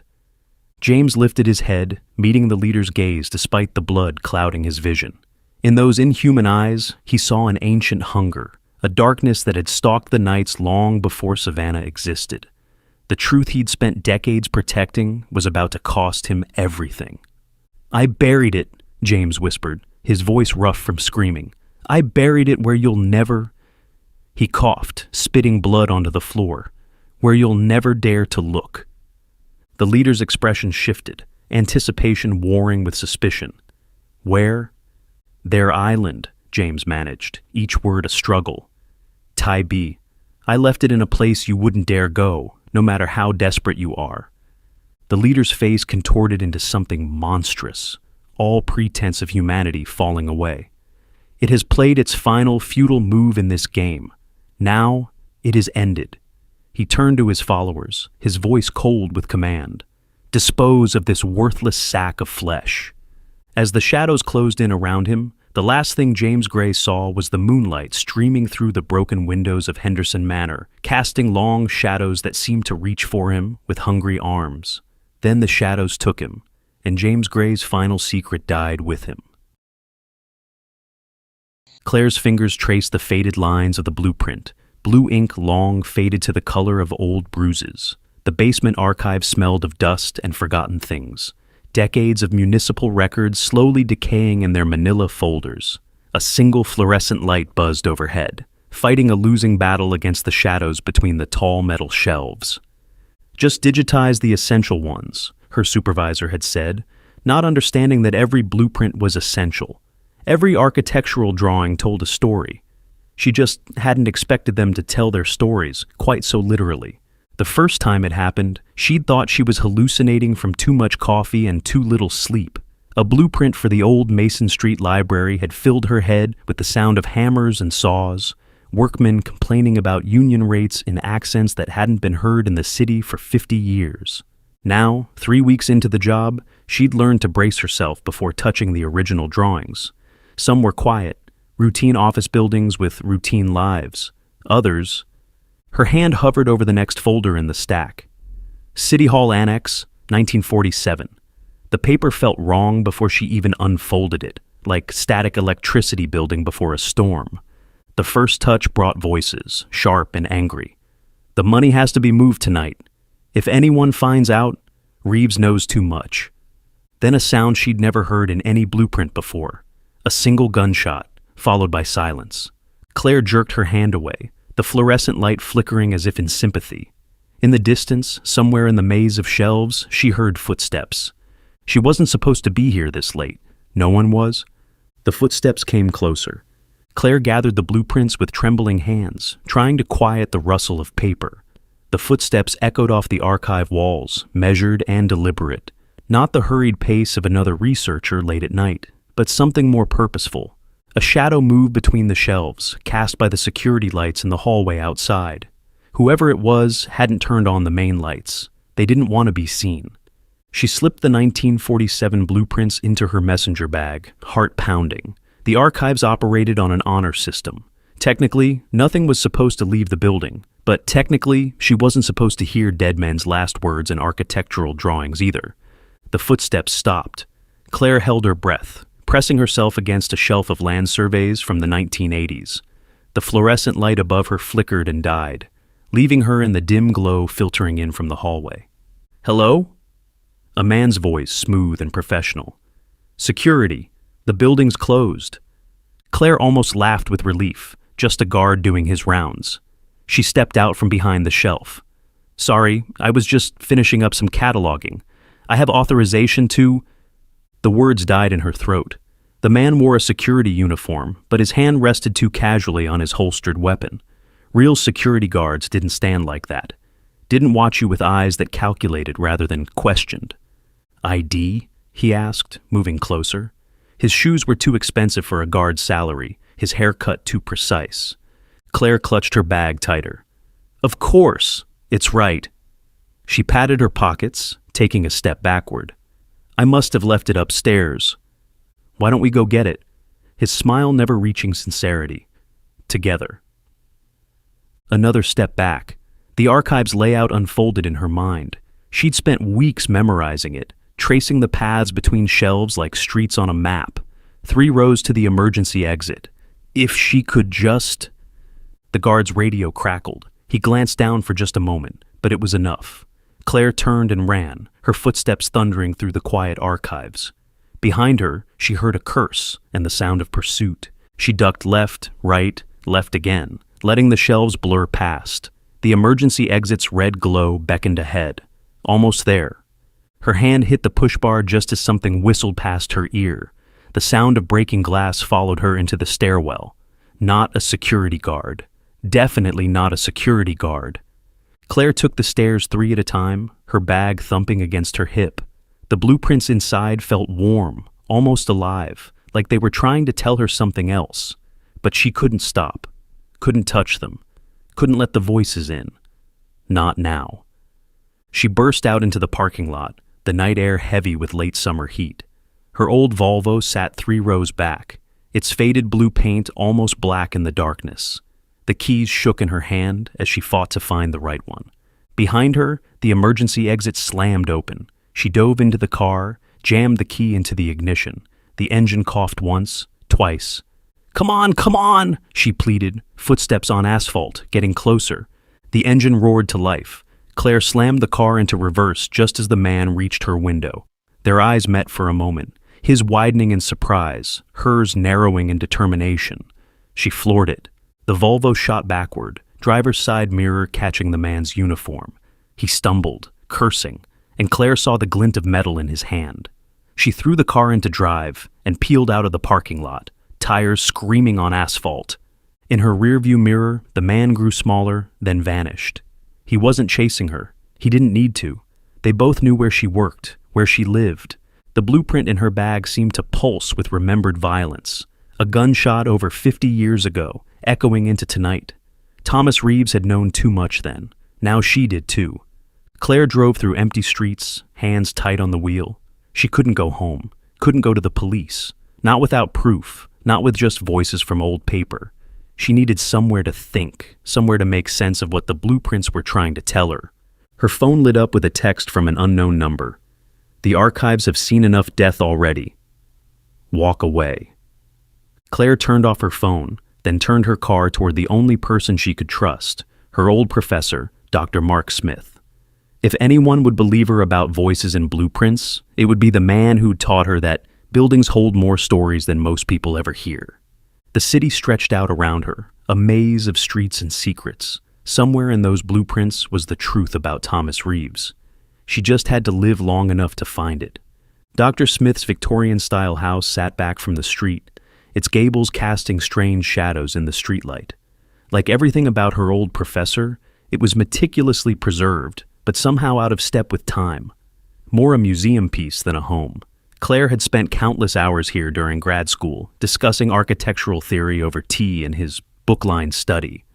Now she stood on his porch at 2 a.m., wondering if she was about to sound completely insane. The porch light clicked on before she could knock. Dr. Smith opened the door, wearing a faded Harvard sweatshirt and reading glasses, looking exactly as he had when she'd taken his advanced architectural history seminar 5 years ago. Claire? His eyes went from her face to her messenger bag, then to the empty street behind her. Come inside, quickly. She followed him through the familiar hallway, past walls lined with framed blueprints and architectural drawings. In his study, books and papers covered every surface except for 2 leather armchairs and a small table between them. Sit, he said, closing the curtains. Tell me what you found. Claire stared at him. How did you... Why else would one of my best students show up in the middle of the night looking like she's seen a ghost? He settled into the chair opposite her. And given your new position at the archives, I assume this involves something you found there. She pulled out the 1947 blueprints with trembling hands, hesitating. How could she explain what was happening? That she heard voices in old paper? That buildings whispered their secrets to her? Dr. Smith had taught her to think critically, to question everything. He'd laugh her out of his study. I found something in the City Hall Annex plans, she said carefully. Something about Thomas Reeves and missing development funds. I think... She swallowed hard. I think I found evidence of murder. Dr. Smith leaned forward, adjusting his glasses. The City Hall Annex. I wondered if you'd find these. His voice held something. Recognition, fear. Tell me everything, but stick to the facts, Claire. What's on paper? The blueprints felt warm in her hands, eager to share their stories. But she kept silent about the voices, about the gunshot that echoed through decades. Some truths were harder to prove than others. I've been researching the post-war development projects. She began carefully. There are inconsistencies. $2 million allocated for veteran housing that was never built. And Reeves, a junior clerk in accounting, he was the last person to review those files. Claire spread the blueprints across the small table, her fingers avoiding direct contact. Look at the revision dates. The original plans show low-income housing units, but then there's a series of changes, all signed off in the middle of the night. The properties were rezoned for commercial use instead. She pulled out another document. And here, the foundation specifications for Warehouse 7. They were modified at 3 a.m. the night Reeves disappeared. A deeper pour in one corner, rushed through without proper inspection. Her voice steadied as she stuck to the documentary evidence. The same night the housing project files vanished. Dr. Smith studied the papers, his expression grave. And you believe these changes are connected to Reeves's disappearance? The timing's too perfect to be coincidence. Claire chose her words carefully, trying to explain what she knew without revealing how she knew it. The warehouse foundation was poured before dawn. Reeves was never seen again. And suddenly, the Blackwood family's construction company had exclusive contracts for all the waterfront development. She paused, her hands shaking slightly. Someone else knows I was figuring it out too. Tonight, at the archives, a man came in, said he was security, but there wasn't something right about him. He had a gun. Her voice caught. He wasn't there to arrest me for staying late. Dr. Smith's expression sharpened. Are you sure you weren't followed here? I don't think so. I took side streets, doubled back. Claire wrapped her arms around herself. But he knew who I was, knew what I'd found. Someone's been watching me at the archives. She was walking a tightrope now, sharing enough to show the danger without revealing the whispers that had led her to it. The voices in the blueprints clamored to be heard, but she kept her focus on what she could prove. $2 million meant for veterans, she said softly. Enough to start an empire if you knew how to hide it, and someone's still protecting that secret. I knew about Thomas Reeves. He stood, moving to one of his many bookshelves, pulling out a thin folder, yellowed with age. The official story was that he embezzled the money himself and fled to Mexico. He was murdered, Claire said softly, catching herself before she mentioned the voices. All the evidence points to it, and now they're willing to kill again to keep it buried. A floorboard creaked somewhere in the house. Dr. Smith's head snapped up. Are you sure you weren't followed? Before Claire could answer, they heard the unmistakable sound of the back door opening. The basement, Dr. Smith whispered urgently. Behind the furnace, there's a door to the old coal room. Go, now. But I'll stall them. Go. Claire clutched the blueprints to her chest and ran. Behind her, she heard Dr. Smith's calm voice. Gentlemen, this is a rather unorthodox hour for a visit. Claire huddled in the darkness of the coal room, heart pounding. Through the old heating vents, she could hear muffled voices from above. Dr. Smith's calm academic tone contrasting with deeper, more threatening voices. Professor, we know she came here. Let's keep this civil. At 2 a.m., with guns, civility seems to have already left the conversation. A crash, something heavy hitting the floor. Claire pressed her hand against her mouth to stay quiet. The blueprints in her bag felt warm, almost urgent. Without thinking, she pulled them out, fingers tracing the lines in the darkness. The voices came instantly, but different ones this time. An argument from 1947. The Hamilton family gets the waterfront properties. The Reeves problem is handled. And my father's construction company gets the contracts? Just like we agreed, Mr. Blackwood, your family's future is secured. Claire's breath caught. Blackwood, as in Senator William Blackwood, whose grandfather had built half the city. The same Blackwood family that still owned most of the waterfront development companies. Another voice from above, search the house, make sure she's not here. More footsteps. Claire looked around desperately. The coal room was a dead end, just old brick walls and a small window too high to reach. Unless, the coal room should have another exit, a delivery chute that connected to the old service alley. Those bricks there, she thought to herself, they aren't as old, they weren't load-bearing. A crash from upstairs. Dr. Smith's voice, sharper now. That's a first edition. Have you thugs no respect for... The sound of a slap cut his words short. Claire felt along the wall where the chute should be. The bricks were loose, decades of moisture doing what time alone couldn't. She could feel cold air seeping through the cracks. More voices from the blueprints, overlapping now, not just from the annex, but from other buildings. The waterfront warehouses, the old courthouse, pieces clicking together, the Hamilton Blackwood Development Company. Judge Patterson signed off on the permits. Reeves's body goes in the foundation of Warehouse 7. Claire's fingers found an edge. One brick shifted, then another. The footsteps above were getting closer. Through the heating vent, A new voice. "Sir, you need to see this." Found it in his study. Paper rustling. Then a sharp intake of breath. "Well, Professor, funny that you should have these notes out tonight. The Hamilton Blackwood Conspiracy. Quite a provocative title. Who have you been talking to?" "Academic curiosity," Dr. Smith replied, his voice strained. Nothing more. "Curiosity killed Thomas Reeves all those years ago.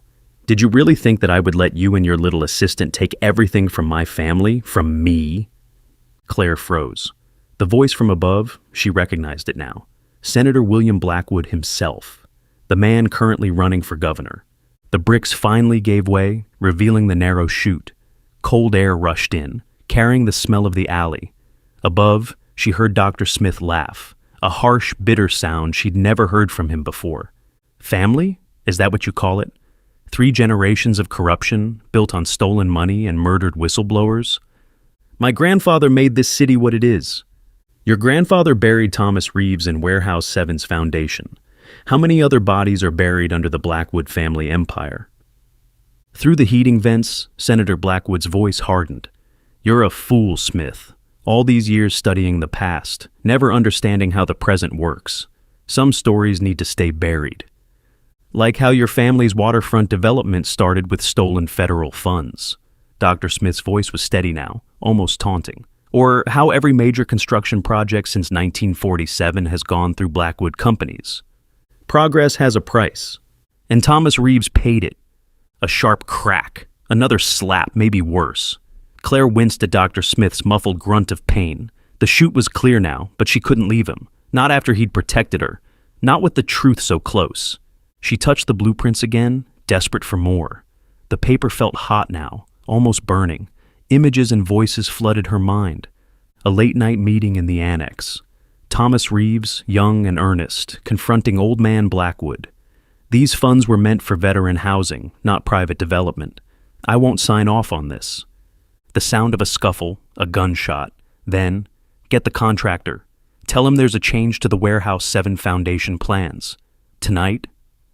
Claire's hands shook as she pulled out the warehouse blueprints. There, in the foundation details, a last-minute revision. A deeper pour in one corner, signed off by the city inspector at 3 a.m. The perfect place to bury secrets. Above, furniture crashed. "Search her car," Blackwood ordered.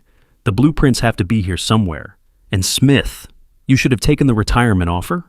Could have died peacefully in your sleep like Judge Patterson last month."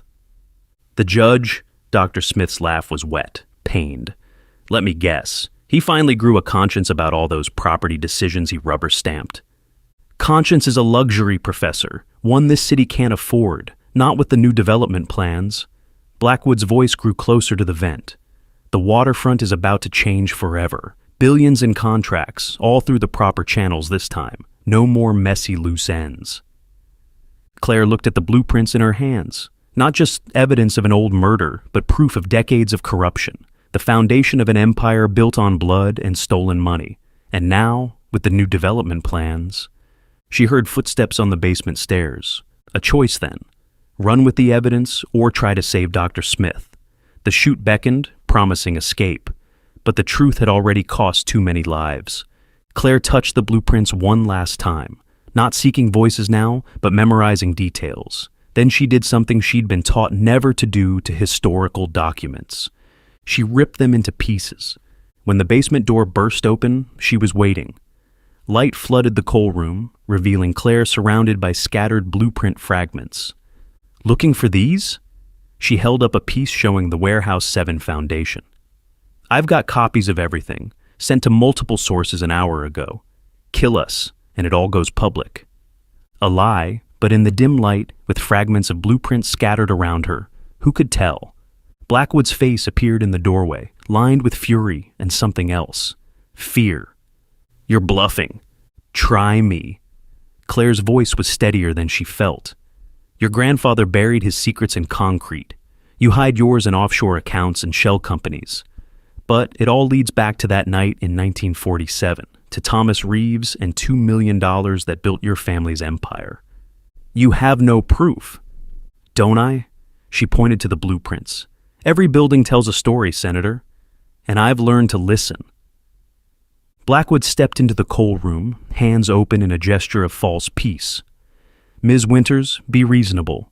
The city needs stability, progress. The developments we're planning will create thousands of jobs. Like the veteran housing that was supposed to be built in 1947, Claire kicked a blueprint fragment toward him. Thomas Reeves was reasonable too. Look where that got him. Times were different then. Blackwood's smile was practiced, political. My grandfather was heavy-handed, but today we do things properly. Judge Patterson might disagree. If he hadn't died in his sleep last month. Claire watched his smile falter. How many others, Senator? How many accidents and convenient heart attacks? A noise from upstairs.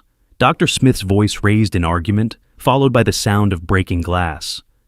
Last chance, Blackwood said softly. Walk away. A research position at Harvard. Full funding.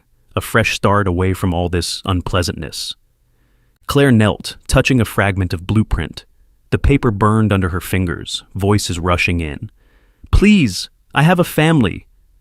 The hole we are going to put you in is going to be deep. No one will ever find you. She looked up at Blackwood. Your grandfather's voice. He said those exact words to Thomas Reeves, right before... Something shifted in Blackwood's expression. The politician vanished, replaced by something curious but cold. He moved closer, stepping on blueprint fragments. Fascinating. Some sort of post-cognition. I almost wish we could study this ability of yours. But a gunshot cracked above them. Then silence. Dr. Smith! Claire started for the stairs, but Blackwood's hand clamped on her arm. He chose his path, like Reeves did, like you're choosing now. His grip tightened. Some stories need to stay buried, Ms. Winters, along with the people who try to tell them. Claire's free hand found another blueprint piece. The paper seared her palm, but she held on. The voices came stronger now, not just from 1947, but from every year since. Decades of secrets, of whispered meetings and muffled screams. Every building that had witnessed the Blackwood family's rise to power had a story to tell. And in that moment, Claire understood. She wasn't just hearing the past. She was its voice. She pressed the paper harder, letting the voices flow through her. When she spoke, it wasn't just her voice. It was Thomas Reeves, Judge Patterson, every victim of the Blackwood Empire.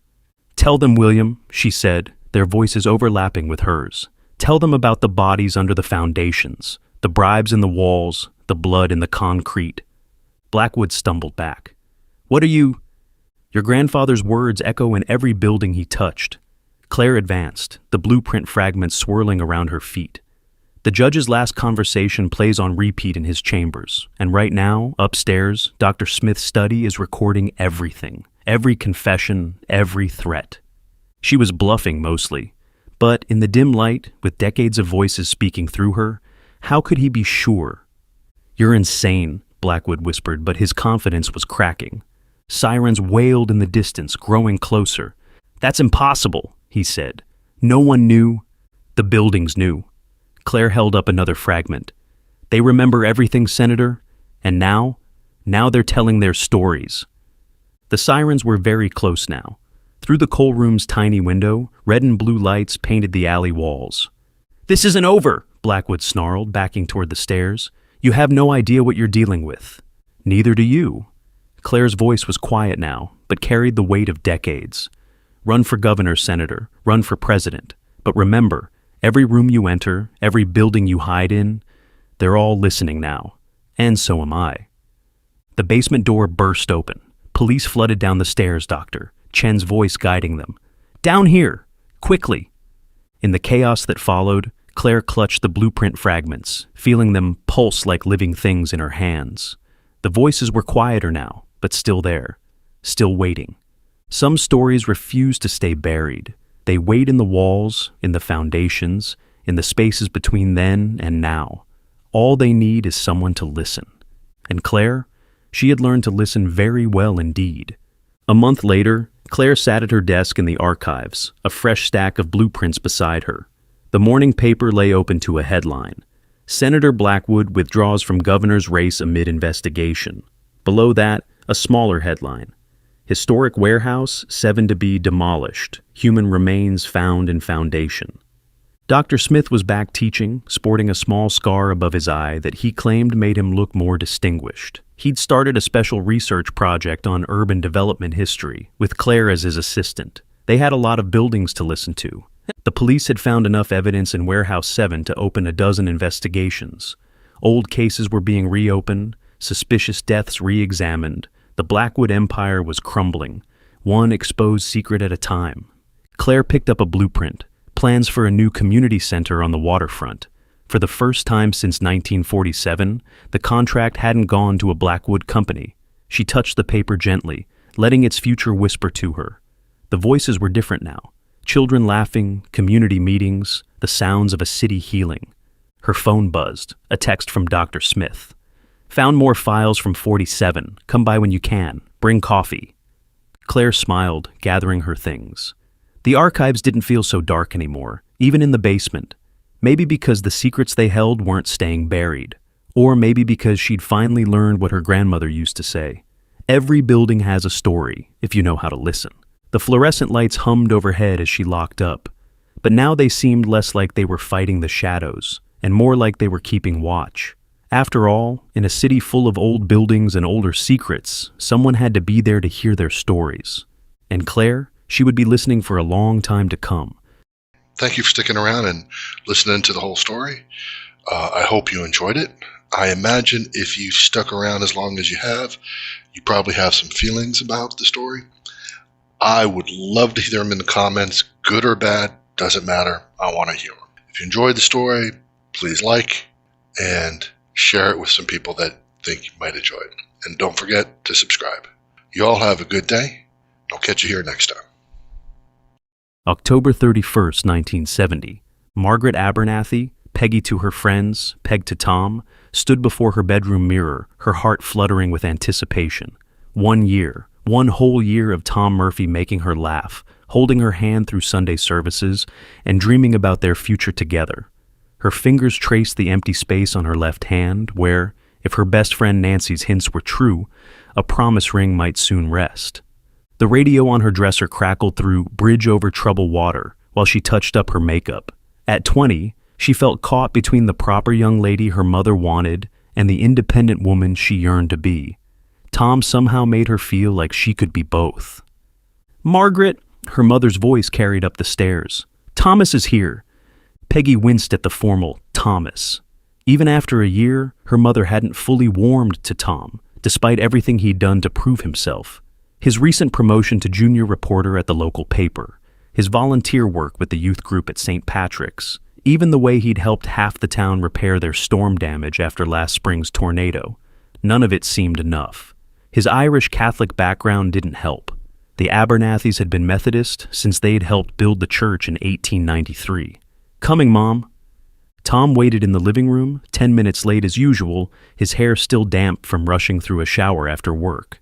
He was chatting with her father about the upcoming hunting season, carefully avoiding her mother's disapproving glance at his muddy boots on her clean floor. Mr. Abernathy had softened toward Tom over the past year. It was hard not to like someone who'd spend 6 hours helping fix a leaky roof without being asked. Even her mother had grudgingly admitted he was a polite young man despite his background, though she still pressed her lips together whenever he called her Mrs. A instead of Mrs. Abernathy. "Hi," Peggy said, suddenly shy despite their year together. Tom's face lit up the way it always did when he saw her, that gentle smile that made his blue eyes crinkle at the corners. Her heart skipped. "Hey, Peg!" He reached for her hand, then seemed to remember her parents and pulled back.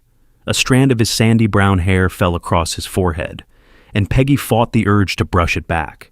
"Ready?" Her mother stepped forward. "Now remember, the Halloween festival ends at 10. I expect you both back by 10:30. "Yes, Mrs. Abernathy," Tom said with his choir boy smile, the one that had won over every mother in town except hers. "I'll have her home safe and sound." "And stay away from Lover's Lane," Mr. Abernathy added, though his tone carried more teasing than warning these days. Strange folks about on Halloween. Outside, the October evening painted the sky in deep purples and oranges. Jack-o'-lanterns grinned from every porch, and the musky scent of wet fall leaves filled the air. Children in store-bought costumes darted past with plastic pumpkin buckets, and Tom took a moment to compliment each one, making them beam with pride. In Tom's old Ford pickup, he reached over and squeezed her hand. "Happy anniversary, Peg." His hunting rifle hung in its rack behind their heads, a permanent fixture since deer season had started. The truck wasn't fancy, a 61 F100 he'd fixed up himself. But Tom kept it immaculate, and Peggy loved how high up she sat, like they were on top of the world. The seat still smelled faintly of the pine trees he'd helped her father cut down last weekend. She squeezed back, her stomach doing little flips. "Happy anniversary." She watched his profile as he drove, the strong jaw, the kind eyes, the little scar above his eyebrow from when he'd fallen helping old Mrs. Henderson clear ice from her walkway last winter. She tried to imagine their future together. Marriage, maybe kids, a little house in Millbrook where they'd grow old together. The radio played American Woman, and Peggy turned it up, letting the music wash away her mother's perpetual warnings and her own nervous anticipation. She didn't know this would be their last evening together. Didn't know that, in a few hours, everything she understood about the world would change. For now, she was just Peggy Abernathy, 20 years old, celebrating 1 year with the boy who'd stolen her heart with his quiet strength and endless kindness, while the sun set on what should have been an ordinary autumn evening in Millbrook. The pickup rumbled down Main Street, Tom cursing under his breath as he fought with the temperamental gear shift he still hadn't fixed. They passed Miller's drugstore, where they'd shared their first milkshake. Well, where he'd spilled their first milkshake all over himself, trying to impress her with a story about his latest article. The Gazette office window still displayed his most recent piece, Strange Sounds Spook Harper Point Livestock, though his editor had changed the headline to something more mundane about coyotes. "So," Tom said, glancing at her with that mischievous half-smile she loved, "where to first? Festival's got a new haunted house this year. Those kids at St. Patrick's worked pretty hard on it." "Not investigating more mysterious animal noises?" Peggy teased. She'd heard him grumbling about his editor cutting half his story. He shrugged, ears reddening slightly. "Probably just coyotes, like Mr. Hobbs said. Though..." He hesitated, then grinned. "Mrs. Jenkins swears it was demon wolves. Think the old lady's been reading too many horror magazines." Instead of turning toward the festival grounds, Tom guided the truck toward the outskirts of town. Peggy's heart quickened. This was the way to Lover's Lane, where they'd shared their first kiss last November. "I thought maybe," Tom said, his voice suddenly nervous, "we could stop somewhere quiet first. You know, before heading to the festival." "Thomas Murphy," Peggy teased, "are you trying to get me in trouble?" He laughed, but there was still that edge of nervousness. "Never. Just thought, well, anniversaries deserve some privacy." The truck turned onto the old logging road that led up to Harper's Point. The trees were dark shapes against the twilight sky, their branches reaching like fingers across the road. Fallen leaves crunched under the tires. "Did you hear about the strange lights people have been seeing up here?" Peggy asked, partly to distract herself from her racing thoughts about rings and promises. Tom nodded, shifting into a lower gear as they climbed. "Yeah, wrote a piece about it for tomorrow's paper. Probably just kids with flashlights, but..." He trailed off, squinting through the windshield. "Hey, what's that?" Ahead, through the trees, something flickered. It wasn't the steady beam of flashlights or the wild dance of teenagers with sparklers. This light pulsed with an unnatural rhythm, casting weird shadows among the trees. Tom slowed the truck, gravel crunching under the tires. "That's not normal." "Maybe we should go back," Peggy suggested, but curiosity hung with caution in her voice. "Just want to check it's not some kids getting into trouble," Tom said, pulling the truck to the side of the road. He reached behind the seat and grabbed his rifle, more from habit than any real sense of danger. "Won't take a minute." Peggy knew she should insist they leave, but Tom's quiet confidence was infectious. Besides, what could really happen on a Halloween night in Millbrook? They left the truck, the autumn chill immediately biting through Peggy's light jacket. Tom took her hand, his warm grip reassuring as they moved toward the strange light. The fallen leaves were damp under their feet, muffling their steps. As they crept closer, voices carried through the trees, low, rhythmic chanting in a language Peggy didn't recognize. The The flickering light grew stronger, and now they could smell something burning. Not the pleasant scent of autumn leaves, but something chemical and wrong. "Tom," Peggy whispered, squeezing his hand, "I don't like this." He squeezed back. "We'll just take a quick look. If it's anything dangerous, I'll call the sheriff when we get back to town." They pushed through a final screen of branches, and Peggy had to stifle a gasp. In a small clearing ahead, dark figures moved around a bonfire that burned with an unnatural purple-green flame. They wore robes that seemed to absorb the firelight, and their chanting rose and fell like a tide of whispers. Tom's grip on her hand tightened. Neither of them spoke, but both knew they'd stumbled onto something that shouldn't exist in their quiet town, something that defied the comfortable reality of harvest festivals and Sunday services. The chanting grew louder, more urgent. The fire flared higher, and in its depths, something moved. The thing in the fire twisted and writhed, a darkness deeper than shadow, taking shape in the unnatural flames. The robed figures swayed faster, their chanting reaching a fevered pitch. Among their alien syllables, Peggy caught fragments that made her head spin, words that seemed to slice through reality itself. "We need to go," Tom whispered, tugging gently at her hand. "We'll get Sheriff Tanner, bring him back." A branch snapped under their feet. The chanting stopped. Hooded heads turned toward their hiding place, and Peggy caught glimpses of faces beneath the cowls, faces she might have recognized from town if her mind wasn't reeling from what writhed in the flames. "Who dares?" One figure stepped forward, raising gnarled hands. The fire cast his shadow impossibly long, stretching toward them like grasping fingers. Tom immediately pushed Peggy behind him, his rifle raised more from instinct than any real plan. Everything in him screamed to protect her, even as his mind struggled to comprehend what they were seeing. "Stay back," he called out, voice steady despite his fear. The same voice he'd used facing down that rabid dog threatening the Parker kids last summer. "Just stay back." The lead figure laughed, a sound like dead leaves scraping across granite. "Brave Thomas Murphy, always the protector, aren't you? Well, tonight there are things you cannot protect her from." Peggy's blood ran cold. They knew Tom's name. The fire surged higher, and the thing within it roared, a sound that existed somewhere between thunder and screaming. The cultists resumed their chanting, faster now, more desperate. "Run!" Tom shouted, raising his rifle. "Peggy, run!" The lead cultist thrust his hands toward the fire. "It's too late! The door is opening!" Tom fired. The bullet struck the flames. For one eternal moment, everything stopped. The fire froze like purple glass. The chanting caught in the 30 throats. Even the wind held its breath. Then the world exploded. The fire burst outward, but instead of heat and flame, it released something worse. A sickly yellow fog that moved against the wind like a living thing. Where it touched the ground, reality seemed to ripple and tear, and within its depths, shadows twisted into strange shapes. The mist reached out with tendril-like fingers, coiling and writhing with unnatural purpose. "Tom!" Peggy screamed as the fog surged around them.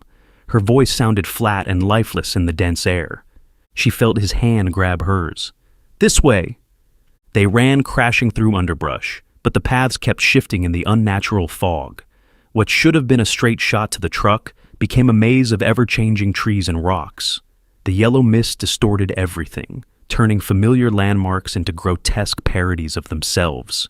Behind them, the cultists' chanting had turned to screams that the fog swallowed and warped into something inhuman. Whispers filled the air around them, speaking in languages that hurt Peggy's mind to hear. The sounds seemed to come from everywhere and nowhere at once, like voices carried from some vast distance. "The truck!" Tom gasped, his voice muffled and strange in the thick air. "If we can just—" Something moved in the darkness ahead of them, something huge. Through the yellowed haze, its shape kept changing, too many limbs and eyes appearing and disappearing in the swirling mist. Tom skidded to a stop, pushing Peggy behind him. He raised the rifle again, but what good would bullets do against something that seemed to be made of the fog itself? The thing in the darkness reached for them with limbs that shouldn't exist, bending space itself as it moved. The mist coiled around it like a living shroud, making it impossible to tell where the creature ended and the fog began. "Peggy!" Tom's voice was desperate now. distorted by the thickening air. "When I count to 3, run for the truck. Don't stop. Don't look back. I'm not leaving you." She clutched his arm, barely able to see him through the writhing yellow tendrils that surrounded them. "You have to." He turned to her, and in the strange light, she saw tears on his face. "Please, Peg, I love you." Before she could respond, he shoved her hard, sending her stumbling backward. In the same motion, he turned and fired at the approaching horror. The sound that answered his shot would haunt Peggy's nightmares for the rest of her life, a scream that seemed to come from the fog itself, echoing impossibly in the muffled air. "Run!" Tom screamed one last time, and Peggy ran. Behind her, she heard Tom fire twice more, the shots sounding distant despite their proximity. Then came a sound like reality, crumbling, followed by a scream that started as Tom's voice but ended as something else entirely, something that the fog seemed to catch and twist into impossible echoes.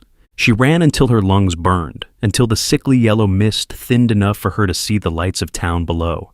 The paths kept changing, trying to lead her astray, but somehow she kept going, even as whispers in unknown languages called to her from the fog.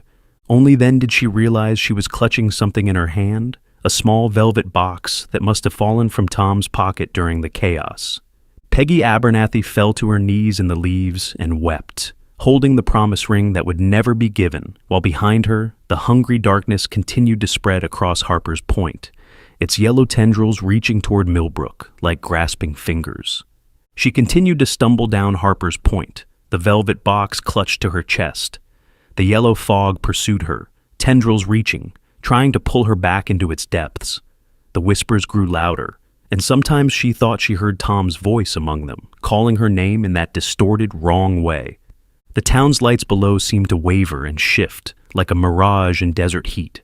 Paths that should have led straight down the hill doubled back on themselves or ended abruptly at sheer drops that shouldn't exist. The fog was hurting her, she realized with growing horror, leading her somewhere. Through the swirling yellow haze, shapes moved. Some might have been people, but others. She caught glimpses of things that made her mind recoil, things with too many angles, too many limbs. Once she saw what looked like Tom walking parallel to her path, but when it turned to face her, the thing wearing his face smiled with far too many teeth. "Stay away!" she screamed as it reached for her with elongated fingers. Her voice sounded flat and lifeless in the thick air.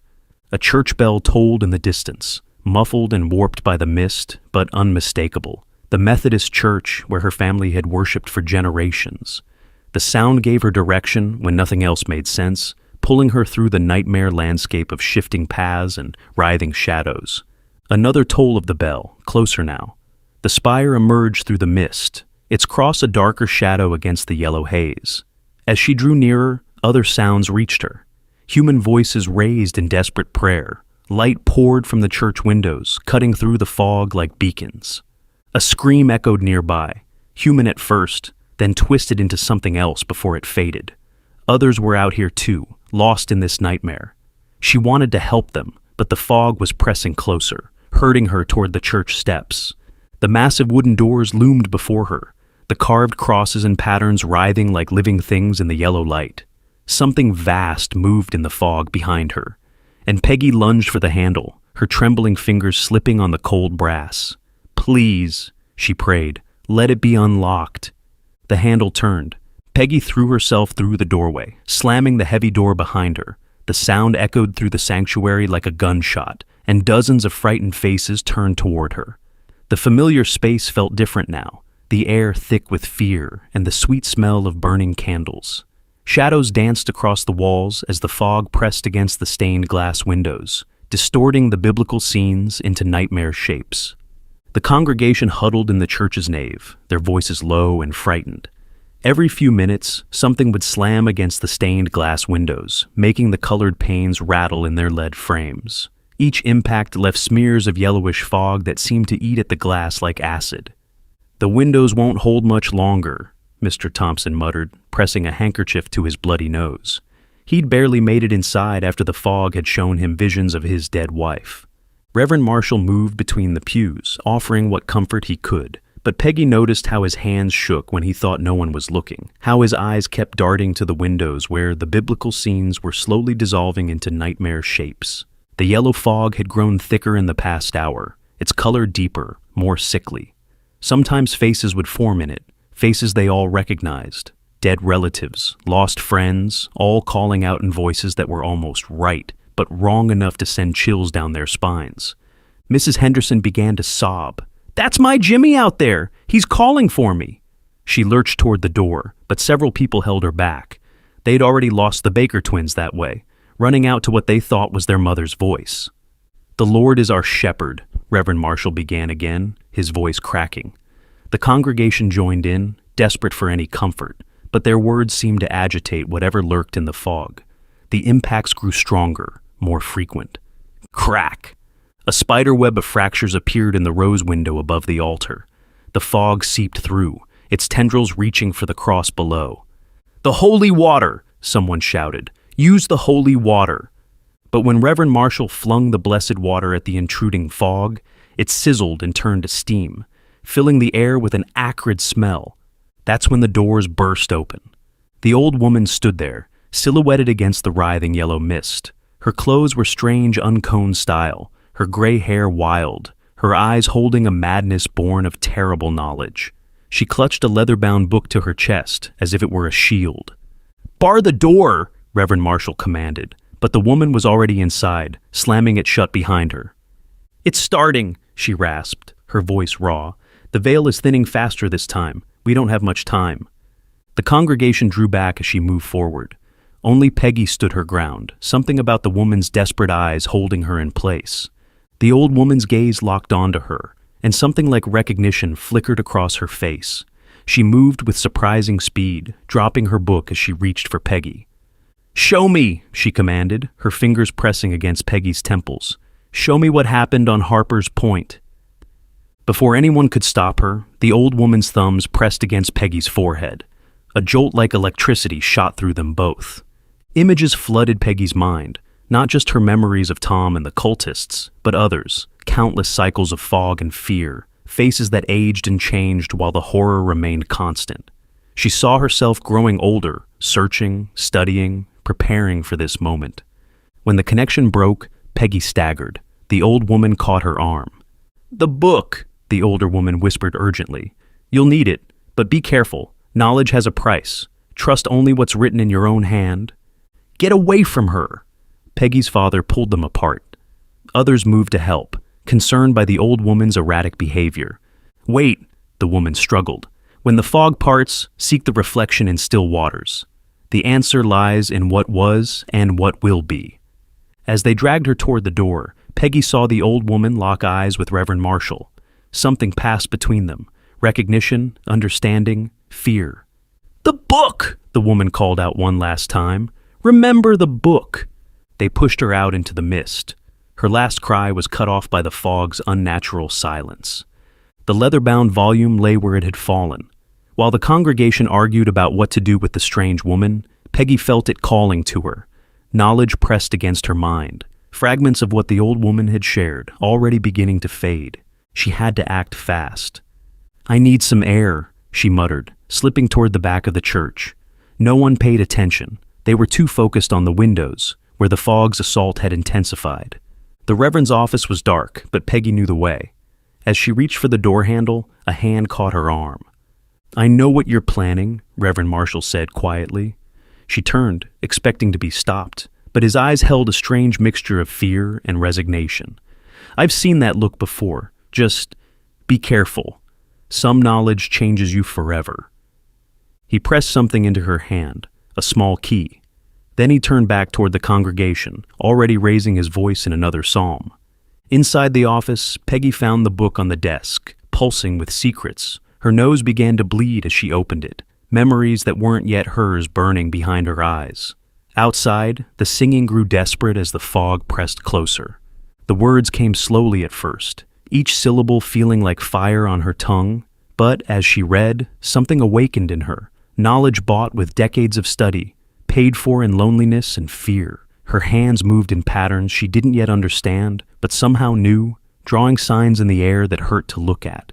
The fog outside the window writhed, pressing against the glass with renewed fury. Blood ran from Peggy's nose and ears, each word of the spell feeling like broken glass in her throat. The knowledge burned through her mind like fire, destroying as it empowered. But she couldn't stop, not with Tom's face still fresh in her memory, not with the screams of the townspeople echoing in her ears.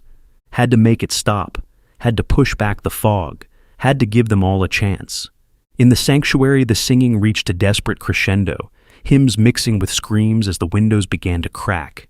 Peggy's voice rose above it all, speaking words that felt ancient and terrible, sounds that human tongues were never meant to form. The final phrase tore from her throat like barbed wire. The fog recoiled, not just from the windows, but from the entire church, rolling back like a tide pulled by some unseen moon. The yellow mist writhed and twisted as if in pain, retreating toward the lake where all this had begun. Peggy collapsed against the desk, clutching the leather-bound book to her chest. Her vision blurred, and the borrowed knowledge slipped away like water through her fingers, leaving only fragments and a bone-deep ache. The taste of copper filled her mouth, and her hands trembled uncontrollably. Through the office window, she watched the townspeople celebrate, their voices raised in prayers of thanksgiving. They thought it was their faith that had saved them. They thought it was over. But among the fading snippets of knowledge from the old woman's touch, one truth remained crystal clear. This was just the beginning. The fog would return, hungry and patient, waiting for another Halloween night when the stars aligned and the veil grew thin. And next time she would have to be ready, whatever the cost. She looked down at the book in her arms, feeling its secrets pulse against her chest like a second heartbeat. Somewhere in these pages lay the truth about Harper's Point, about Tom, about the fog that had taken so much from them all. She just hoped she'd be strong enough to face it when the time came. Jordan Chase stared at his computer screen, the harsh office lighting making his eyes burn. Another Tuesday at Millbrook Data Solutions. Another 8 hours of data entry and pretending to care about spreadsheet formatting. He rubbed his temples, trying to ward off the headache he could feel building. The same headache that had forced him to leave Brian's birthday drinks early last week. His coworkers had teased him about being a lightweight, but Jordan knew it wasn't the beer. These headaches had been coming more frequently lately. Time seemed to blur at the office, but then, didn't everyone zone out during endless spreadsheet work?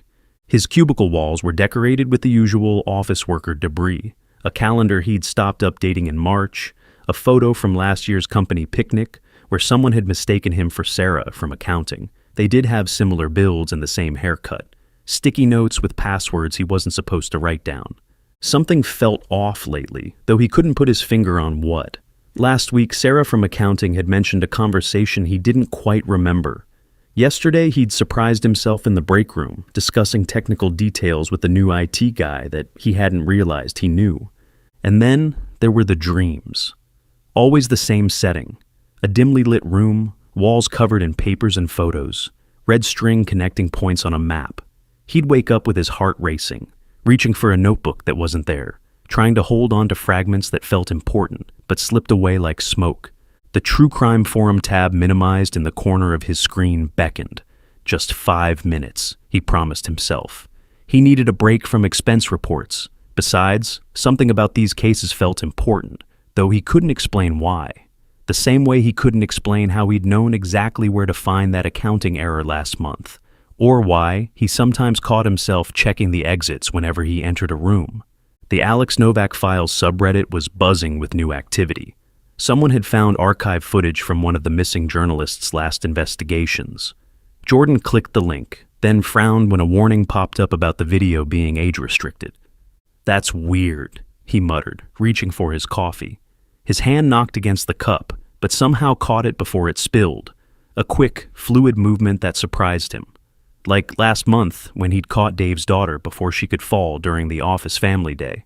Everyone had called him a hero, but the moment itself felt strangely distant now, like watching someone else's memory. The video loaded, showing a woman with intense eyes and a confident smile, Alexandra Novak, rising star of investigative journalism, who vanished without a trace during the pandemic lockdowns of 2020. Something about her made Jordan's chest tight, though he couldn't say why. He'd been following her case obsessively for months. spending hours on forums, collecting data, building theories. He opened his case folder, organized with a precision that seemed beyond his usual habits. The main document was divided into sections: missing persons, financial trails, witness statements. The office carpet muffled approaching footsteps, but Jordan found himself tensing slightly before Dave's voice boomed from behind him. "Chase!" Jordan jumped, minimizing everything as his supervisor, Dave, appeared by his cubicle. Something about Dave always put him on edge, though the man had never been anything but friendly. "Those expense reports done yet?" "Almost," Jordan replied, the lie flowing smoothly. His voice shifted subtly, warmer, more engaging. "Just cross-checking the third quarter numbers. You know how Thompson gets about decimal points?" Dave laughed, exactly as Jordan somehow knew he would. "Don't remind me. Last month's audit was a nightmare." "Which you handled perfectly," Jordan added. The words came automatically, like a script he'd rehearsed. "That new system you implemented really streamlined things." Dave beamed, already walking away. "Keep up the good work, Chase." Jordan let out a breath, then noticed his hands were shaking slightly. These moments of perfect social interaction always left him feeling drained, though he couldn't explain why. He glanced at his watch. 3:42 p.m. Something about that number tickled his memory, but before he could grab hold of the thought, his phone buzzed. An email notification from an account he didn't recognize. archival.prime@encrypted.com. The subject line read, "RE, your recent interest." Jordan hesitated. He hadn't contacted anyone about the Novak case. Had he? The email contained only a link to an old news article and 3 words: "Look deeper, Jay." His cursor hovered over the link. Part of him wanted to delete the email and forget about it. That would be the sensible thing to do, the safe thing. But another part of him, a part that felt older, more certain, was already moving to click. The article loaded. Rising digital journalist Alexandra Novak investigates dark web connection to missing children cases. Jordan's head throbbed. The fluorescent lights seemed too bright, the office too quiet. He had the strange sensation of someone standing just behind him, watching over his shoulder, even though he knew his cubicle backed against a wall. "You okay there, Chase?" Sarah from accounting called from across the aisle. "You look a little pale." "Fine," he answered automatically, but his voice sounded distant to his own ears. "Just a headache." Sarah lingered, concern evident on her face. "You've been getting those a lot lately. Maybe you should see someone?" "Maybe," Jordan agreed, though he knew he wouldn't. Doctors meant questions, and lately he had too many answers he couldn't explain, like the insights he'd shared during Sarah's divorce, or why his mandatory health physical paperwork was filed with no memory of the appointment. His screen flickered, and for a moment he thought he saw another face reflected in the dark monitor. Not his own, but a woman's face with intense eyes and a confident smile. Jordan blinked, and it was gone. Jordan pushed back from his desk, suddenly needing air. The office felt too small, too confined. He grabbed his jacket, mumbling something about lunch to Dave as he hurried past. His hand brushed the cubicle wall, and for a split second, a strange image flashed through his mind. A small camera, perfectly positioned to capture Dave's office door. The thought vanished as quickly as it had come. Outside, the October wind cut through his clothes. He walked without direction, his mind racing. The Novak case had been consuming more and more of his thoughts lately. At first, it had just been curiosity, another true crime mystery to follow. But now, his phone buzzed again. 3 new emails arriving simultaneously. Red Hawk. Stop digging. Now. They've noticed the pattern in your searches. Archivist. Prime. Check the blockchain transactions from March 42nd, 20. Follow the shell companies. Blue Jay. Remember the coffee shop. You know which one. The window seat. "I didn't subscribe to anything," Jordan muttered, staring at his phone. "I didn't—" A sudden image hit him like a physical blow. A coffee shop window, steam fogging the glass. Alexandra Novak's face in profile as she met with someone. The image felt real, vivid. The smell of espresso, the screaming steam wand, the rough patch on a wooden chair where someone had carved initials. Jordan stumbled, catching himself against a wall. His head was pounding now, the world tilting strangely. He looked up, getting his bearings, and froze. Across the street stood Groundwork Coffee, the shop from his vision. The same worn brick facade, the same green awning, the same window seat where Alexandra had... "No," Jordan whispered. "That's not... I've never..." But his feet were already moving, carrying him toward the cafe. Inside, the barista looked up with a smile of recognition that made Jordan's stomach lurch. "Hey, stranger. Haven't seen you since..." The barista's smile faltered. "Wait, sorry. I thought you were someone else." Jordan gripped the counter, steadying himself. "Someone else? Yeah, you look just like..." The barista shook her head. "Never mind. What can I get you?" "I've never been here before," Jordan said. But even as the words left his mouth, certainty flooded through him. The bathroom down the hall to the right, the loose floorboard by the window seat, the electrical outlet that didn't work at the corner table. He knew the barista's name was Maya, that she worked Tuesday afternoons, that she had a cat named Pixel, and was taking night classes in computer science. The knowledge settled in his mind like it had always been there, waiting to be remembered. Maya making someone's usual drink, double espresso, splash of oat milk. The music volume dropping during important conversations. A warning about a suspicious man asking questions. Maya's careful positioning at the counter. Her perfectly timed coffee spills interrupting unwanted approaches to the window table. The corner table, where Alexandra Novak had sat, typing frantically on her laptop, glancing over her shoulder every few minutes. Where she'd met with sources about missing children and cryptocurrency trails. Where she'd realized she was being watched. The memory was crystal clear now. Alexandra sitting there 3 months before she disappeared, meeting with a trembling woman who worked at one of the educational facilities. The woman had pushed a USB drive across the table, her hands shaking so badly she'd knocked over her cup. Maya had cleaned it up without being asked, deliberately taking her time, making sure no one could approach the table during the handoff. Jordan walked to the table as if in a trance. There was a scratch in the wood surface, 3 parallel lines. Without thinking, he ran his finger along them, remembering making them with a key, a signal, a warning. He yanked his hand back. Not his memory. It couldn't be his memory. But he could feel the key in his hand, remember the precise angle needed to make the marks look like ordinary wear. Could hear Alexandra's voice. "If anything happens to me, the dead man switch." His phone buzzed again. One new email, Archivist Prime. "You're remembering? We knew you would. The coffee shop was our last safe meeting point, before we had to become you." Attached was a video file. The thumbnail showed Alexandra Novak, sitting at this very table, looking directly into the camera. The timestamp read 3:42. Behind her, through the window, Jordan could see Maya wiping down tables, keeping watch in her own subtle way. Had she known? Had she been part of it? Jordan's hands shook as he pressed play. The cafe seemed to fade around him, the present moment blurring with memory, or whatever these fragments were that kept surfacing in his mind. "If you're watching this," Alexandra's voice was tight with tension, "then you've started to remember, and they've probably already noticed. Be careful. Trust the system. They're trying to protect..." The video cut off. Jordan stared at the blank screen, his reflection overlaying where Alexandra's face had been. For a moment, they seemed to merge, features blending, impossible and familiar all at once. The headache intensified, and with it came a voice, not his own, but somehow inside his head. "We need to move. Now. They're coming." Jordan looked up. Through the cafe window, he saw 3 men in dark suits crossing the street, moving with purpose. One touched his earpiece, speaking. Another scanned the storefronts, his hand resting too casually near his jacket, toward the coffee shop, toward him. "Sir, are you all right?"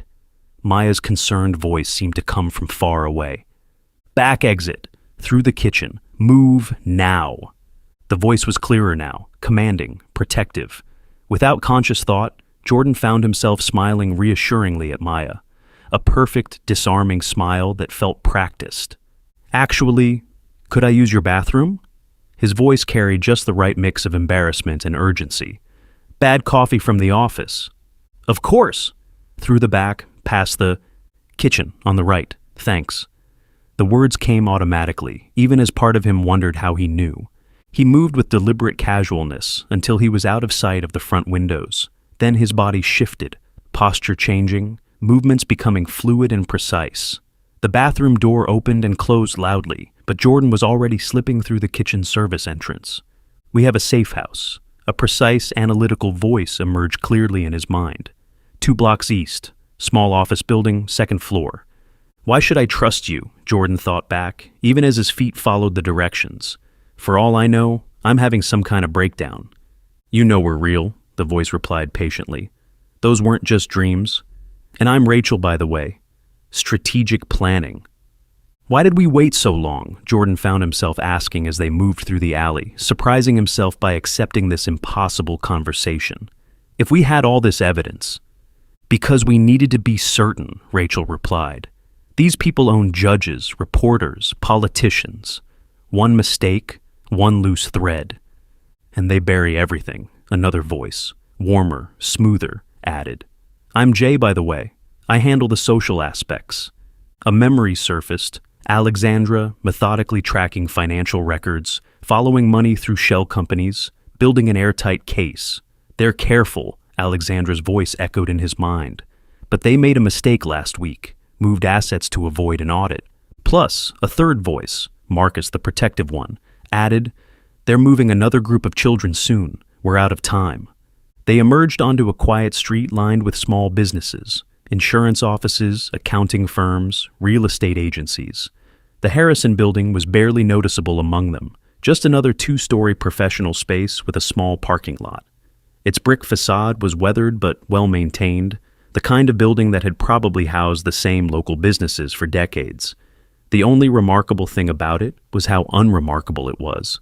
"Perfect cover," Jay commented. "Nobody notices another small accounting firm, especially one that's been carefully established for 2 years," Rachel added, "complete with clients, paperwork, and a perfectly ordinary history.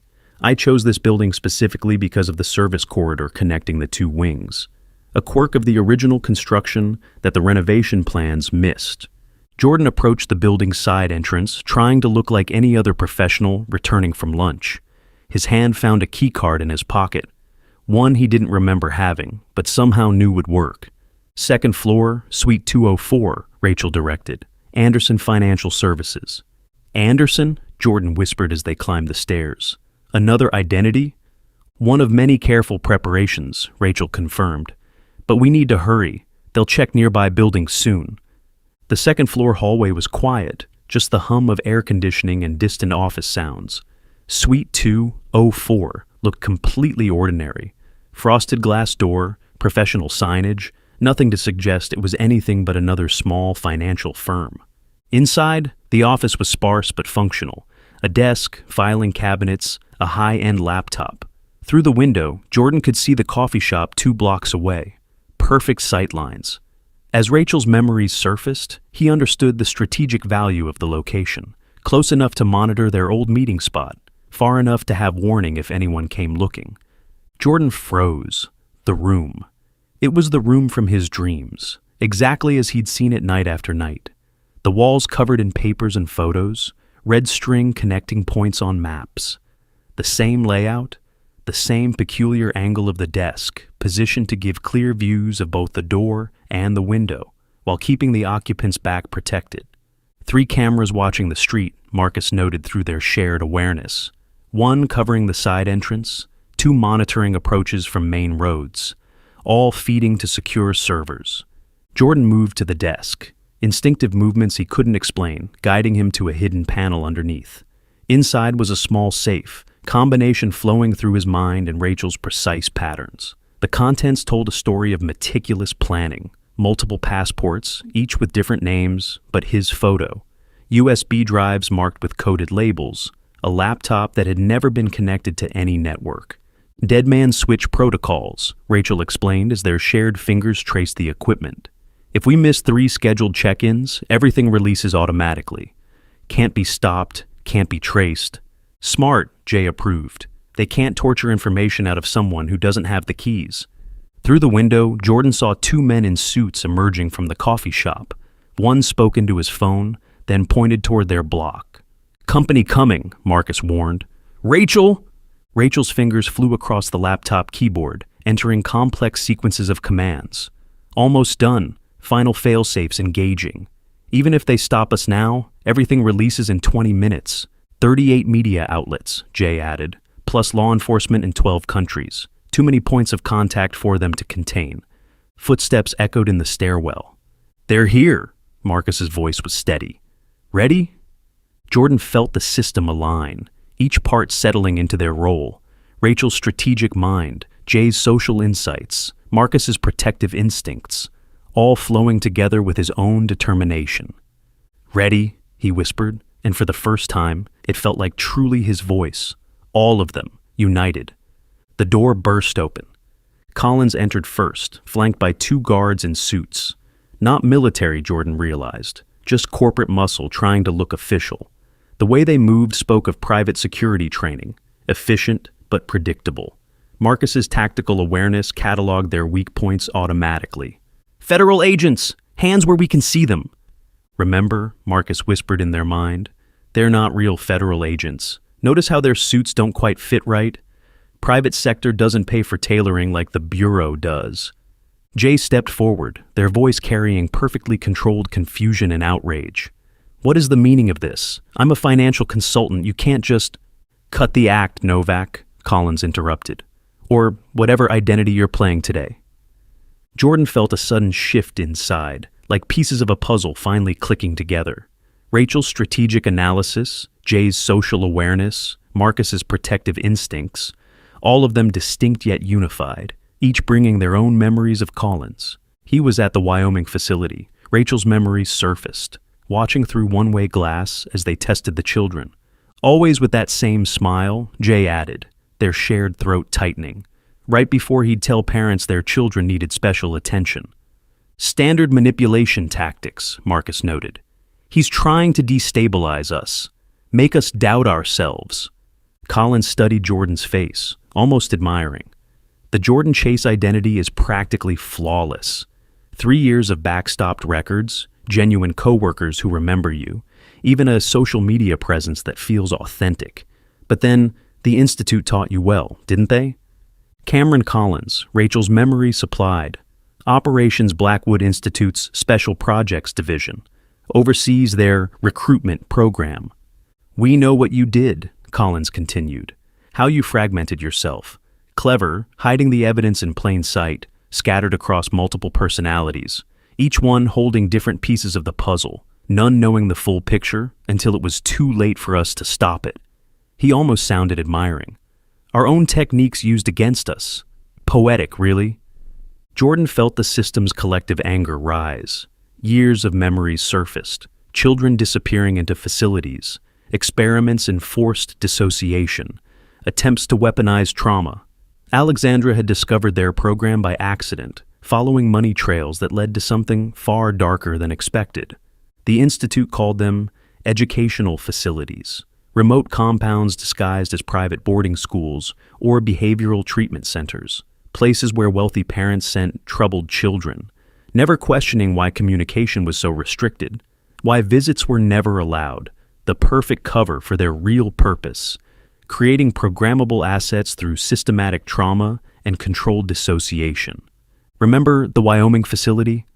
Rachel's voice was tight with anger. How they classified the children by potential, the color-coded files rating their susceptibility to programming. "The Swiss boarding school," Jay added. "All those diplomatic kids, perfect covers, built-in international access." And the summer camps in Montana, Marcus's memory surfaced, training grounds for their successful subjects. "You're right," they said, Alexandra's determination flowing through Jordan's voice. "It is over, but not the way you think." Collins smiled thinly. "You really believe you can stop us? We own the police, the media, the courts." "You own nothing," Rachel spoke through them now, precise and cold. "I've spent years documenting everything, every transaction, every shell company, every connection. The children you took, the families you destroyed, the identities you erased, all of it. It's all releasing now to everyone. Interpol, FBI, journalists we trust, encryption keys are already in the wild." Collins' smile faltered. "You're bluffing." "Am I?" Jay's social insight picked up the fear beneath Colin's confidence. The first batch just dropped. Check your phone. Major outlets are already picking up the Wyoming facility story. And that's just the beginning. We have hours of stage releases ready to go. Your corporate sponsors are about to have a very bad day. Collins grabbed his phone, face paling as he scrolled. Through their shared awareness, they could read his expression, the moment he realized the scope of what they'd done and what was still to come. "Stop the upload now!" "Can't," Marcus replied, their shared voice steady. "Dead man's switch. You can't torture information out of a system that's already released it." Collins nodded to his guards. One moved to block the door while the other reached for Jordan. Marcus reacted instantly, movements precise and economical. As the guard lunged, Marcus guided their body into the man's space, one hand striking the guard's wrist while the other caught his weapon. A quick twist. The gun came free as the guard's shoulder gave a wet pop. The guard's cry of pain was cut short as Marcus drove an elbow into his solar plexus, sending him stumbling into his partner. The gun felt familiar in their hands, though Jordan had never held one before. Standard Institute security loadout, Marcus noted clinically. 15-round magazine, no modifications, sloppy. "The service door," Rachel directed. Now, they backed toward the hidden door, Marcus keeping the weapon trained on Collins and the remaining guard. Jay's voice carried across the room, steady and cold. "Your employer's about to have bigger problems than us. Those files include proof of corporate funds being used for human trafficking. Wonder how the shareholders will react to that?" The uninjured guard helped his partner up, both men looking to Collins for direction. Even they could see which way the wind was blowing. Collins snarled, "Get them!" But that moment of hesitation was all they needed. Marcus guided their hand to the concealed door latch as Rachel's memory provided the access code. They slipped through just as Collins lunged forward, his desperate grab missing them by inches. The gun would ensure no one followed too closely. The service corridor connected the building's two wings, a requirement of the fire code that Rachel had noted when choosing this location. The narrow passage had been part of the original building's design, hidden behind a renovation that never quite finished. Rachel had discovered it in the original blueprints, making it perfect for their needs. "Most people don't even know it exists," Rachel noted as they moved through the dim space. The building inspector who signed off on covering it up retired to Florida 2 years ago. Very convenient. Behind them, they could hear Collins shouting into his phone, "Lock down everything! Call our people at the networks!" His voice cut off as another call interrupted him. Even through the walls, they could hear his curse of frustration. "First wave of stories just hit," Rachel confirmed, checking their phone. Washington Post, Guardian, Le Monde. Too many outlets to suppress. They emerged into the crisp October air, Jordan's body, their body, moving with practiced ease. Alexandra's naturally androgynous features had made the transformation simple. A different haircut, different clothes, subtle changes in posture and movement. While they searched for a missing woman, she had become someone new entirely, hiding in plain sight behind carefully chosen masculine presentations. "We did it," Rachel whispered as they walked calmly away from the building, blending into the crowd of office workers on their lunch breaks. "Everything Alexandra discovered, everything we protected, everything we became Jordan to preserve," Jay added. "Speaking of which," Marcus said, "what now?" Jordan felt the system's collective consciousness considering the question. They were out in the open now, their purpose revealed, but they were also stronger together, each part essential, including the identity they had created. "Now," Jordan said, feeling Alexandra's determination and the system's unity, "we finish what we started. There are more facilities, more children to save." "Together?" the system asked. "Together," Jordan confirmed. "All of us." They walked into the growing chaos of the city, their shared purpose clear. They were no longer just Alexandra Novak, crusading journalist. No longer just Jordan Chase, quiet office worker. They were something new, something powerful. They were a system united, and they had work to do. "Ready?" Marcus asked. "Ready," Rachel confirmed. "Ready?" Jay agreed. "Ready," Jordan said for all of them. And somewhere in their shared consciousness, Alexandra smiled. Her investigation hadn't ended when she disappeared. It had evolved, just like they had. Thank you, everybody, for taking your time and listening to my stories. I hope you enjoyed them. If you've stuck around this long, you obviously have some thoughts. I'd love to hear your comments in the comment section. And please like, subscribe, and share if you enjoyed the content. Thank you very much. You all have a great day.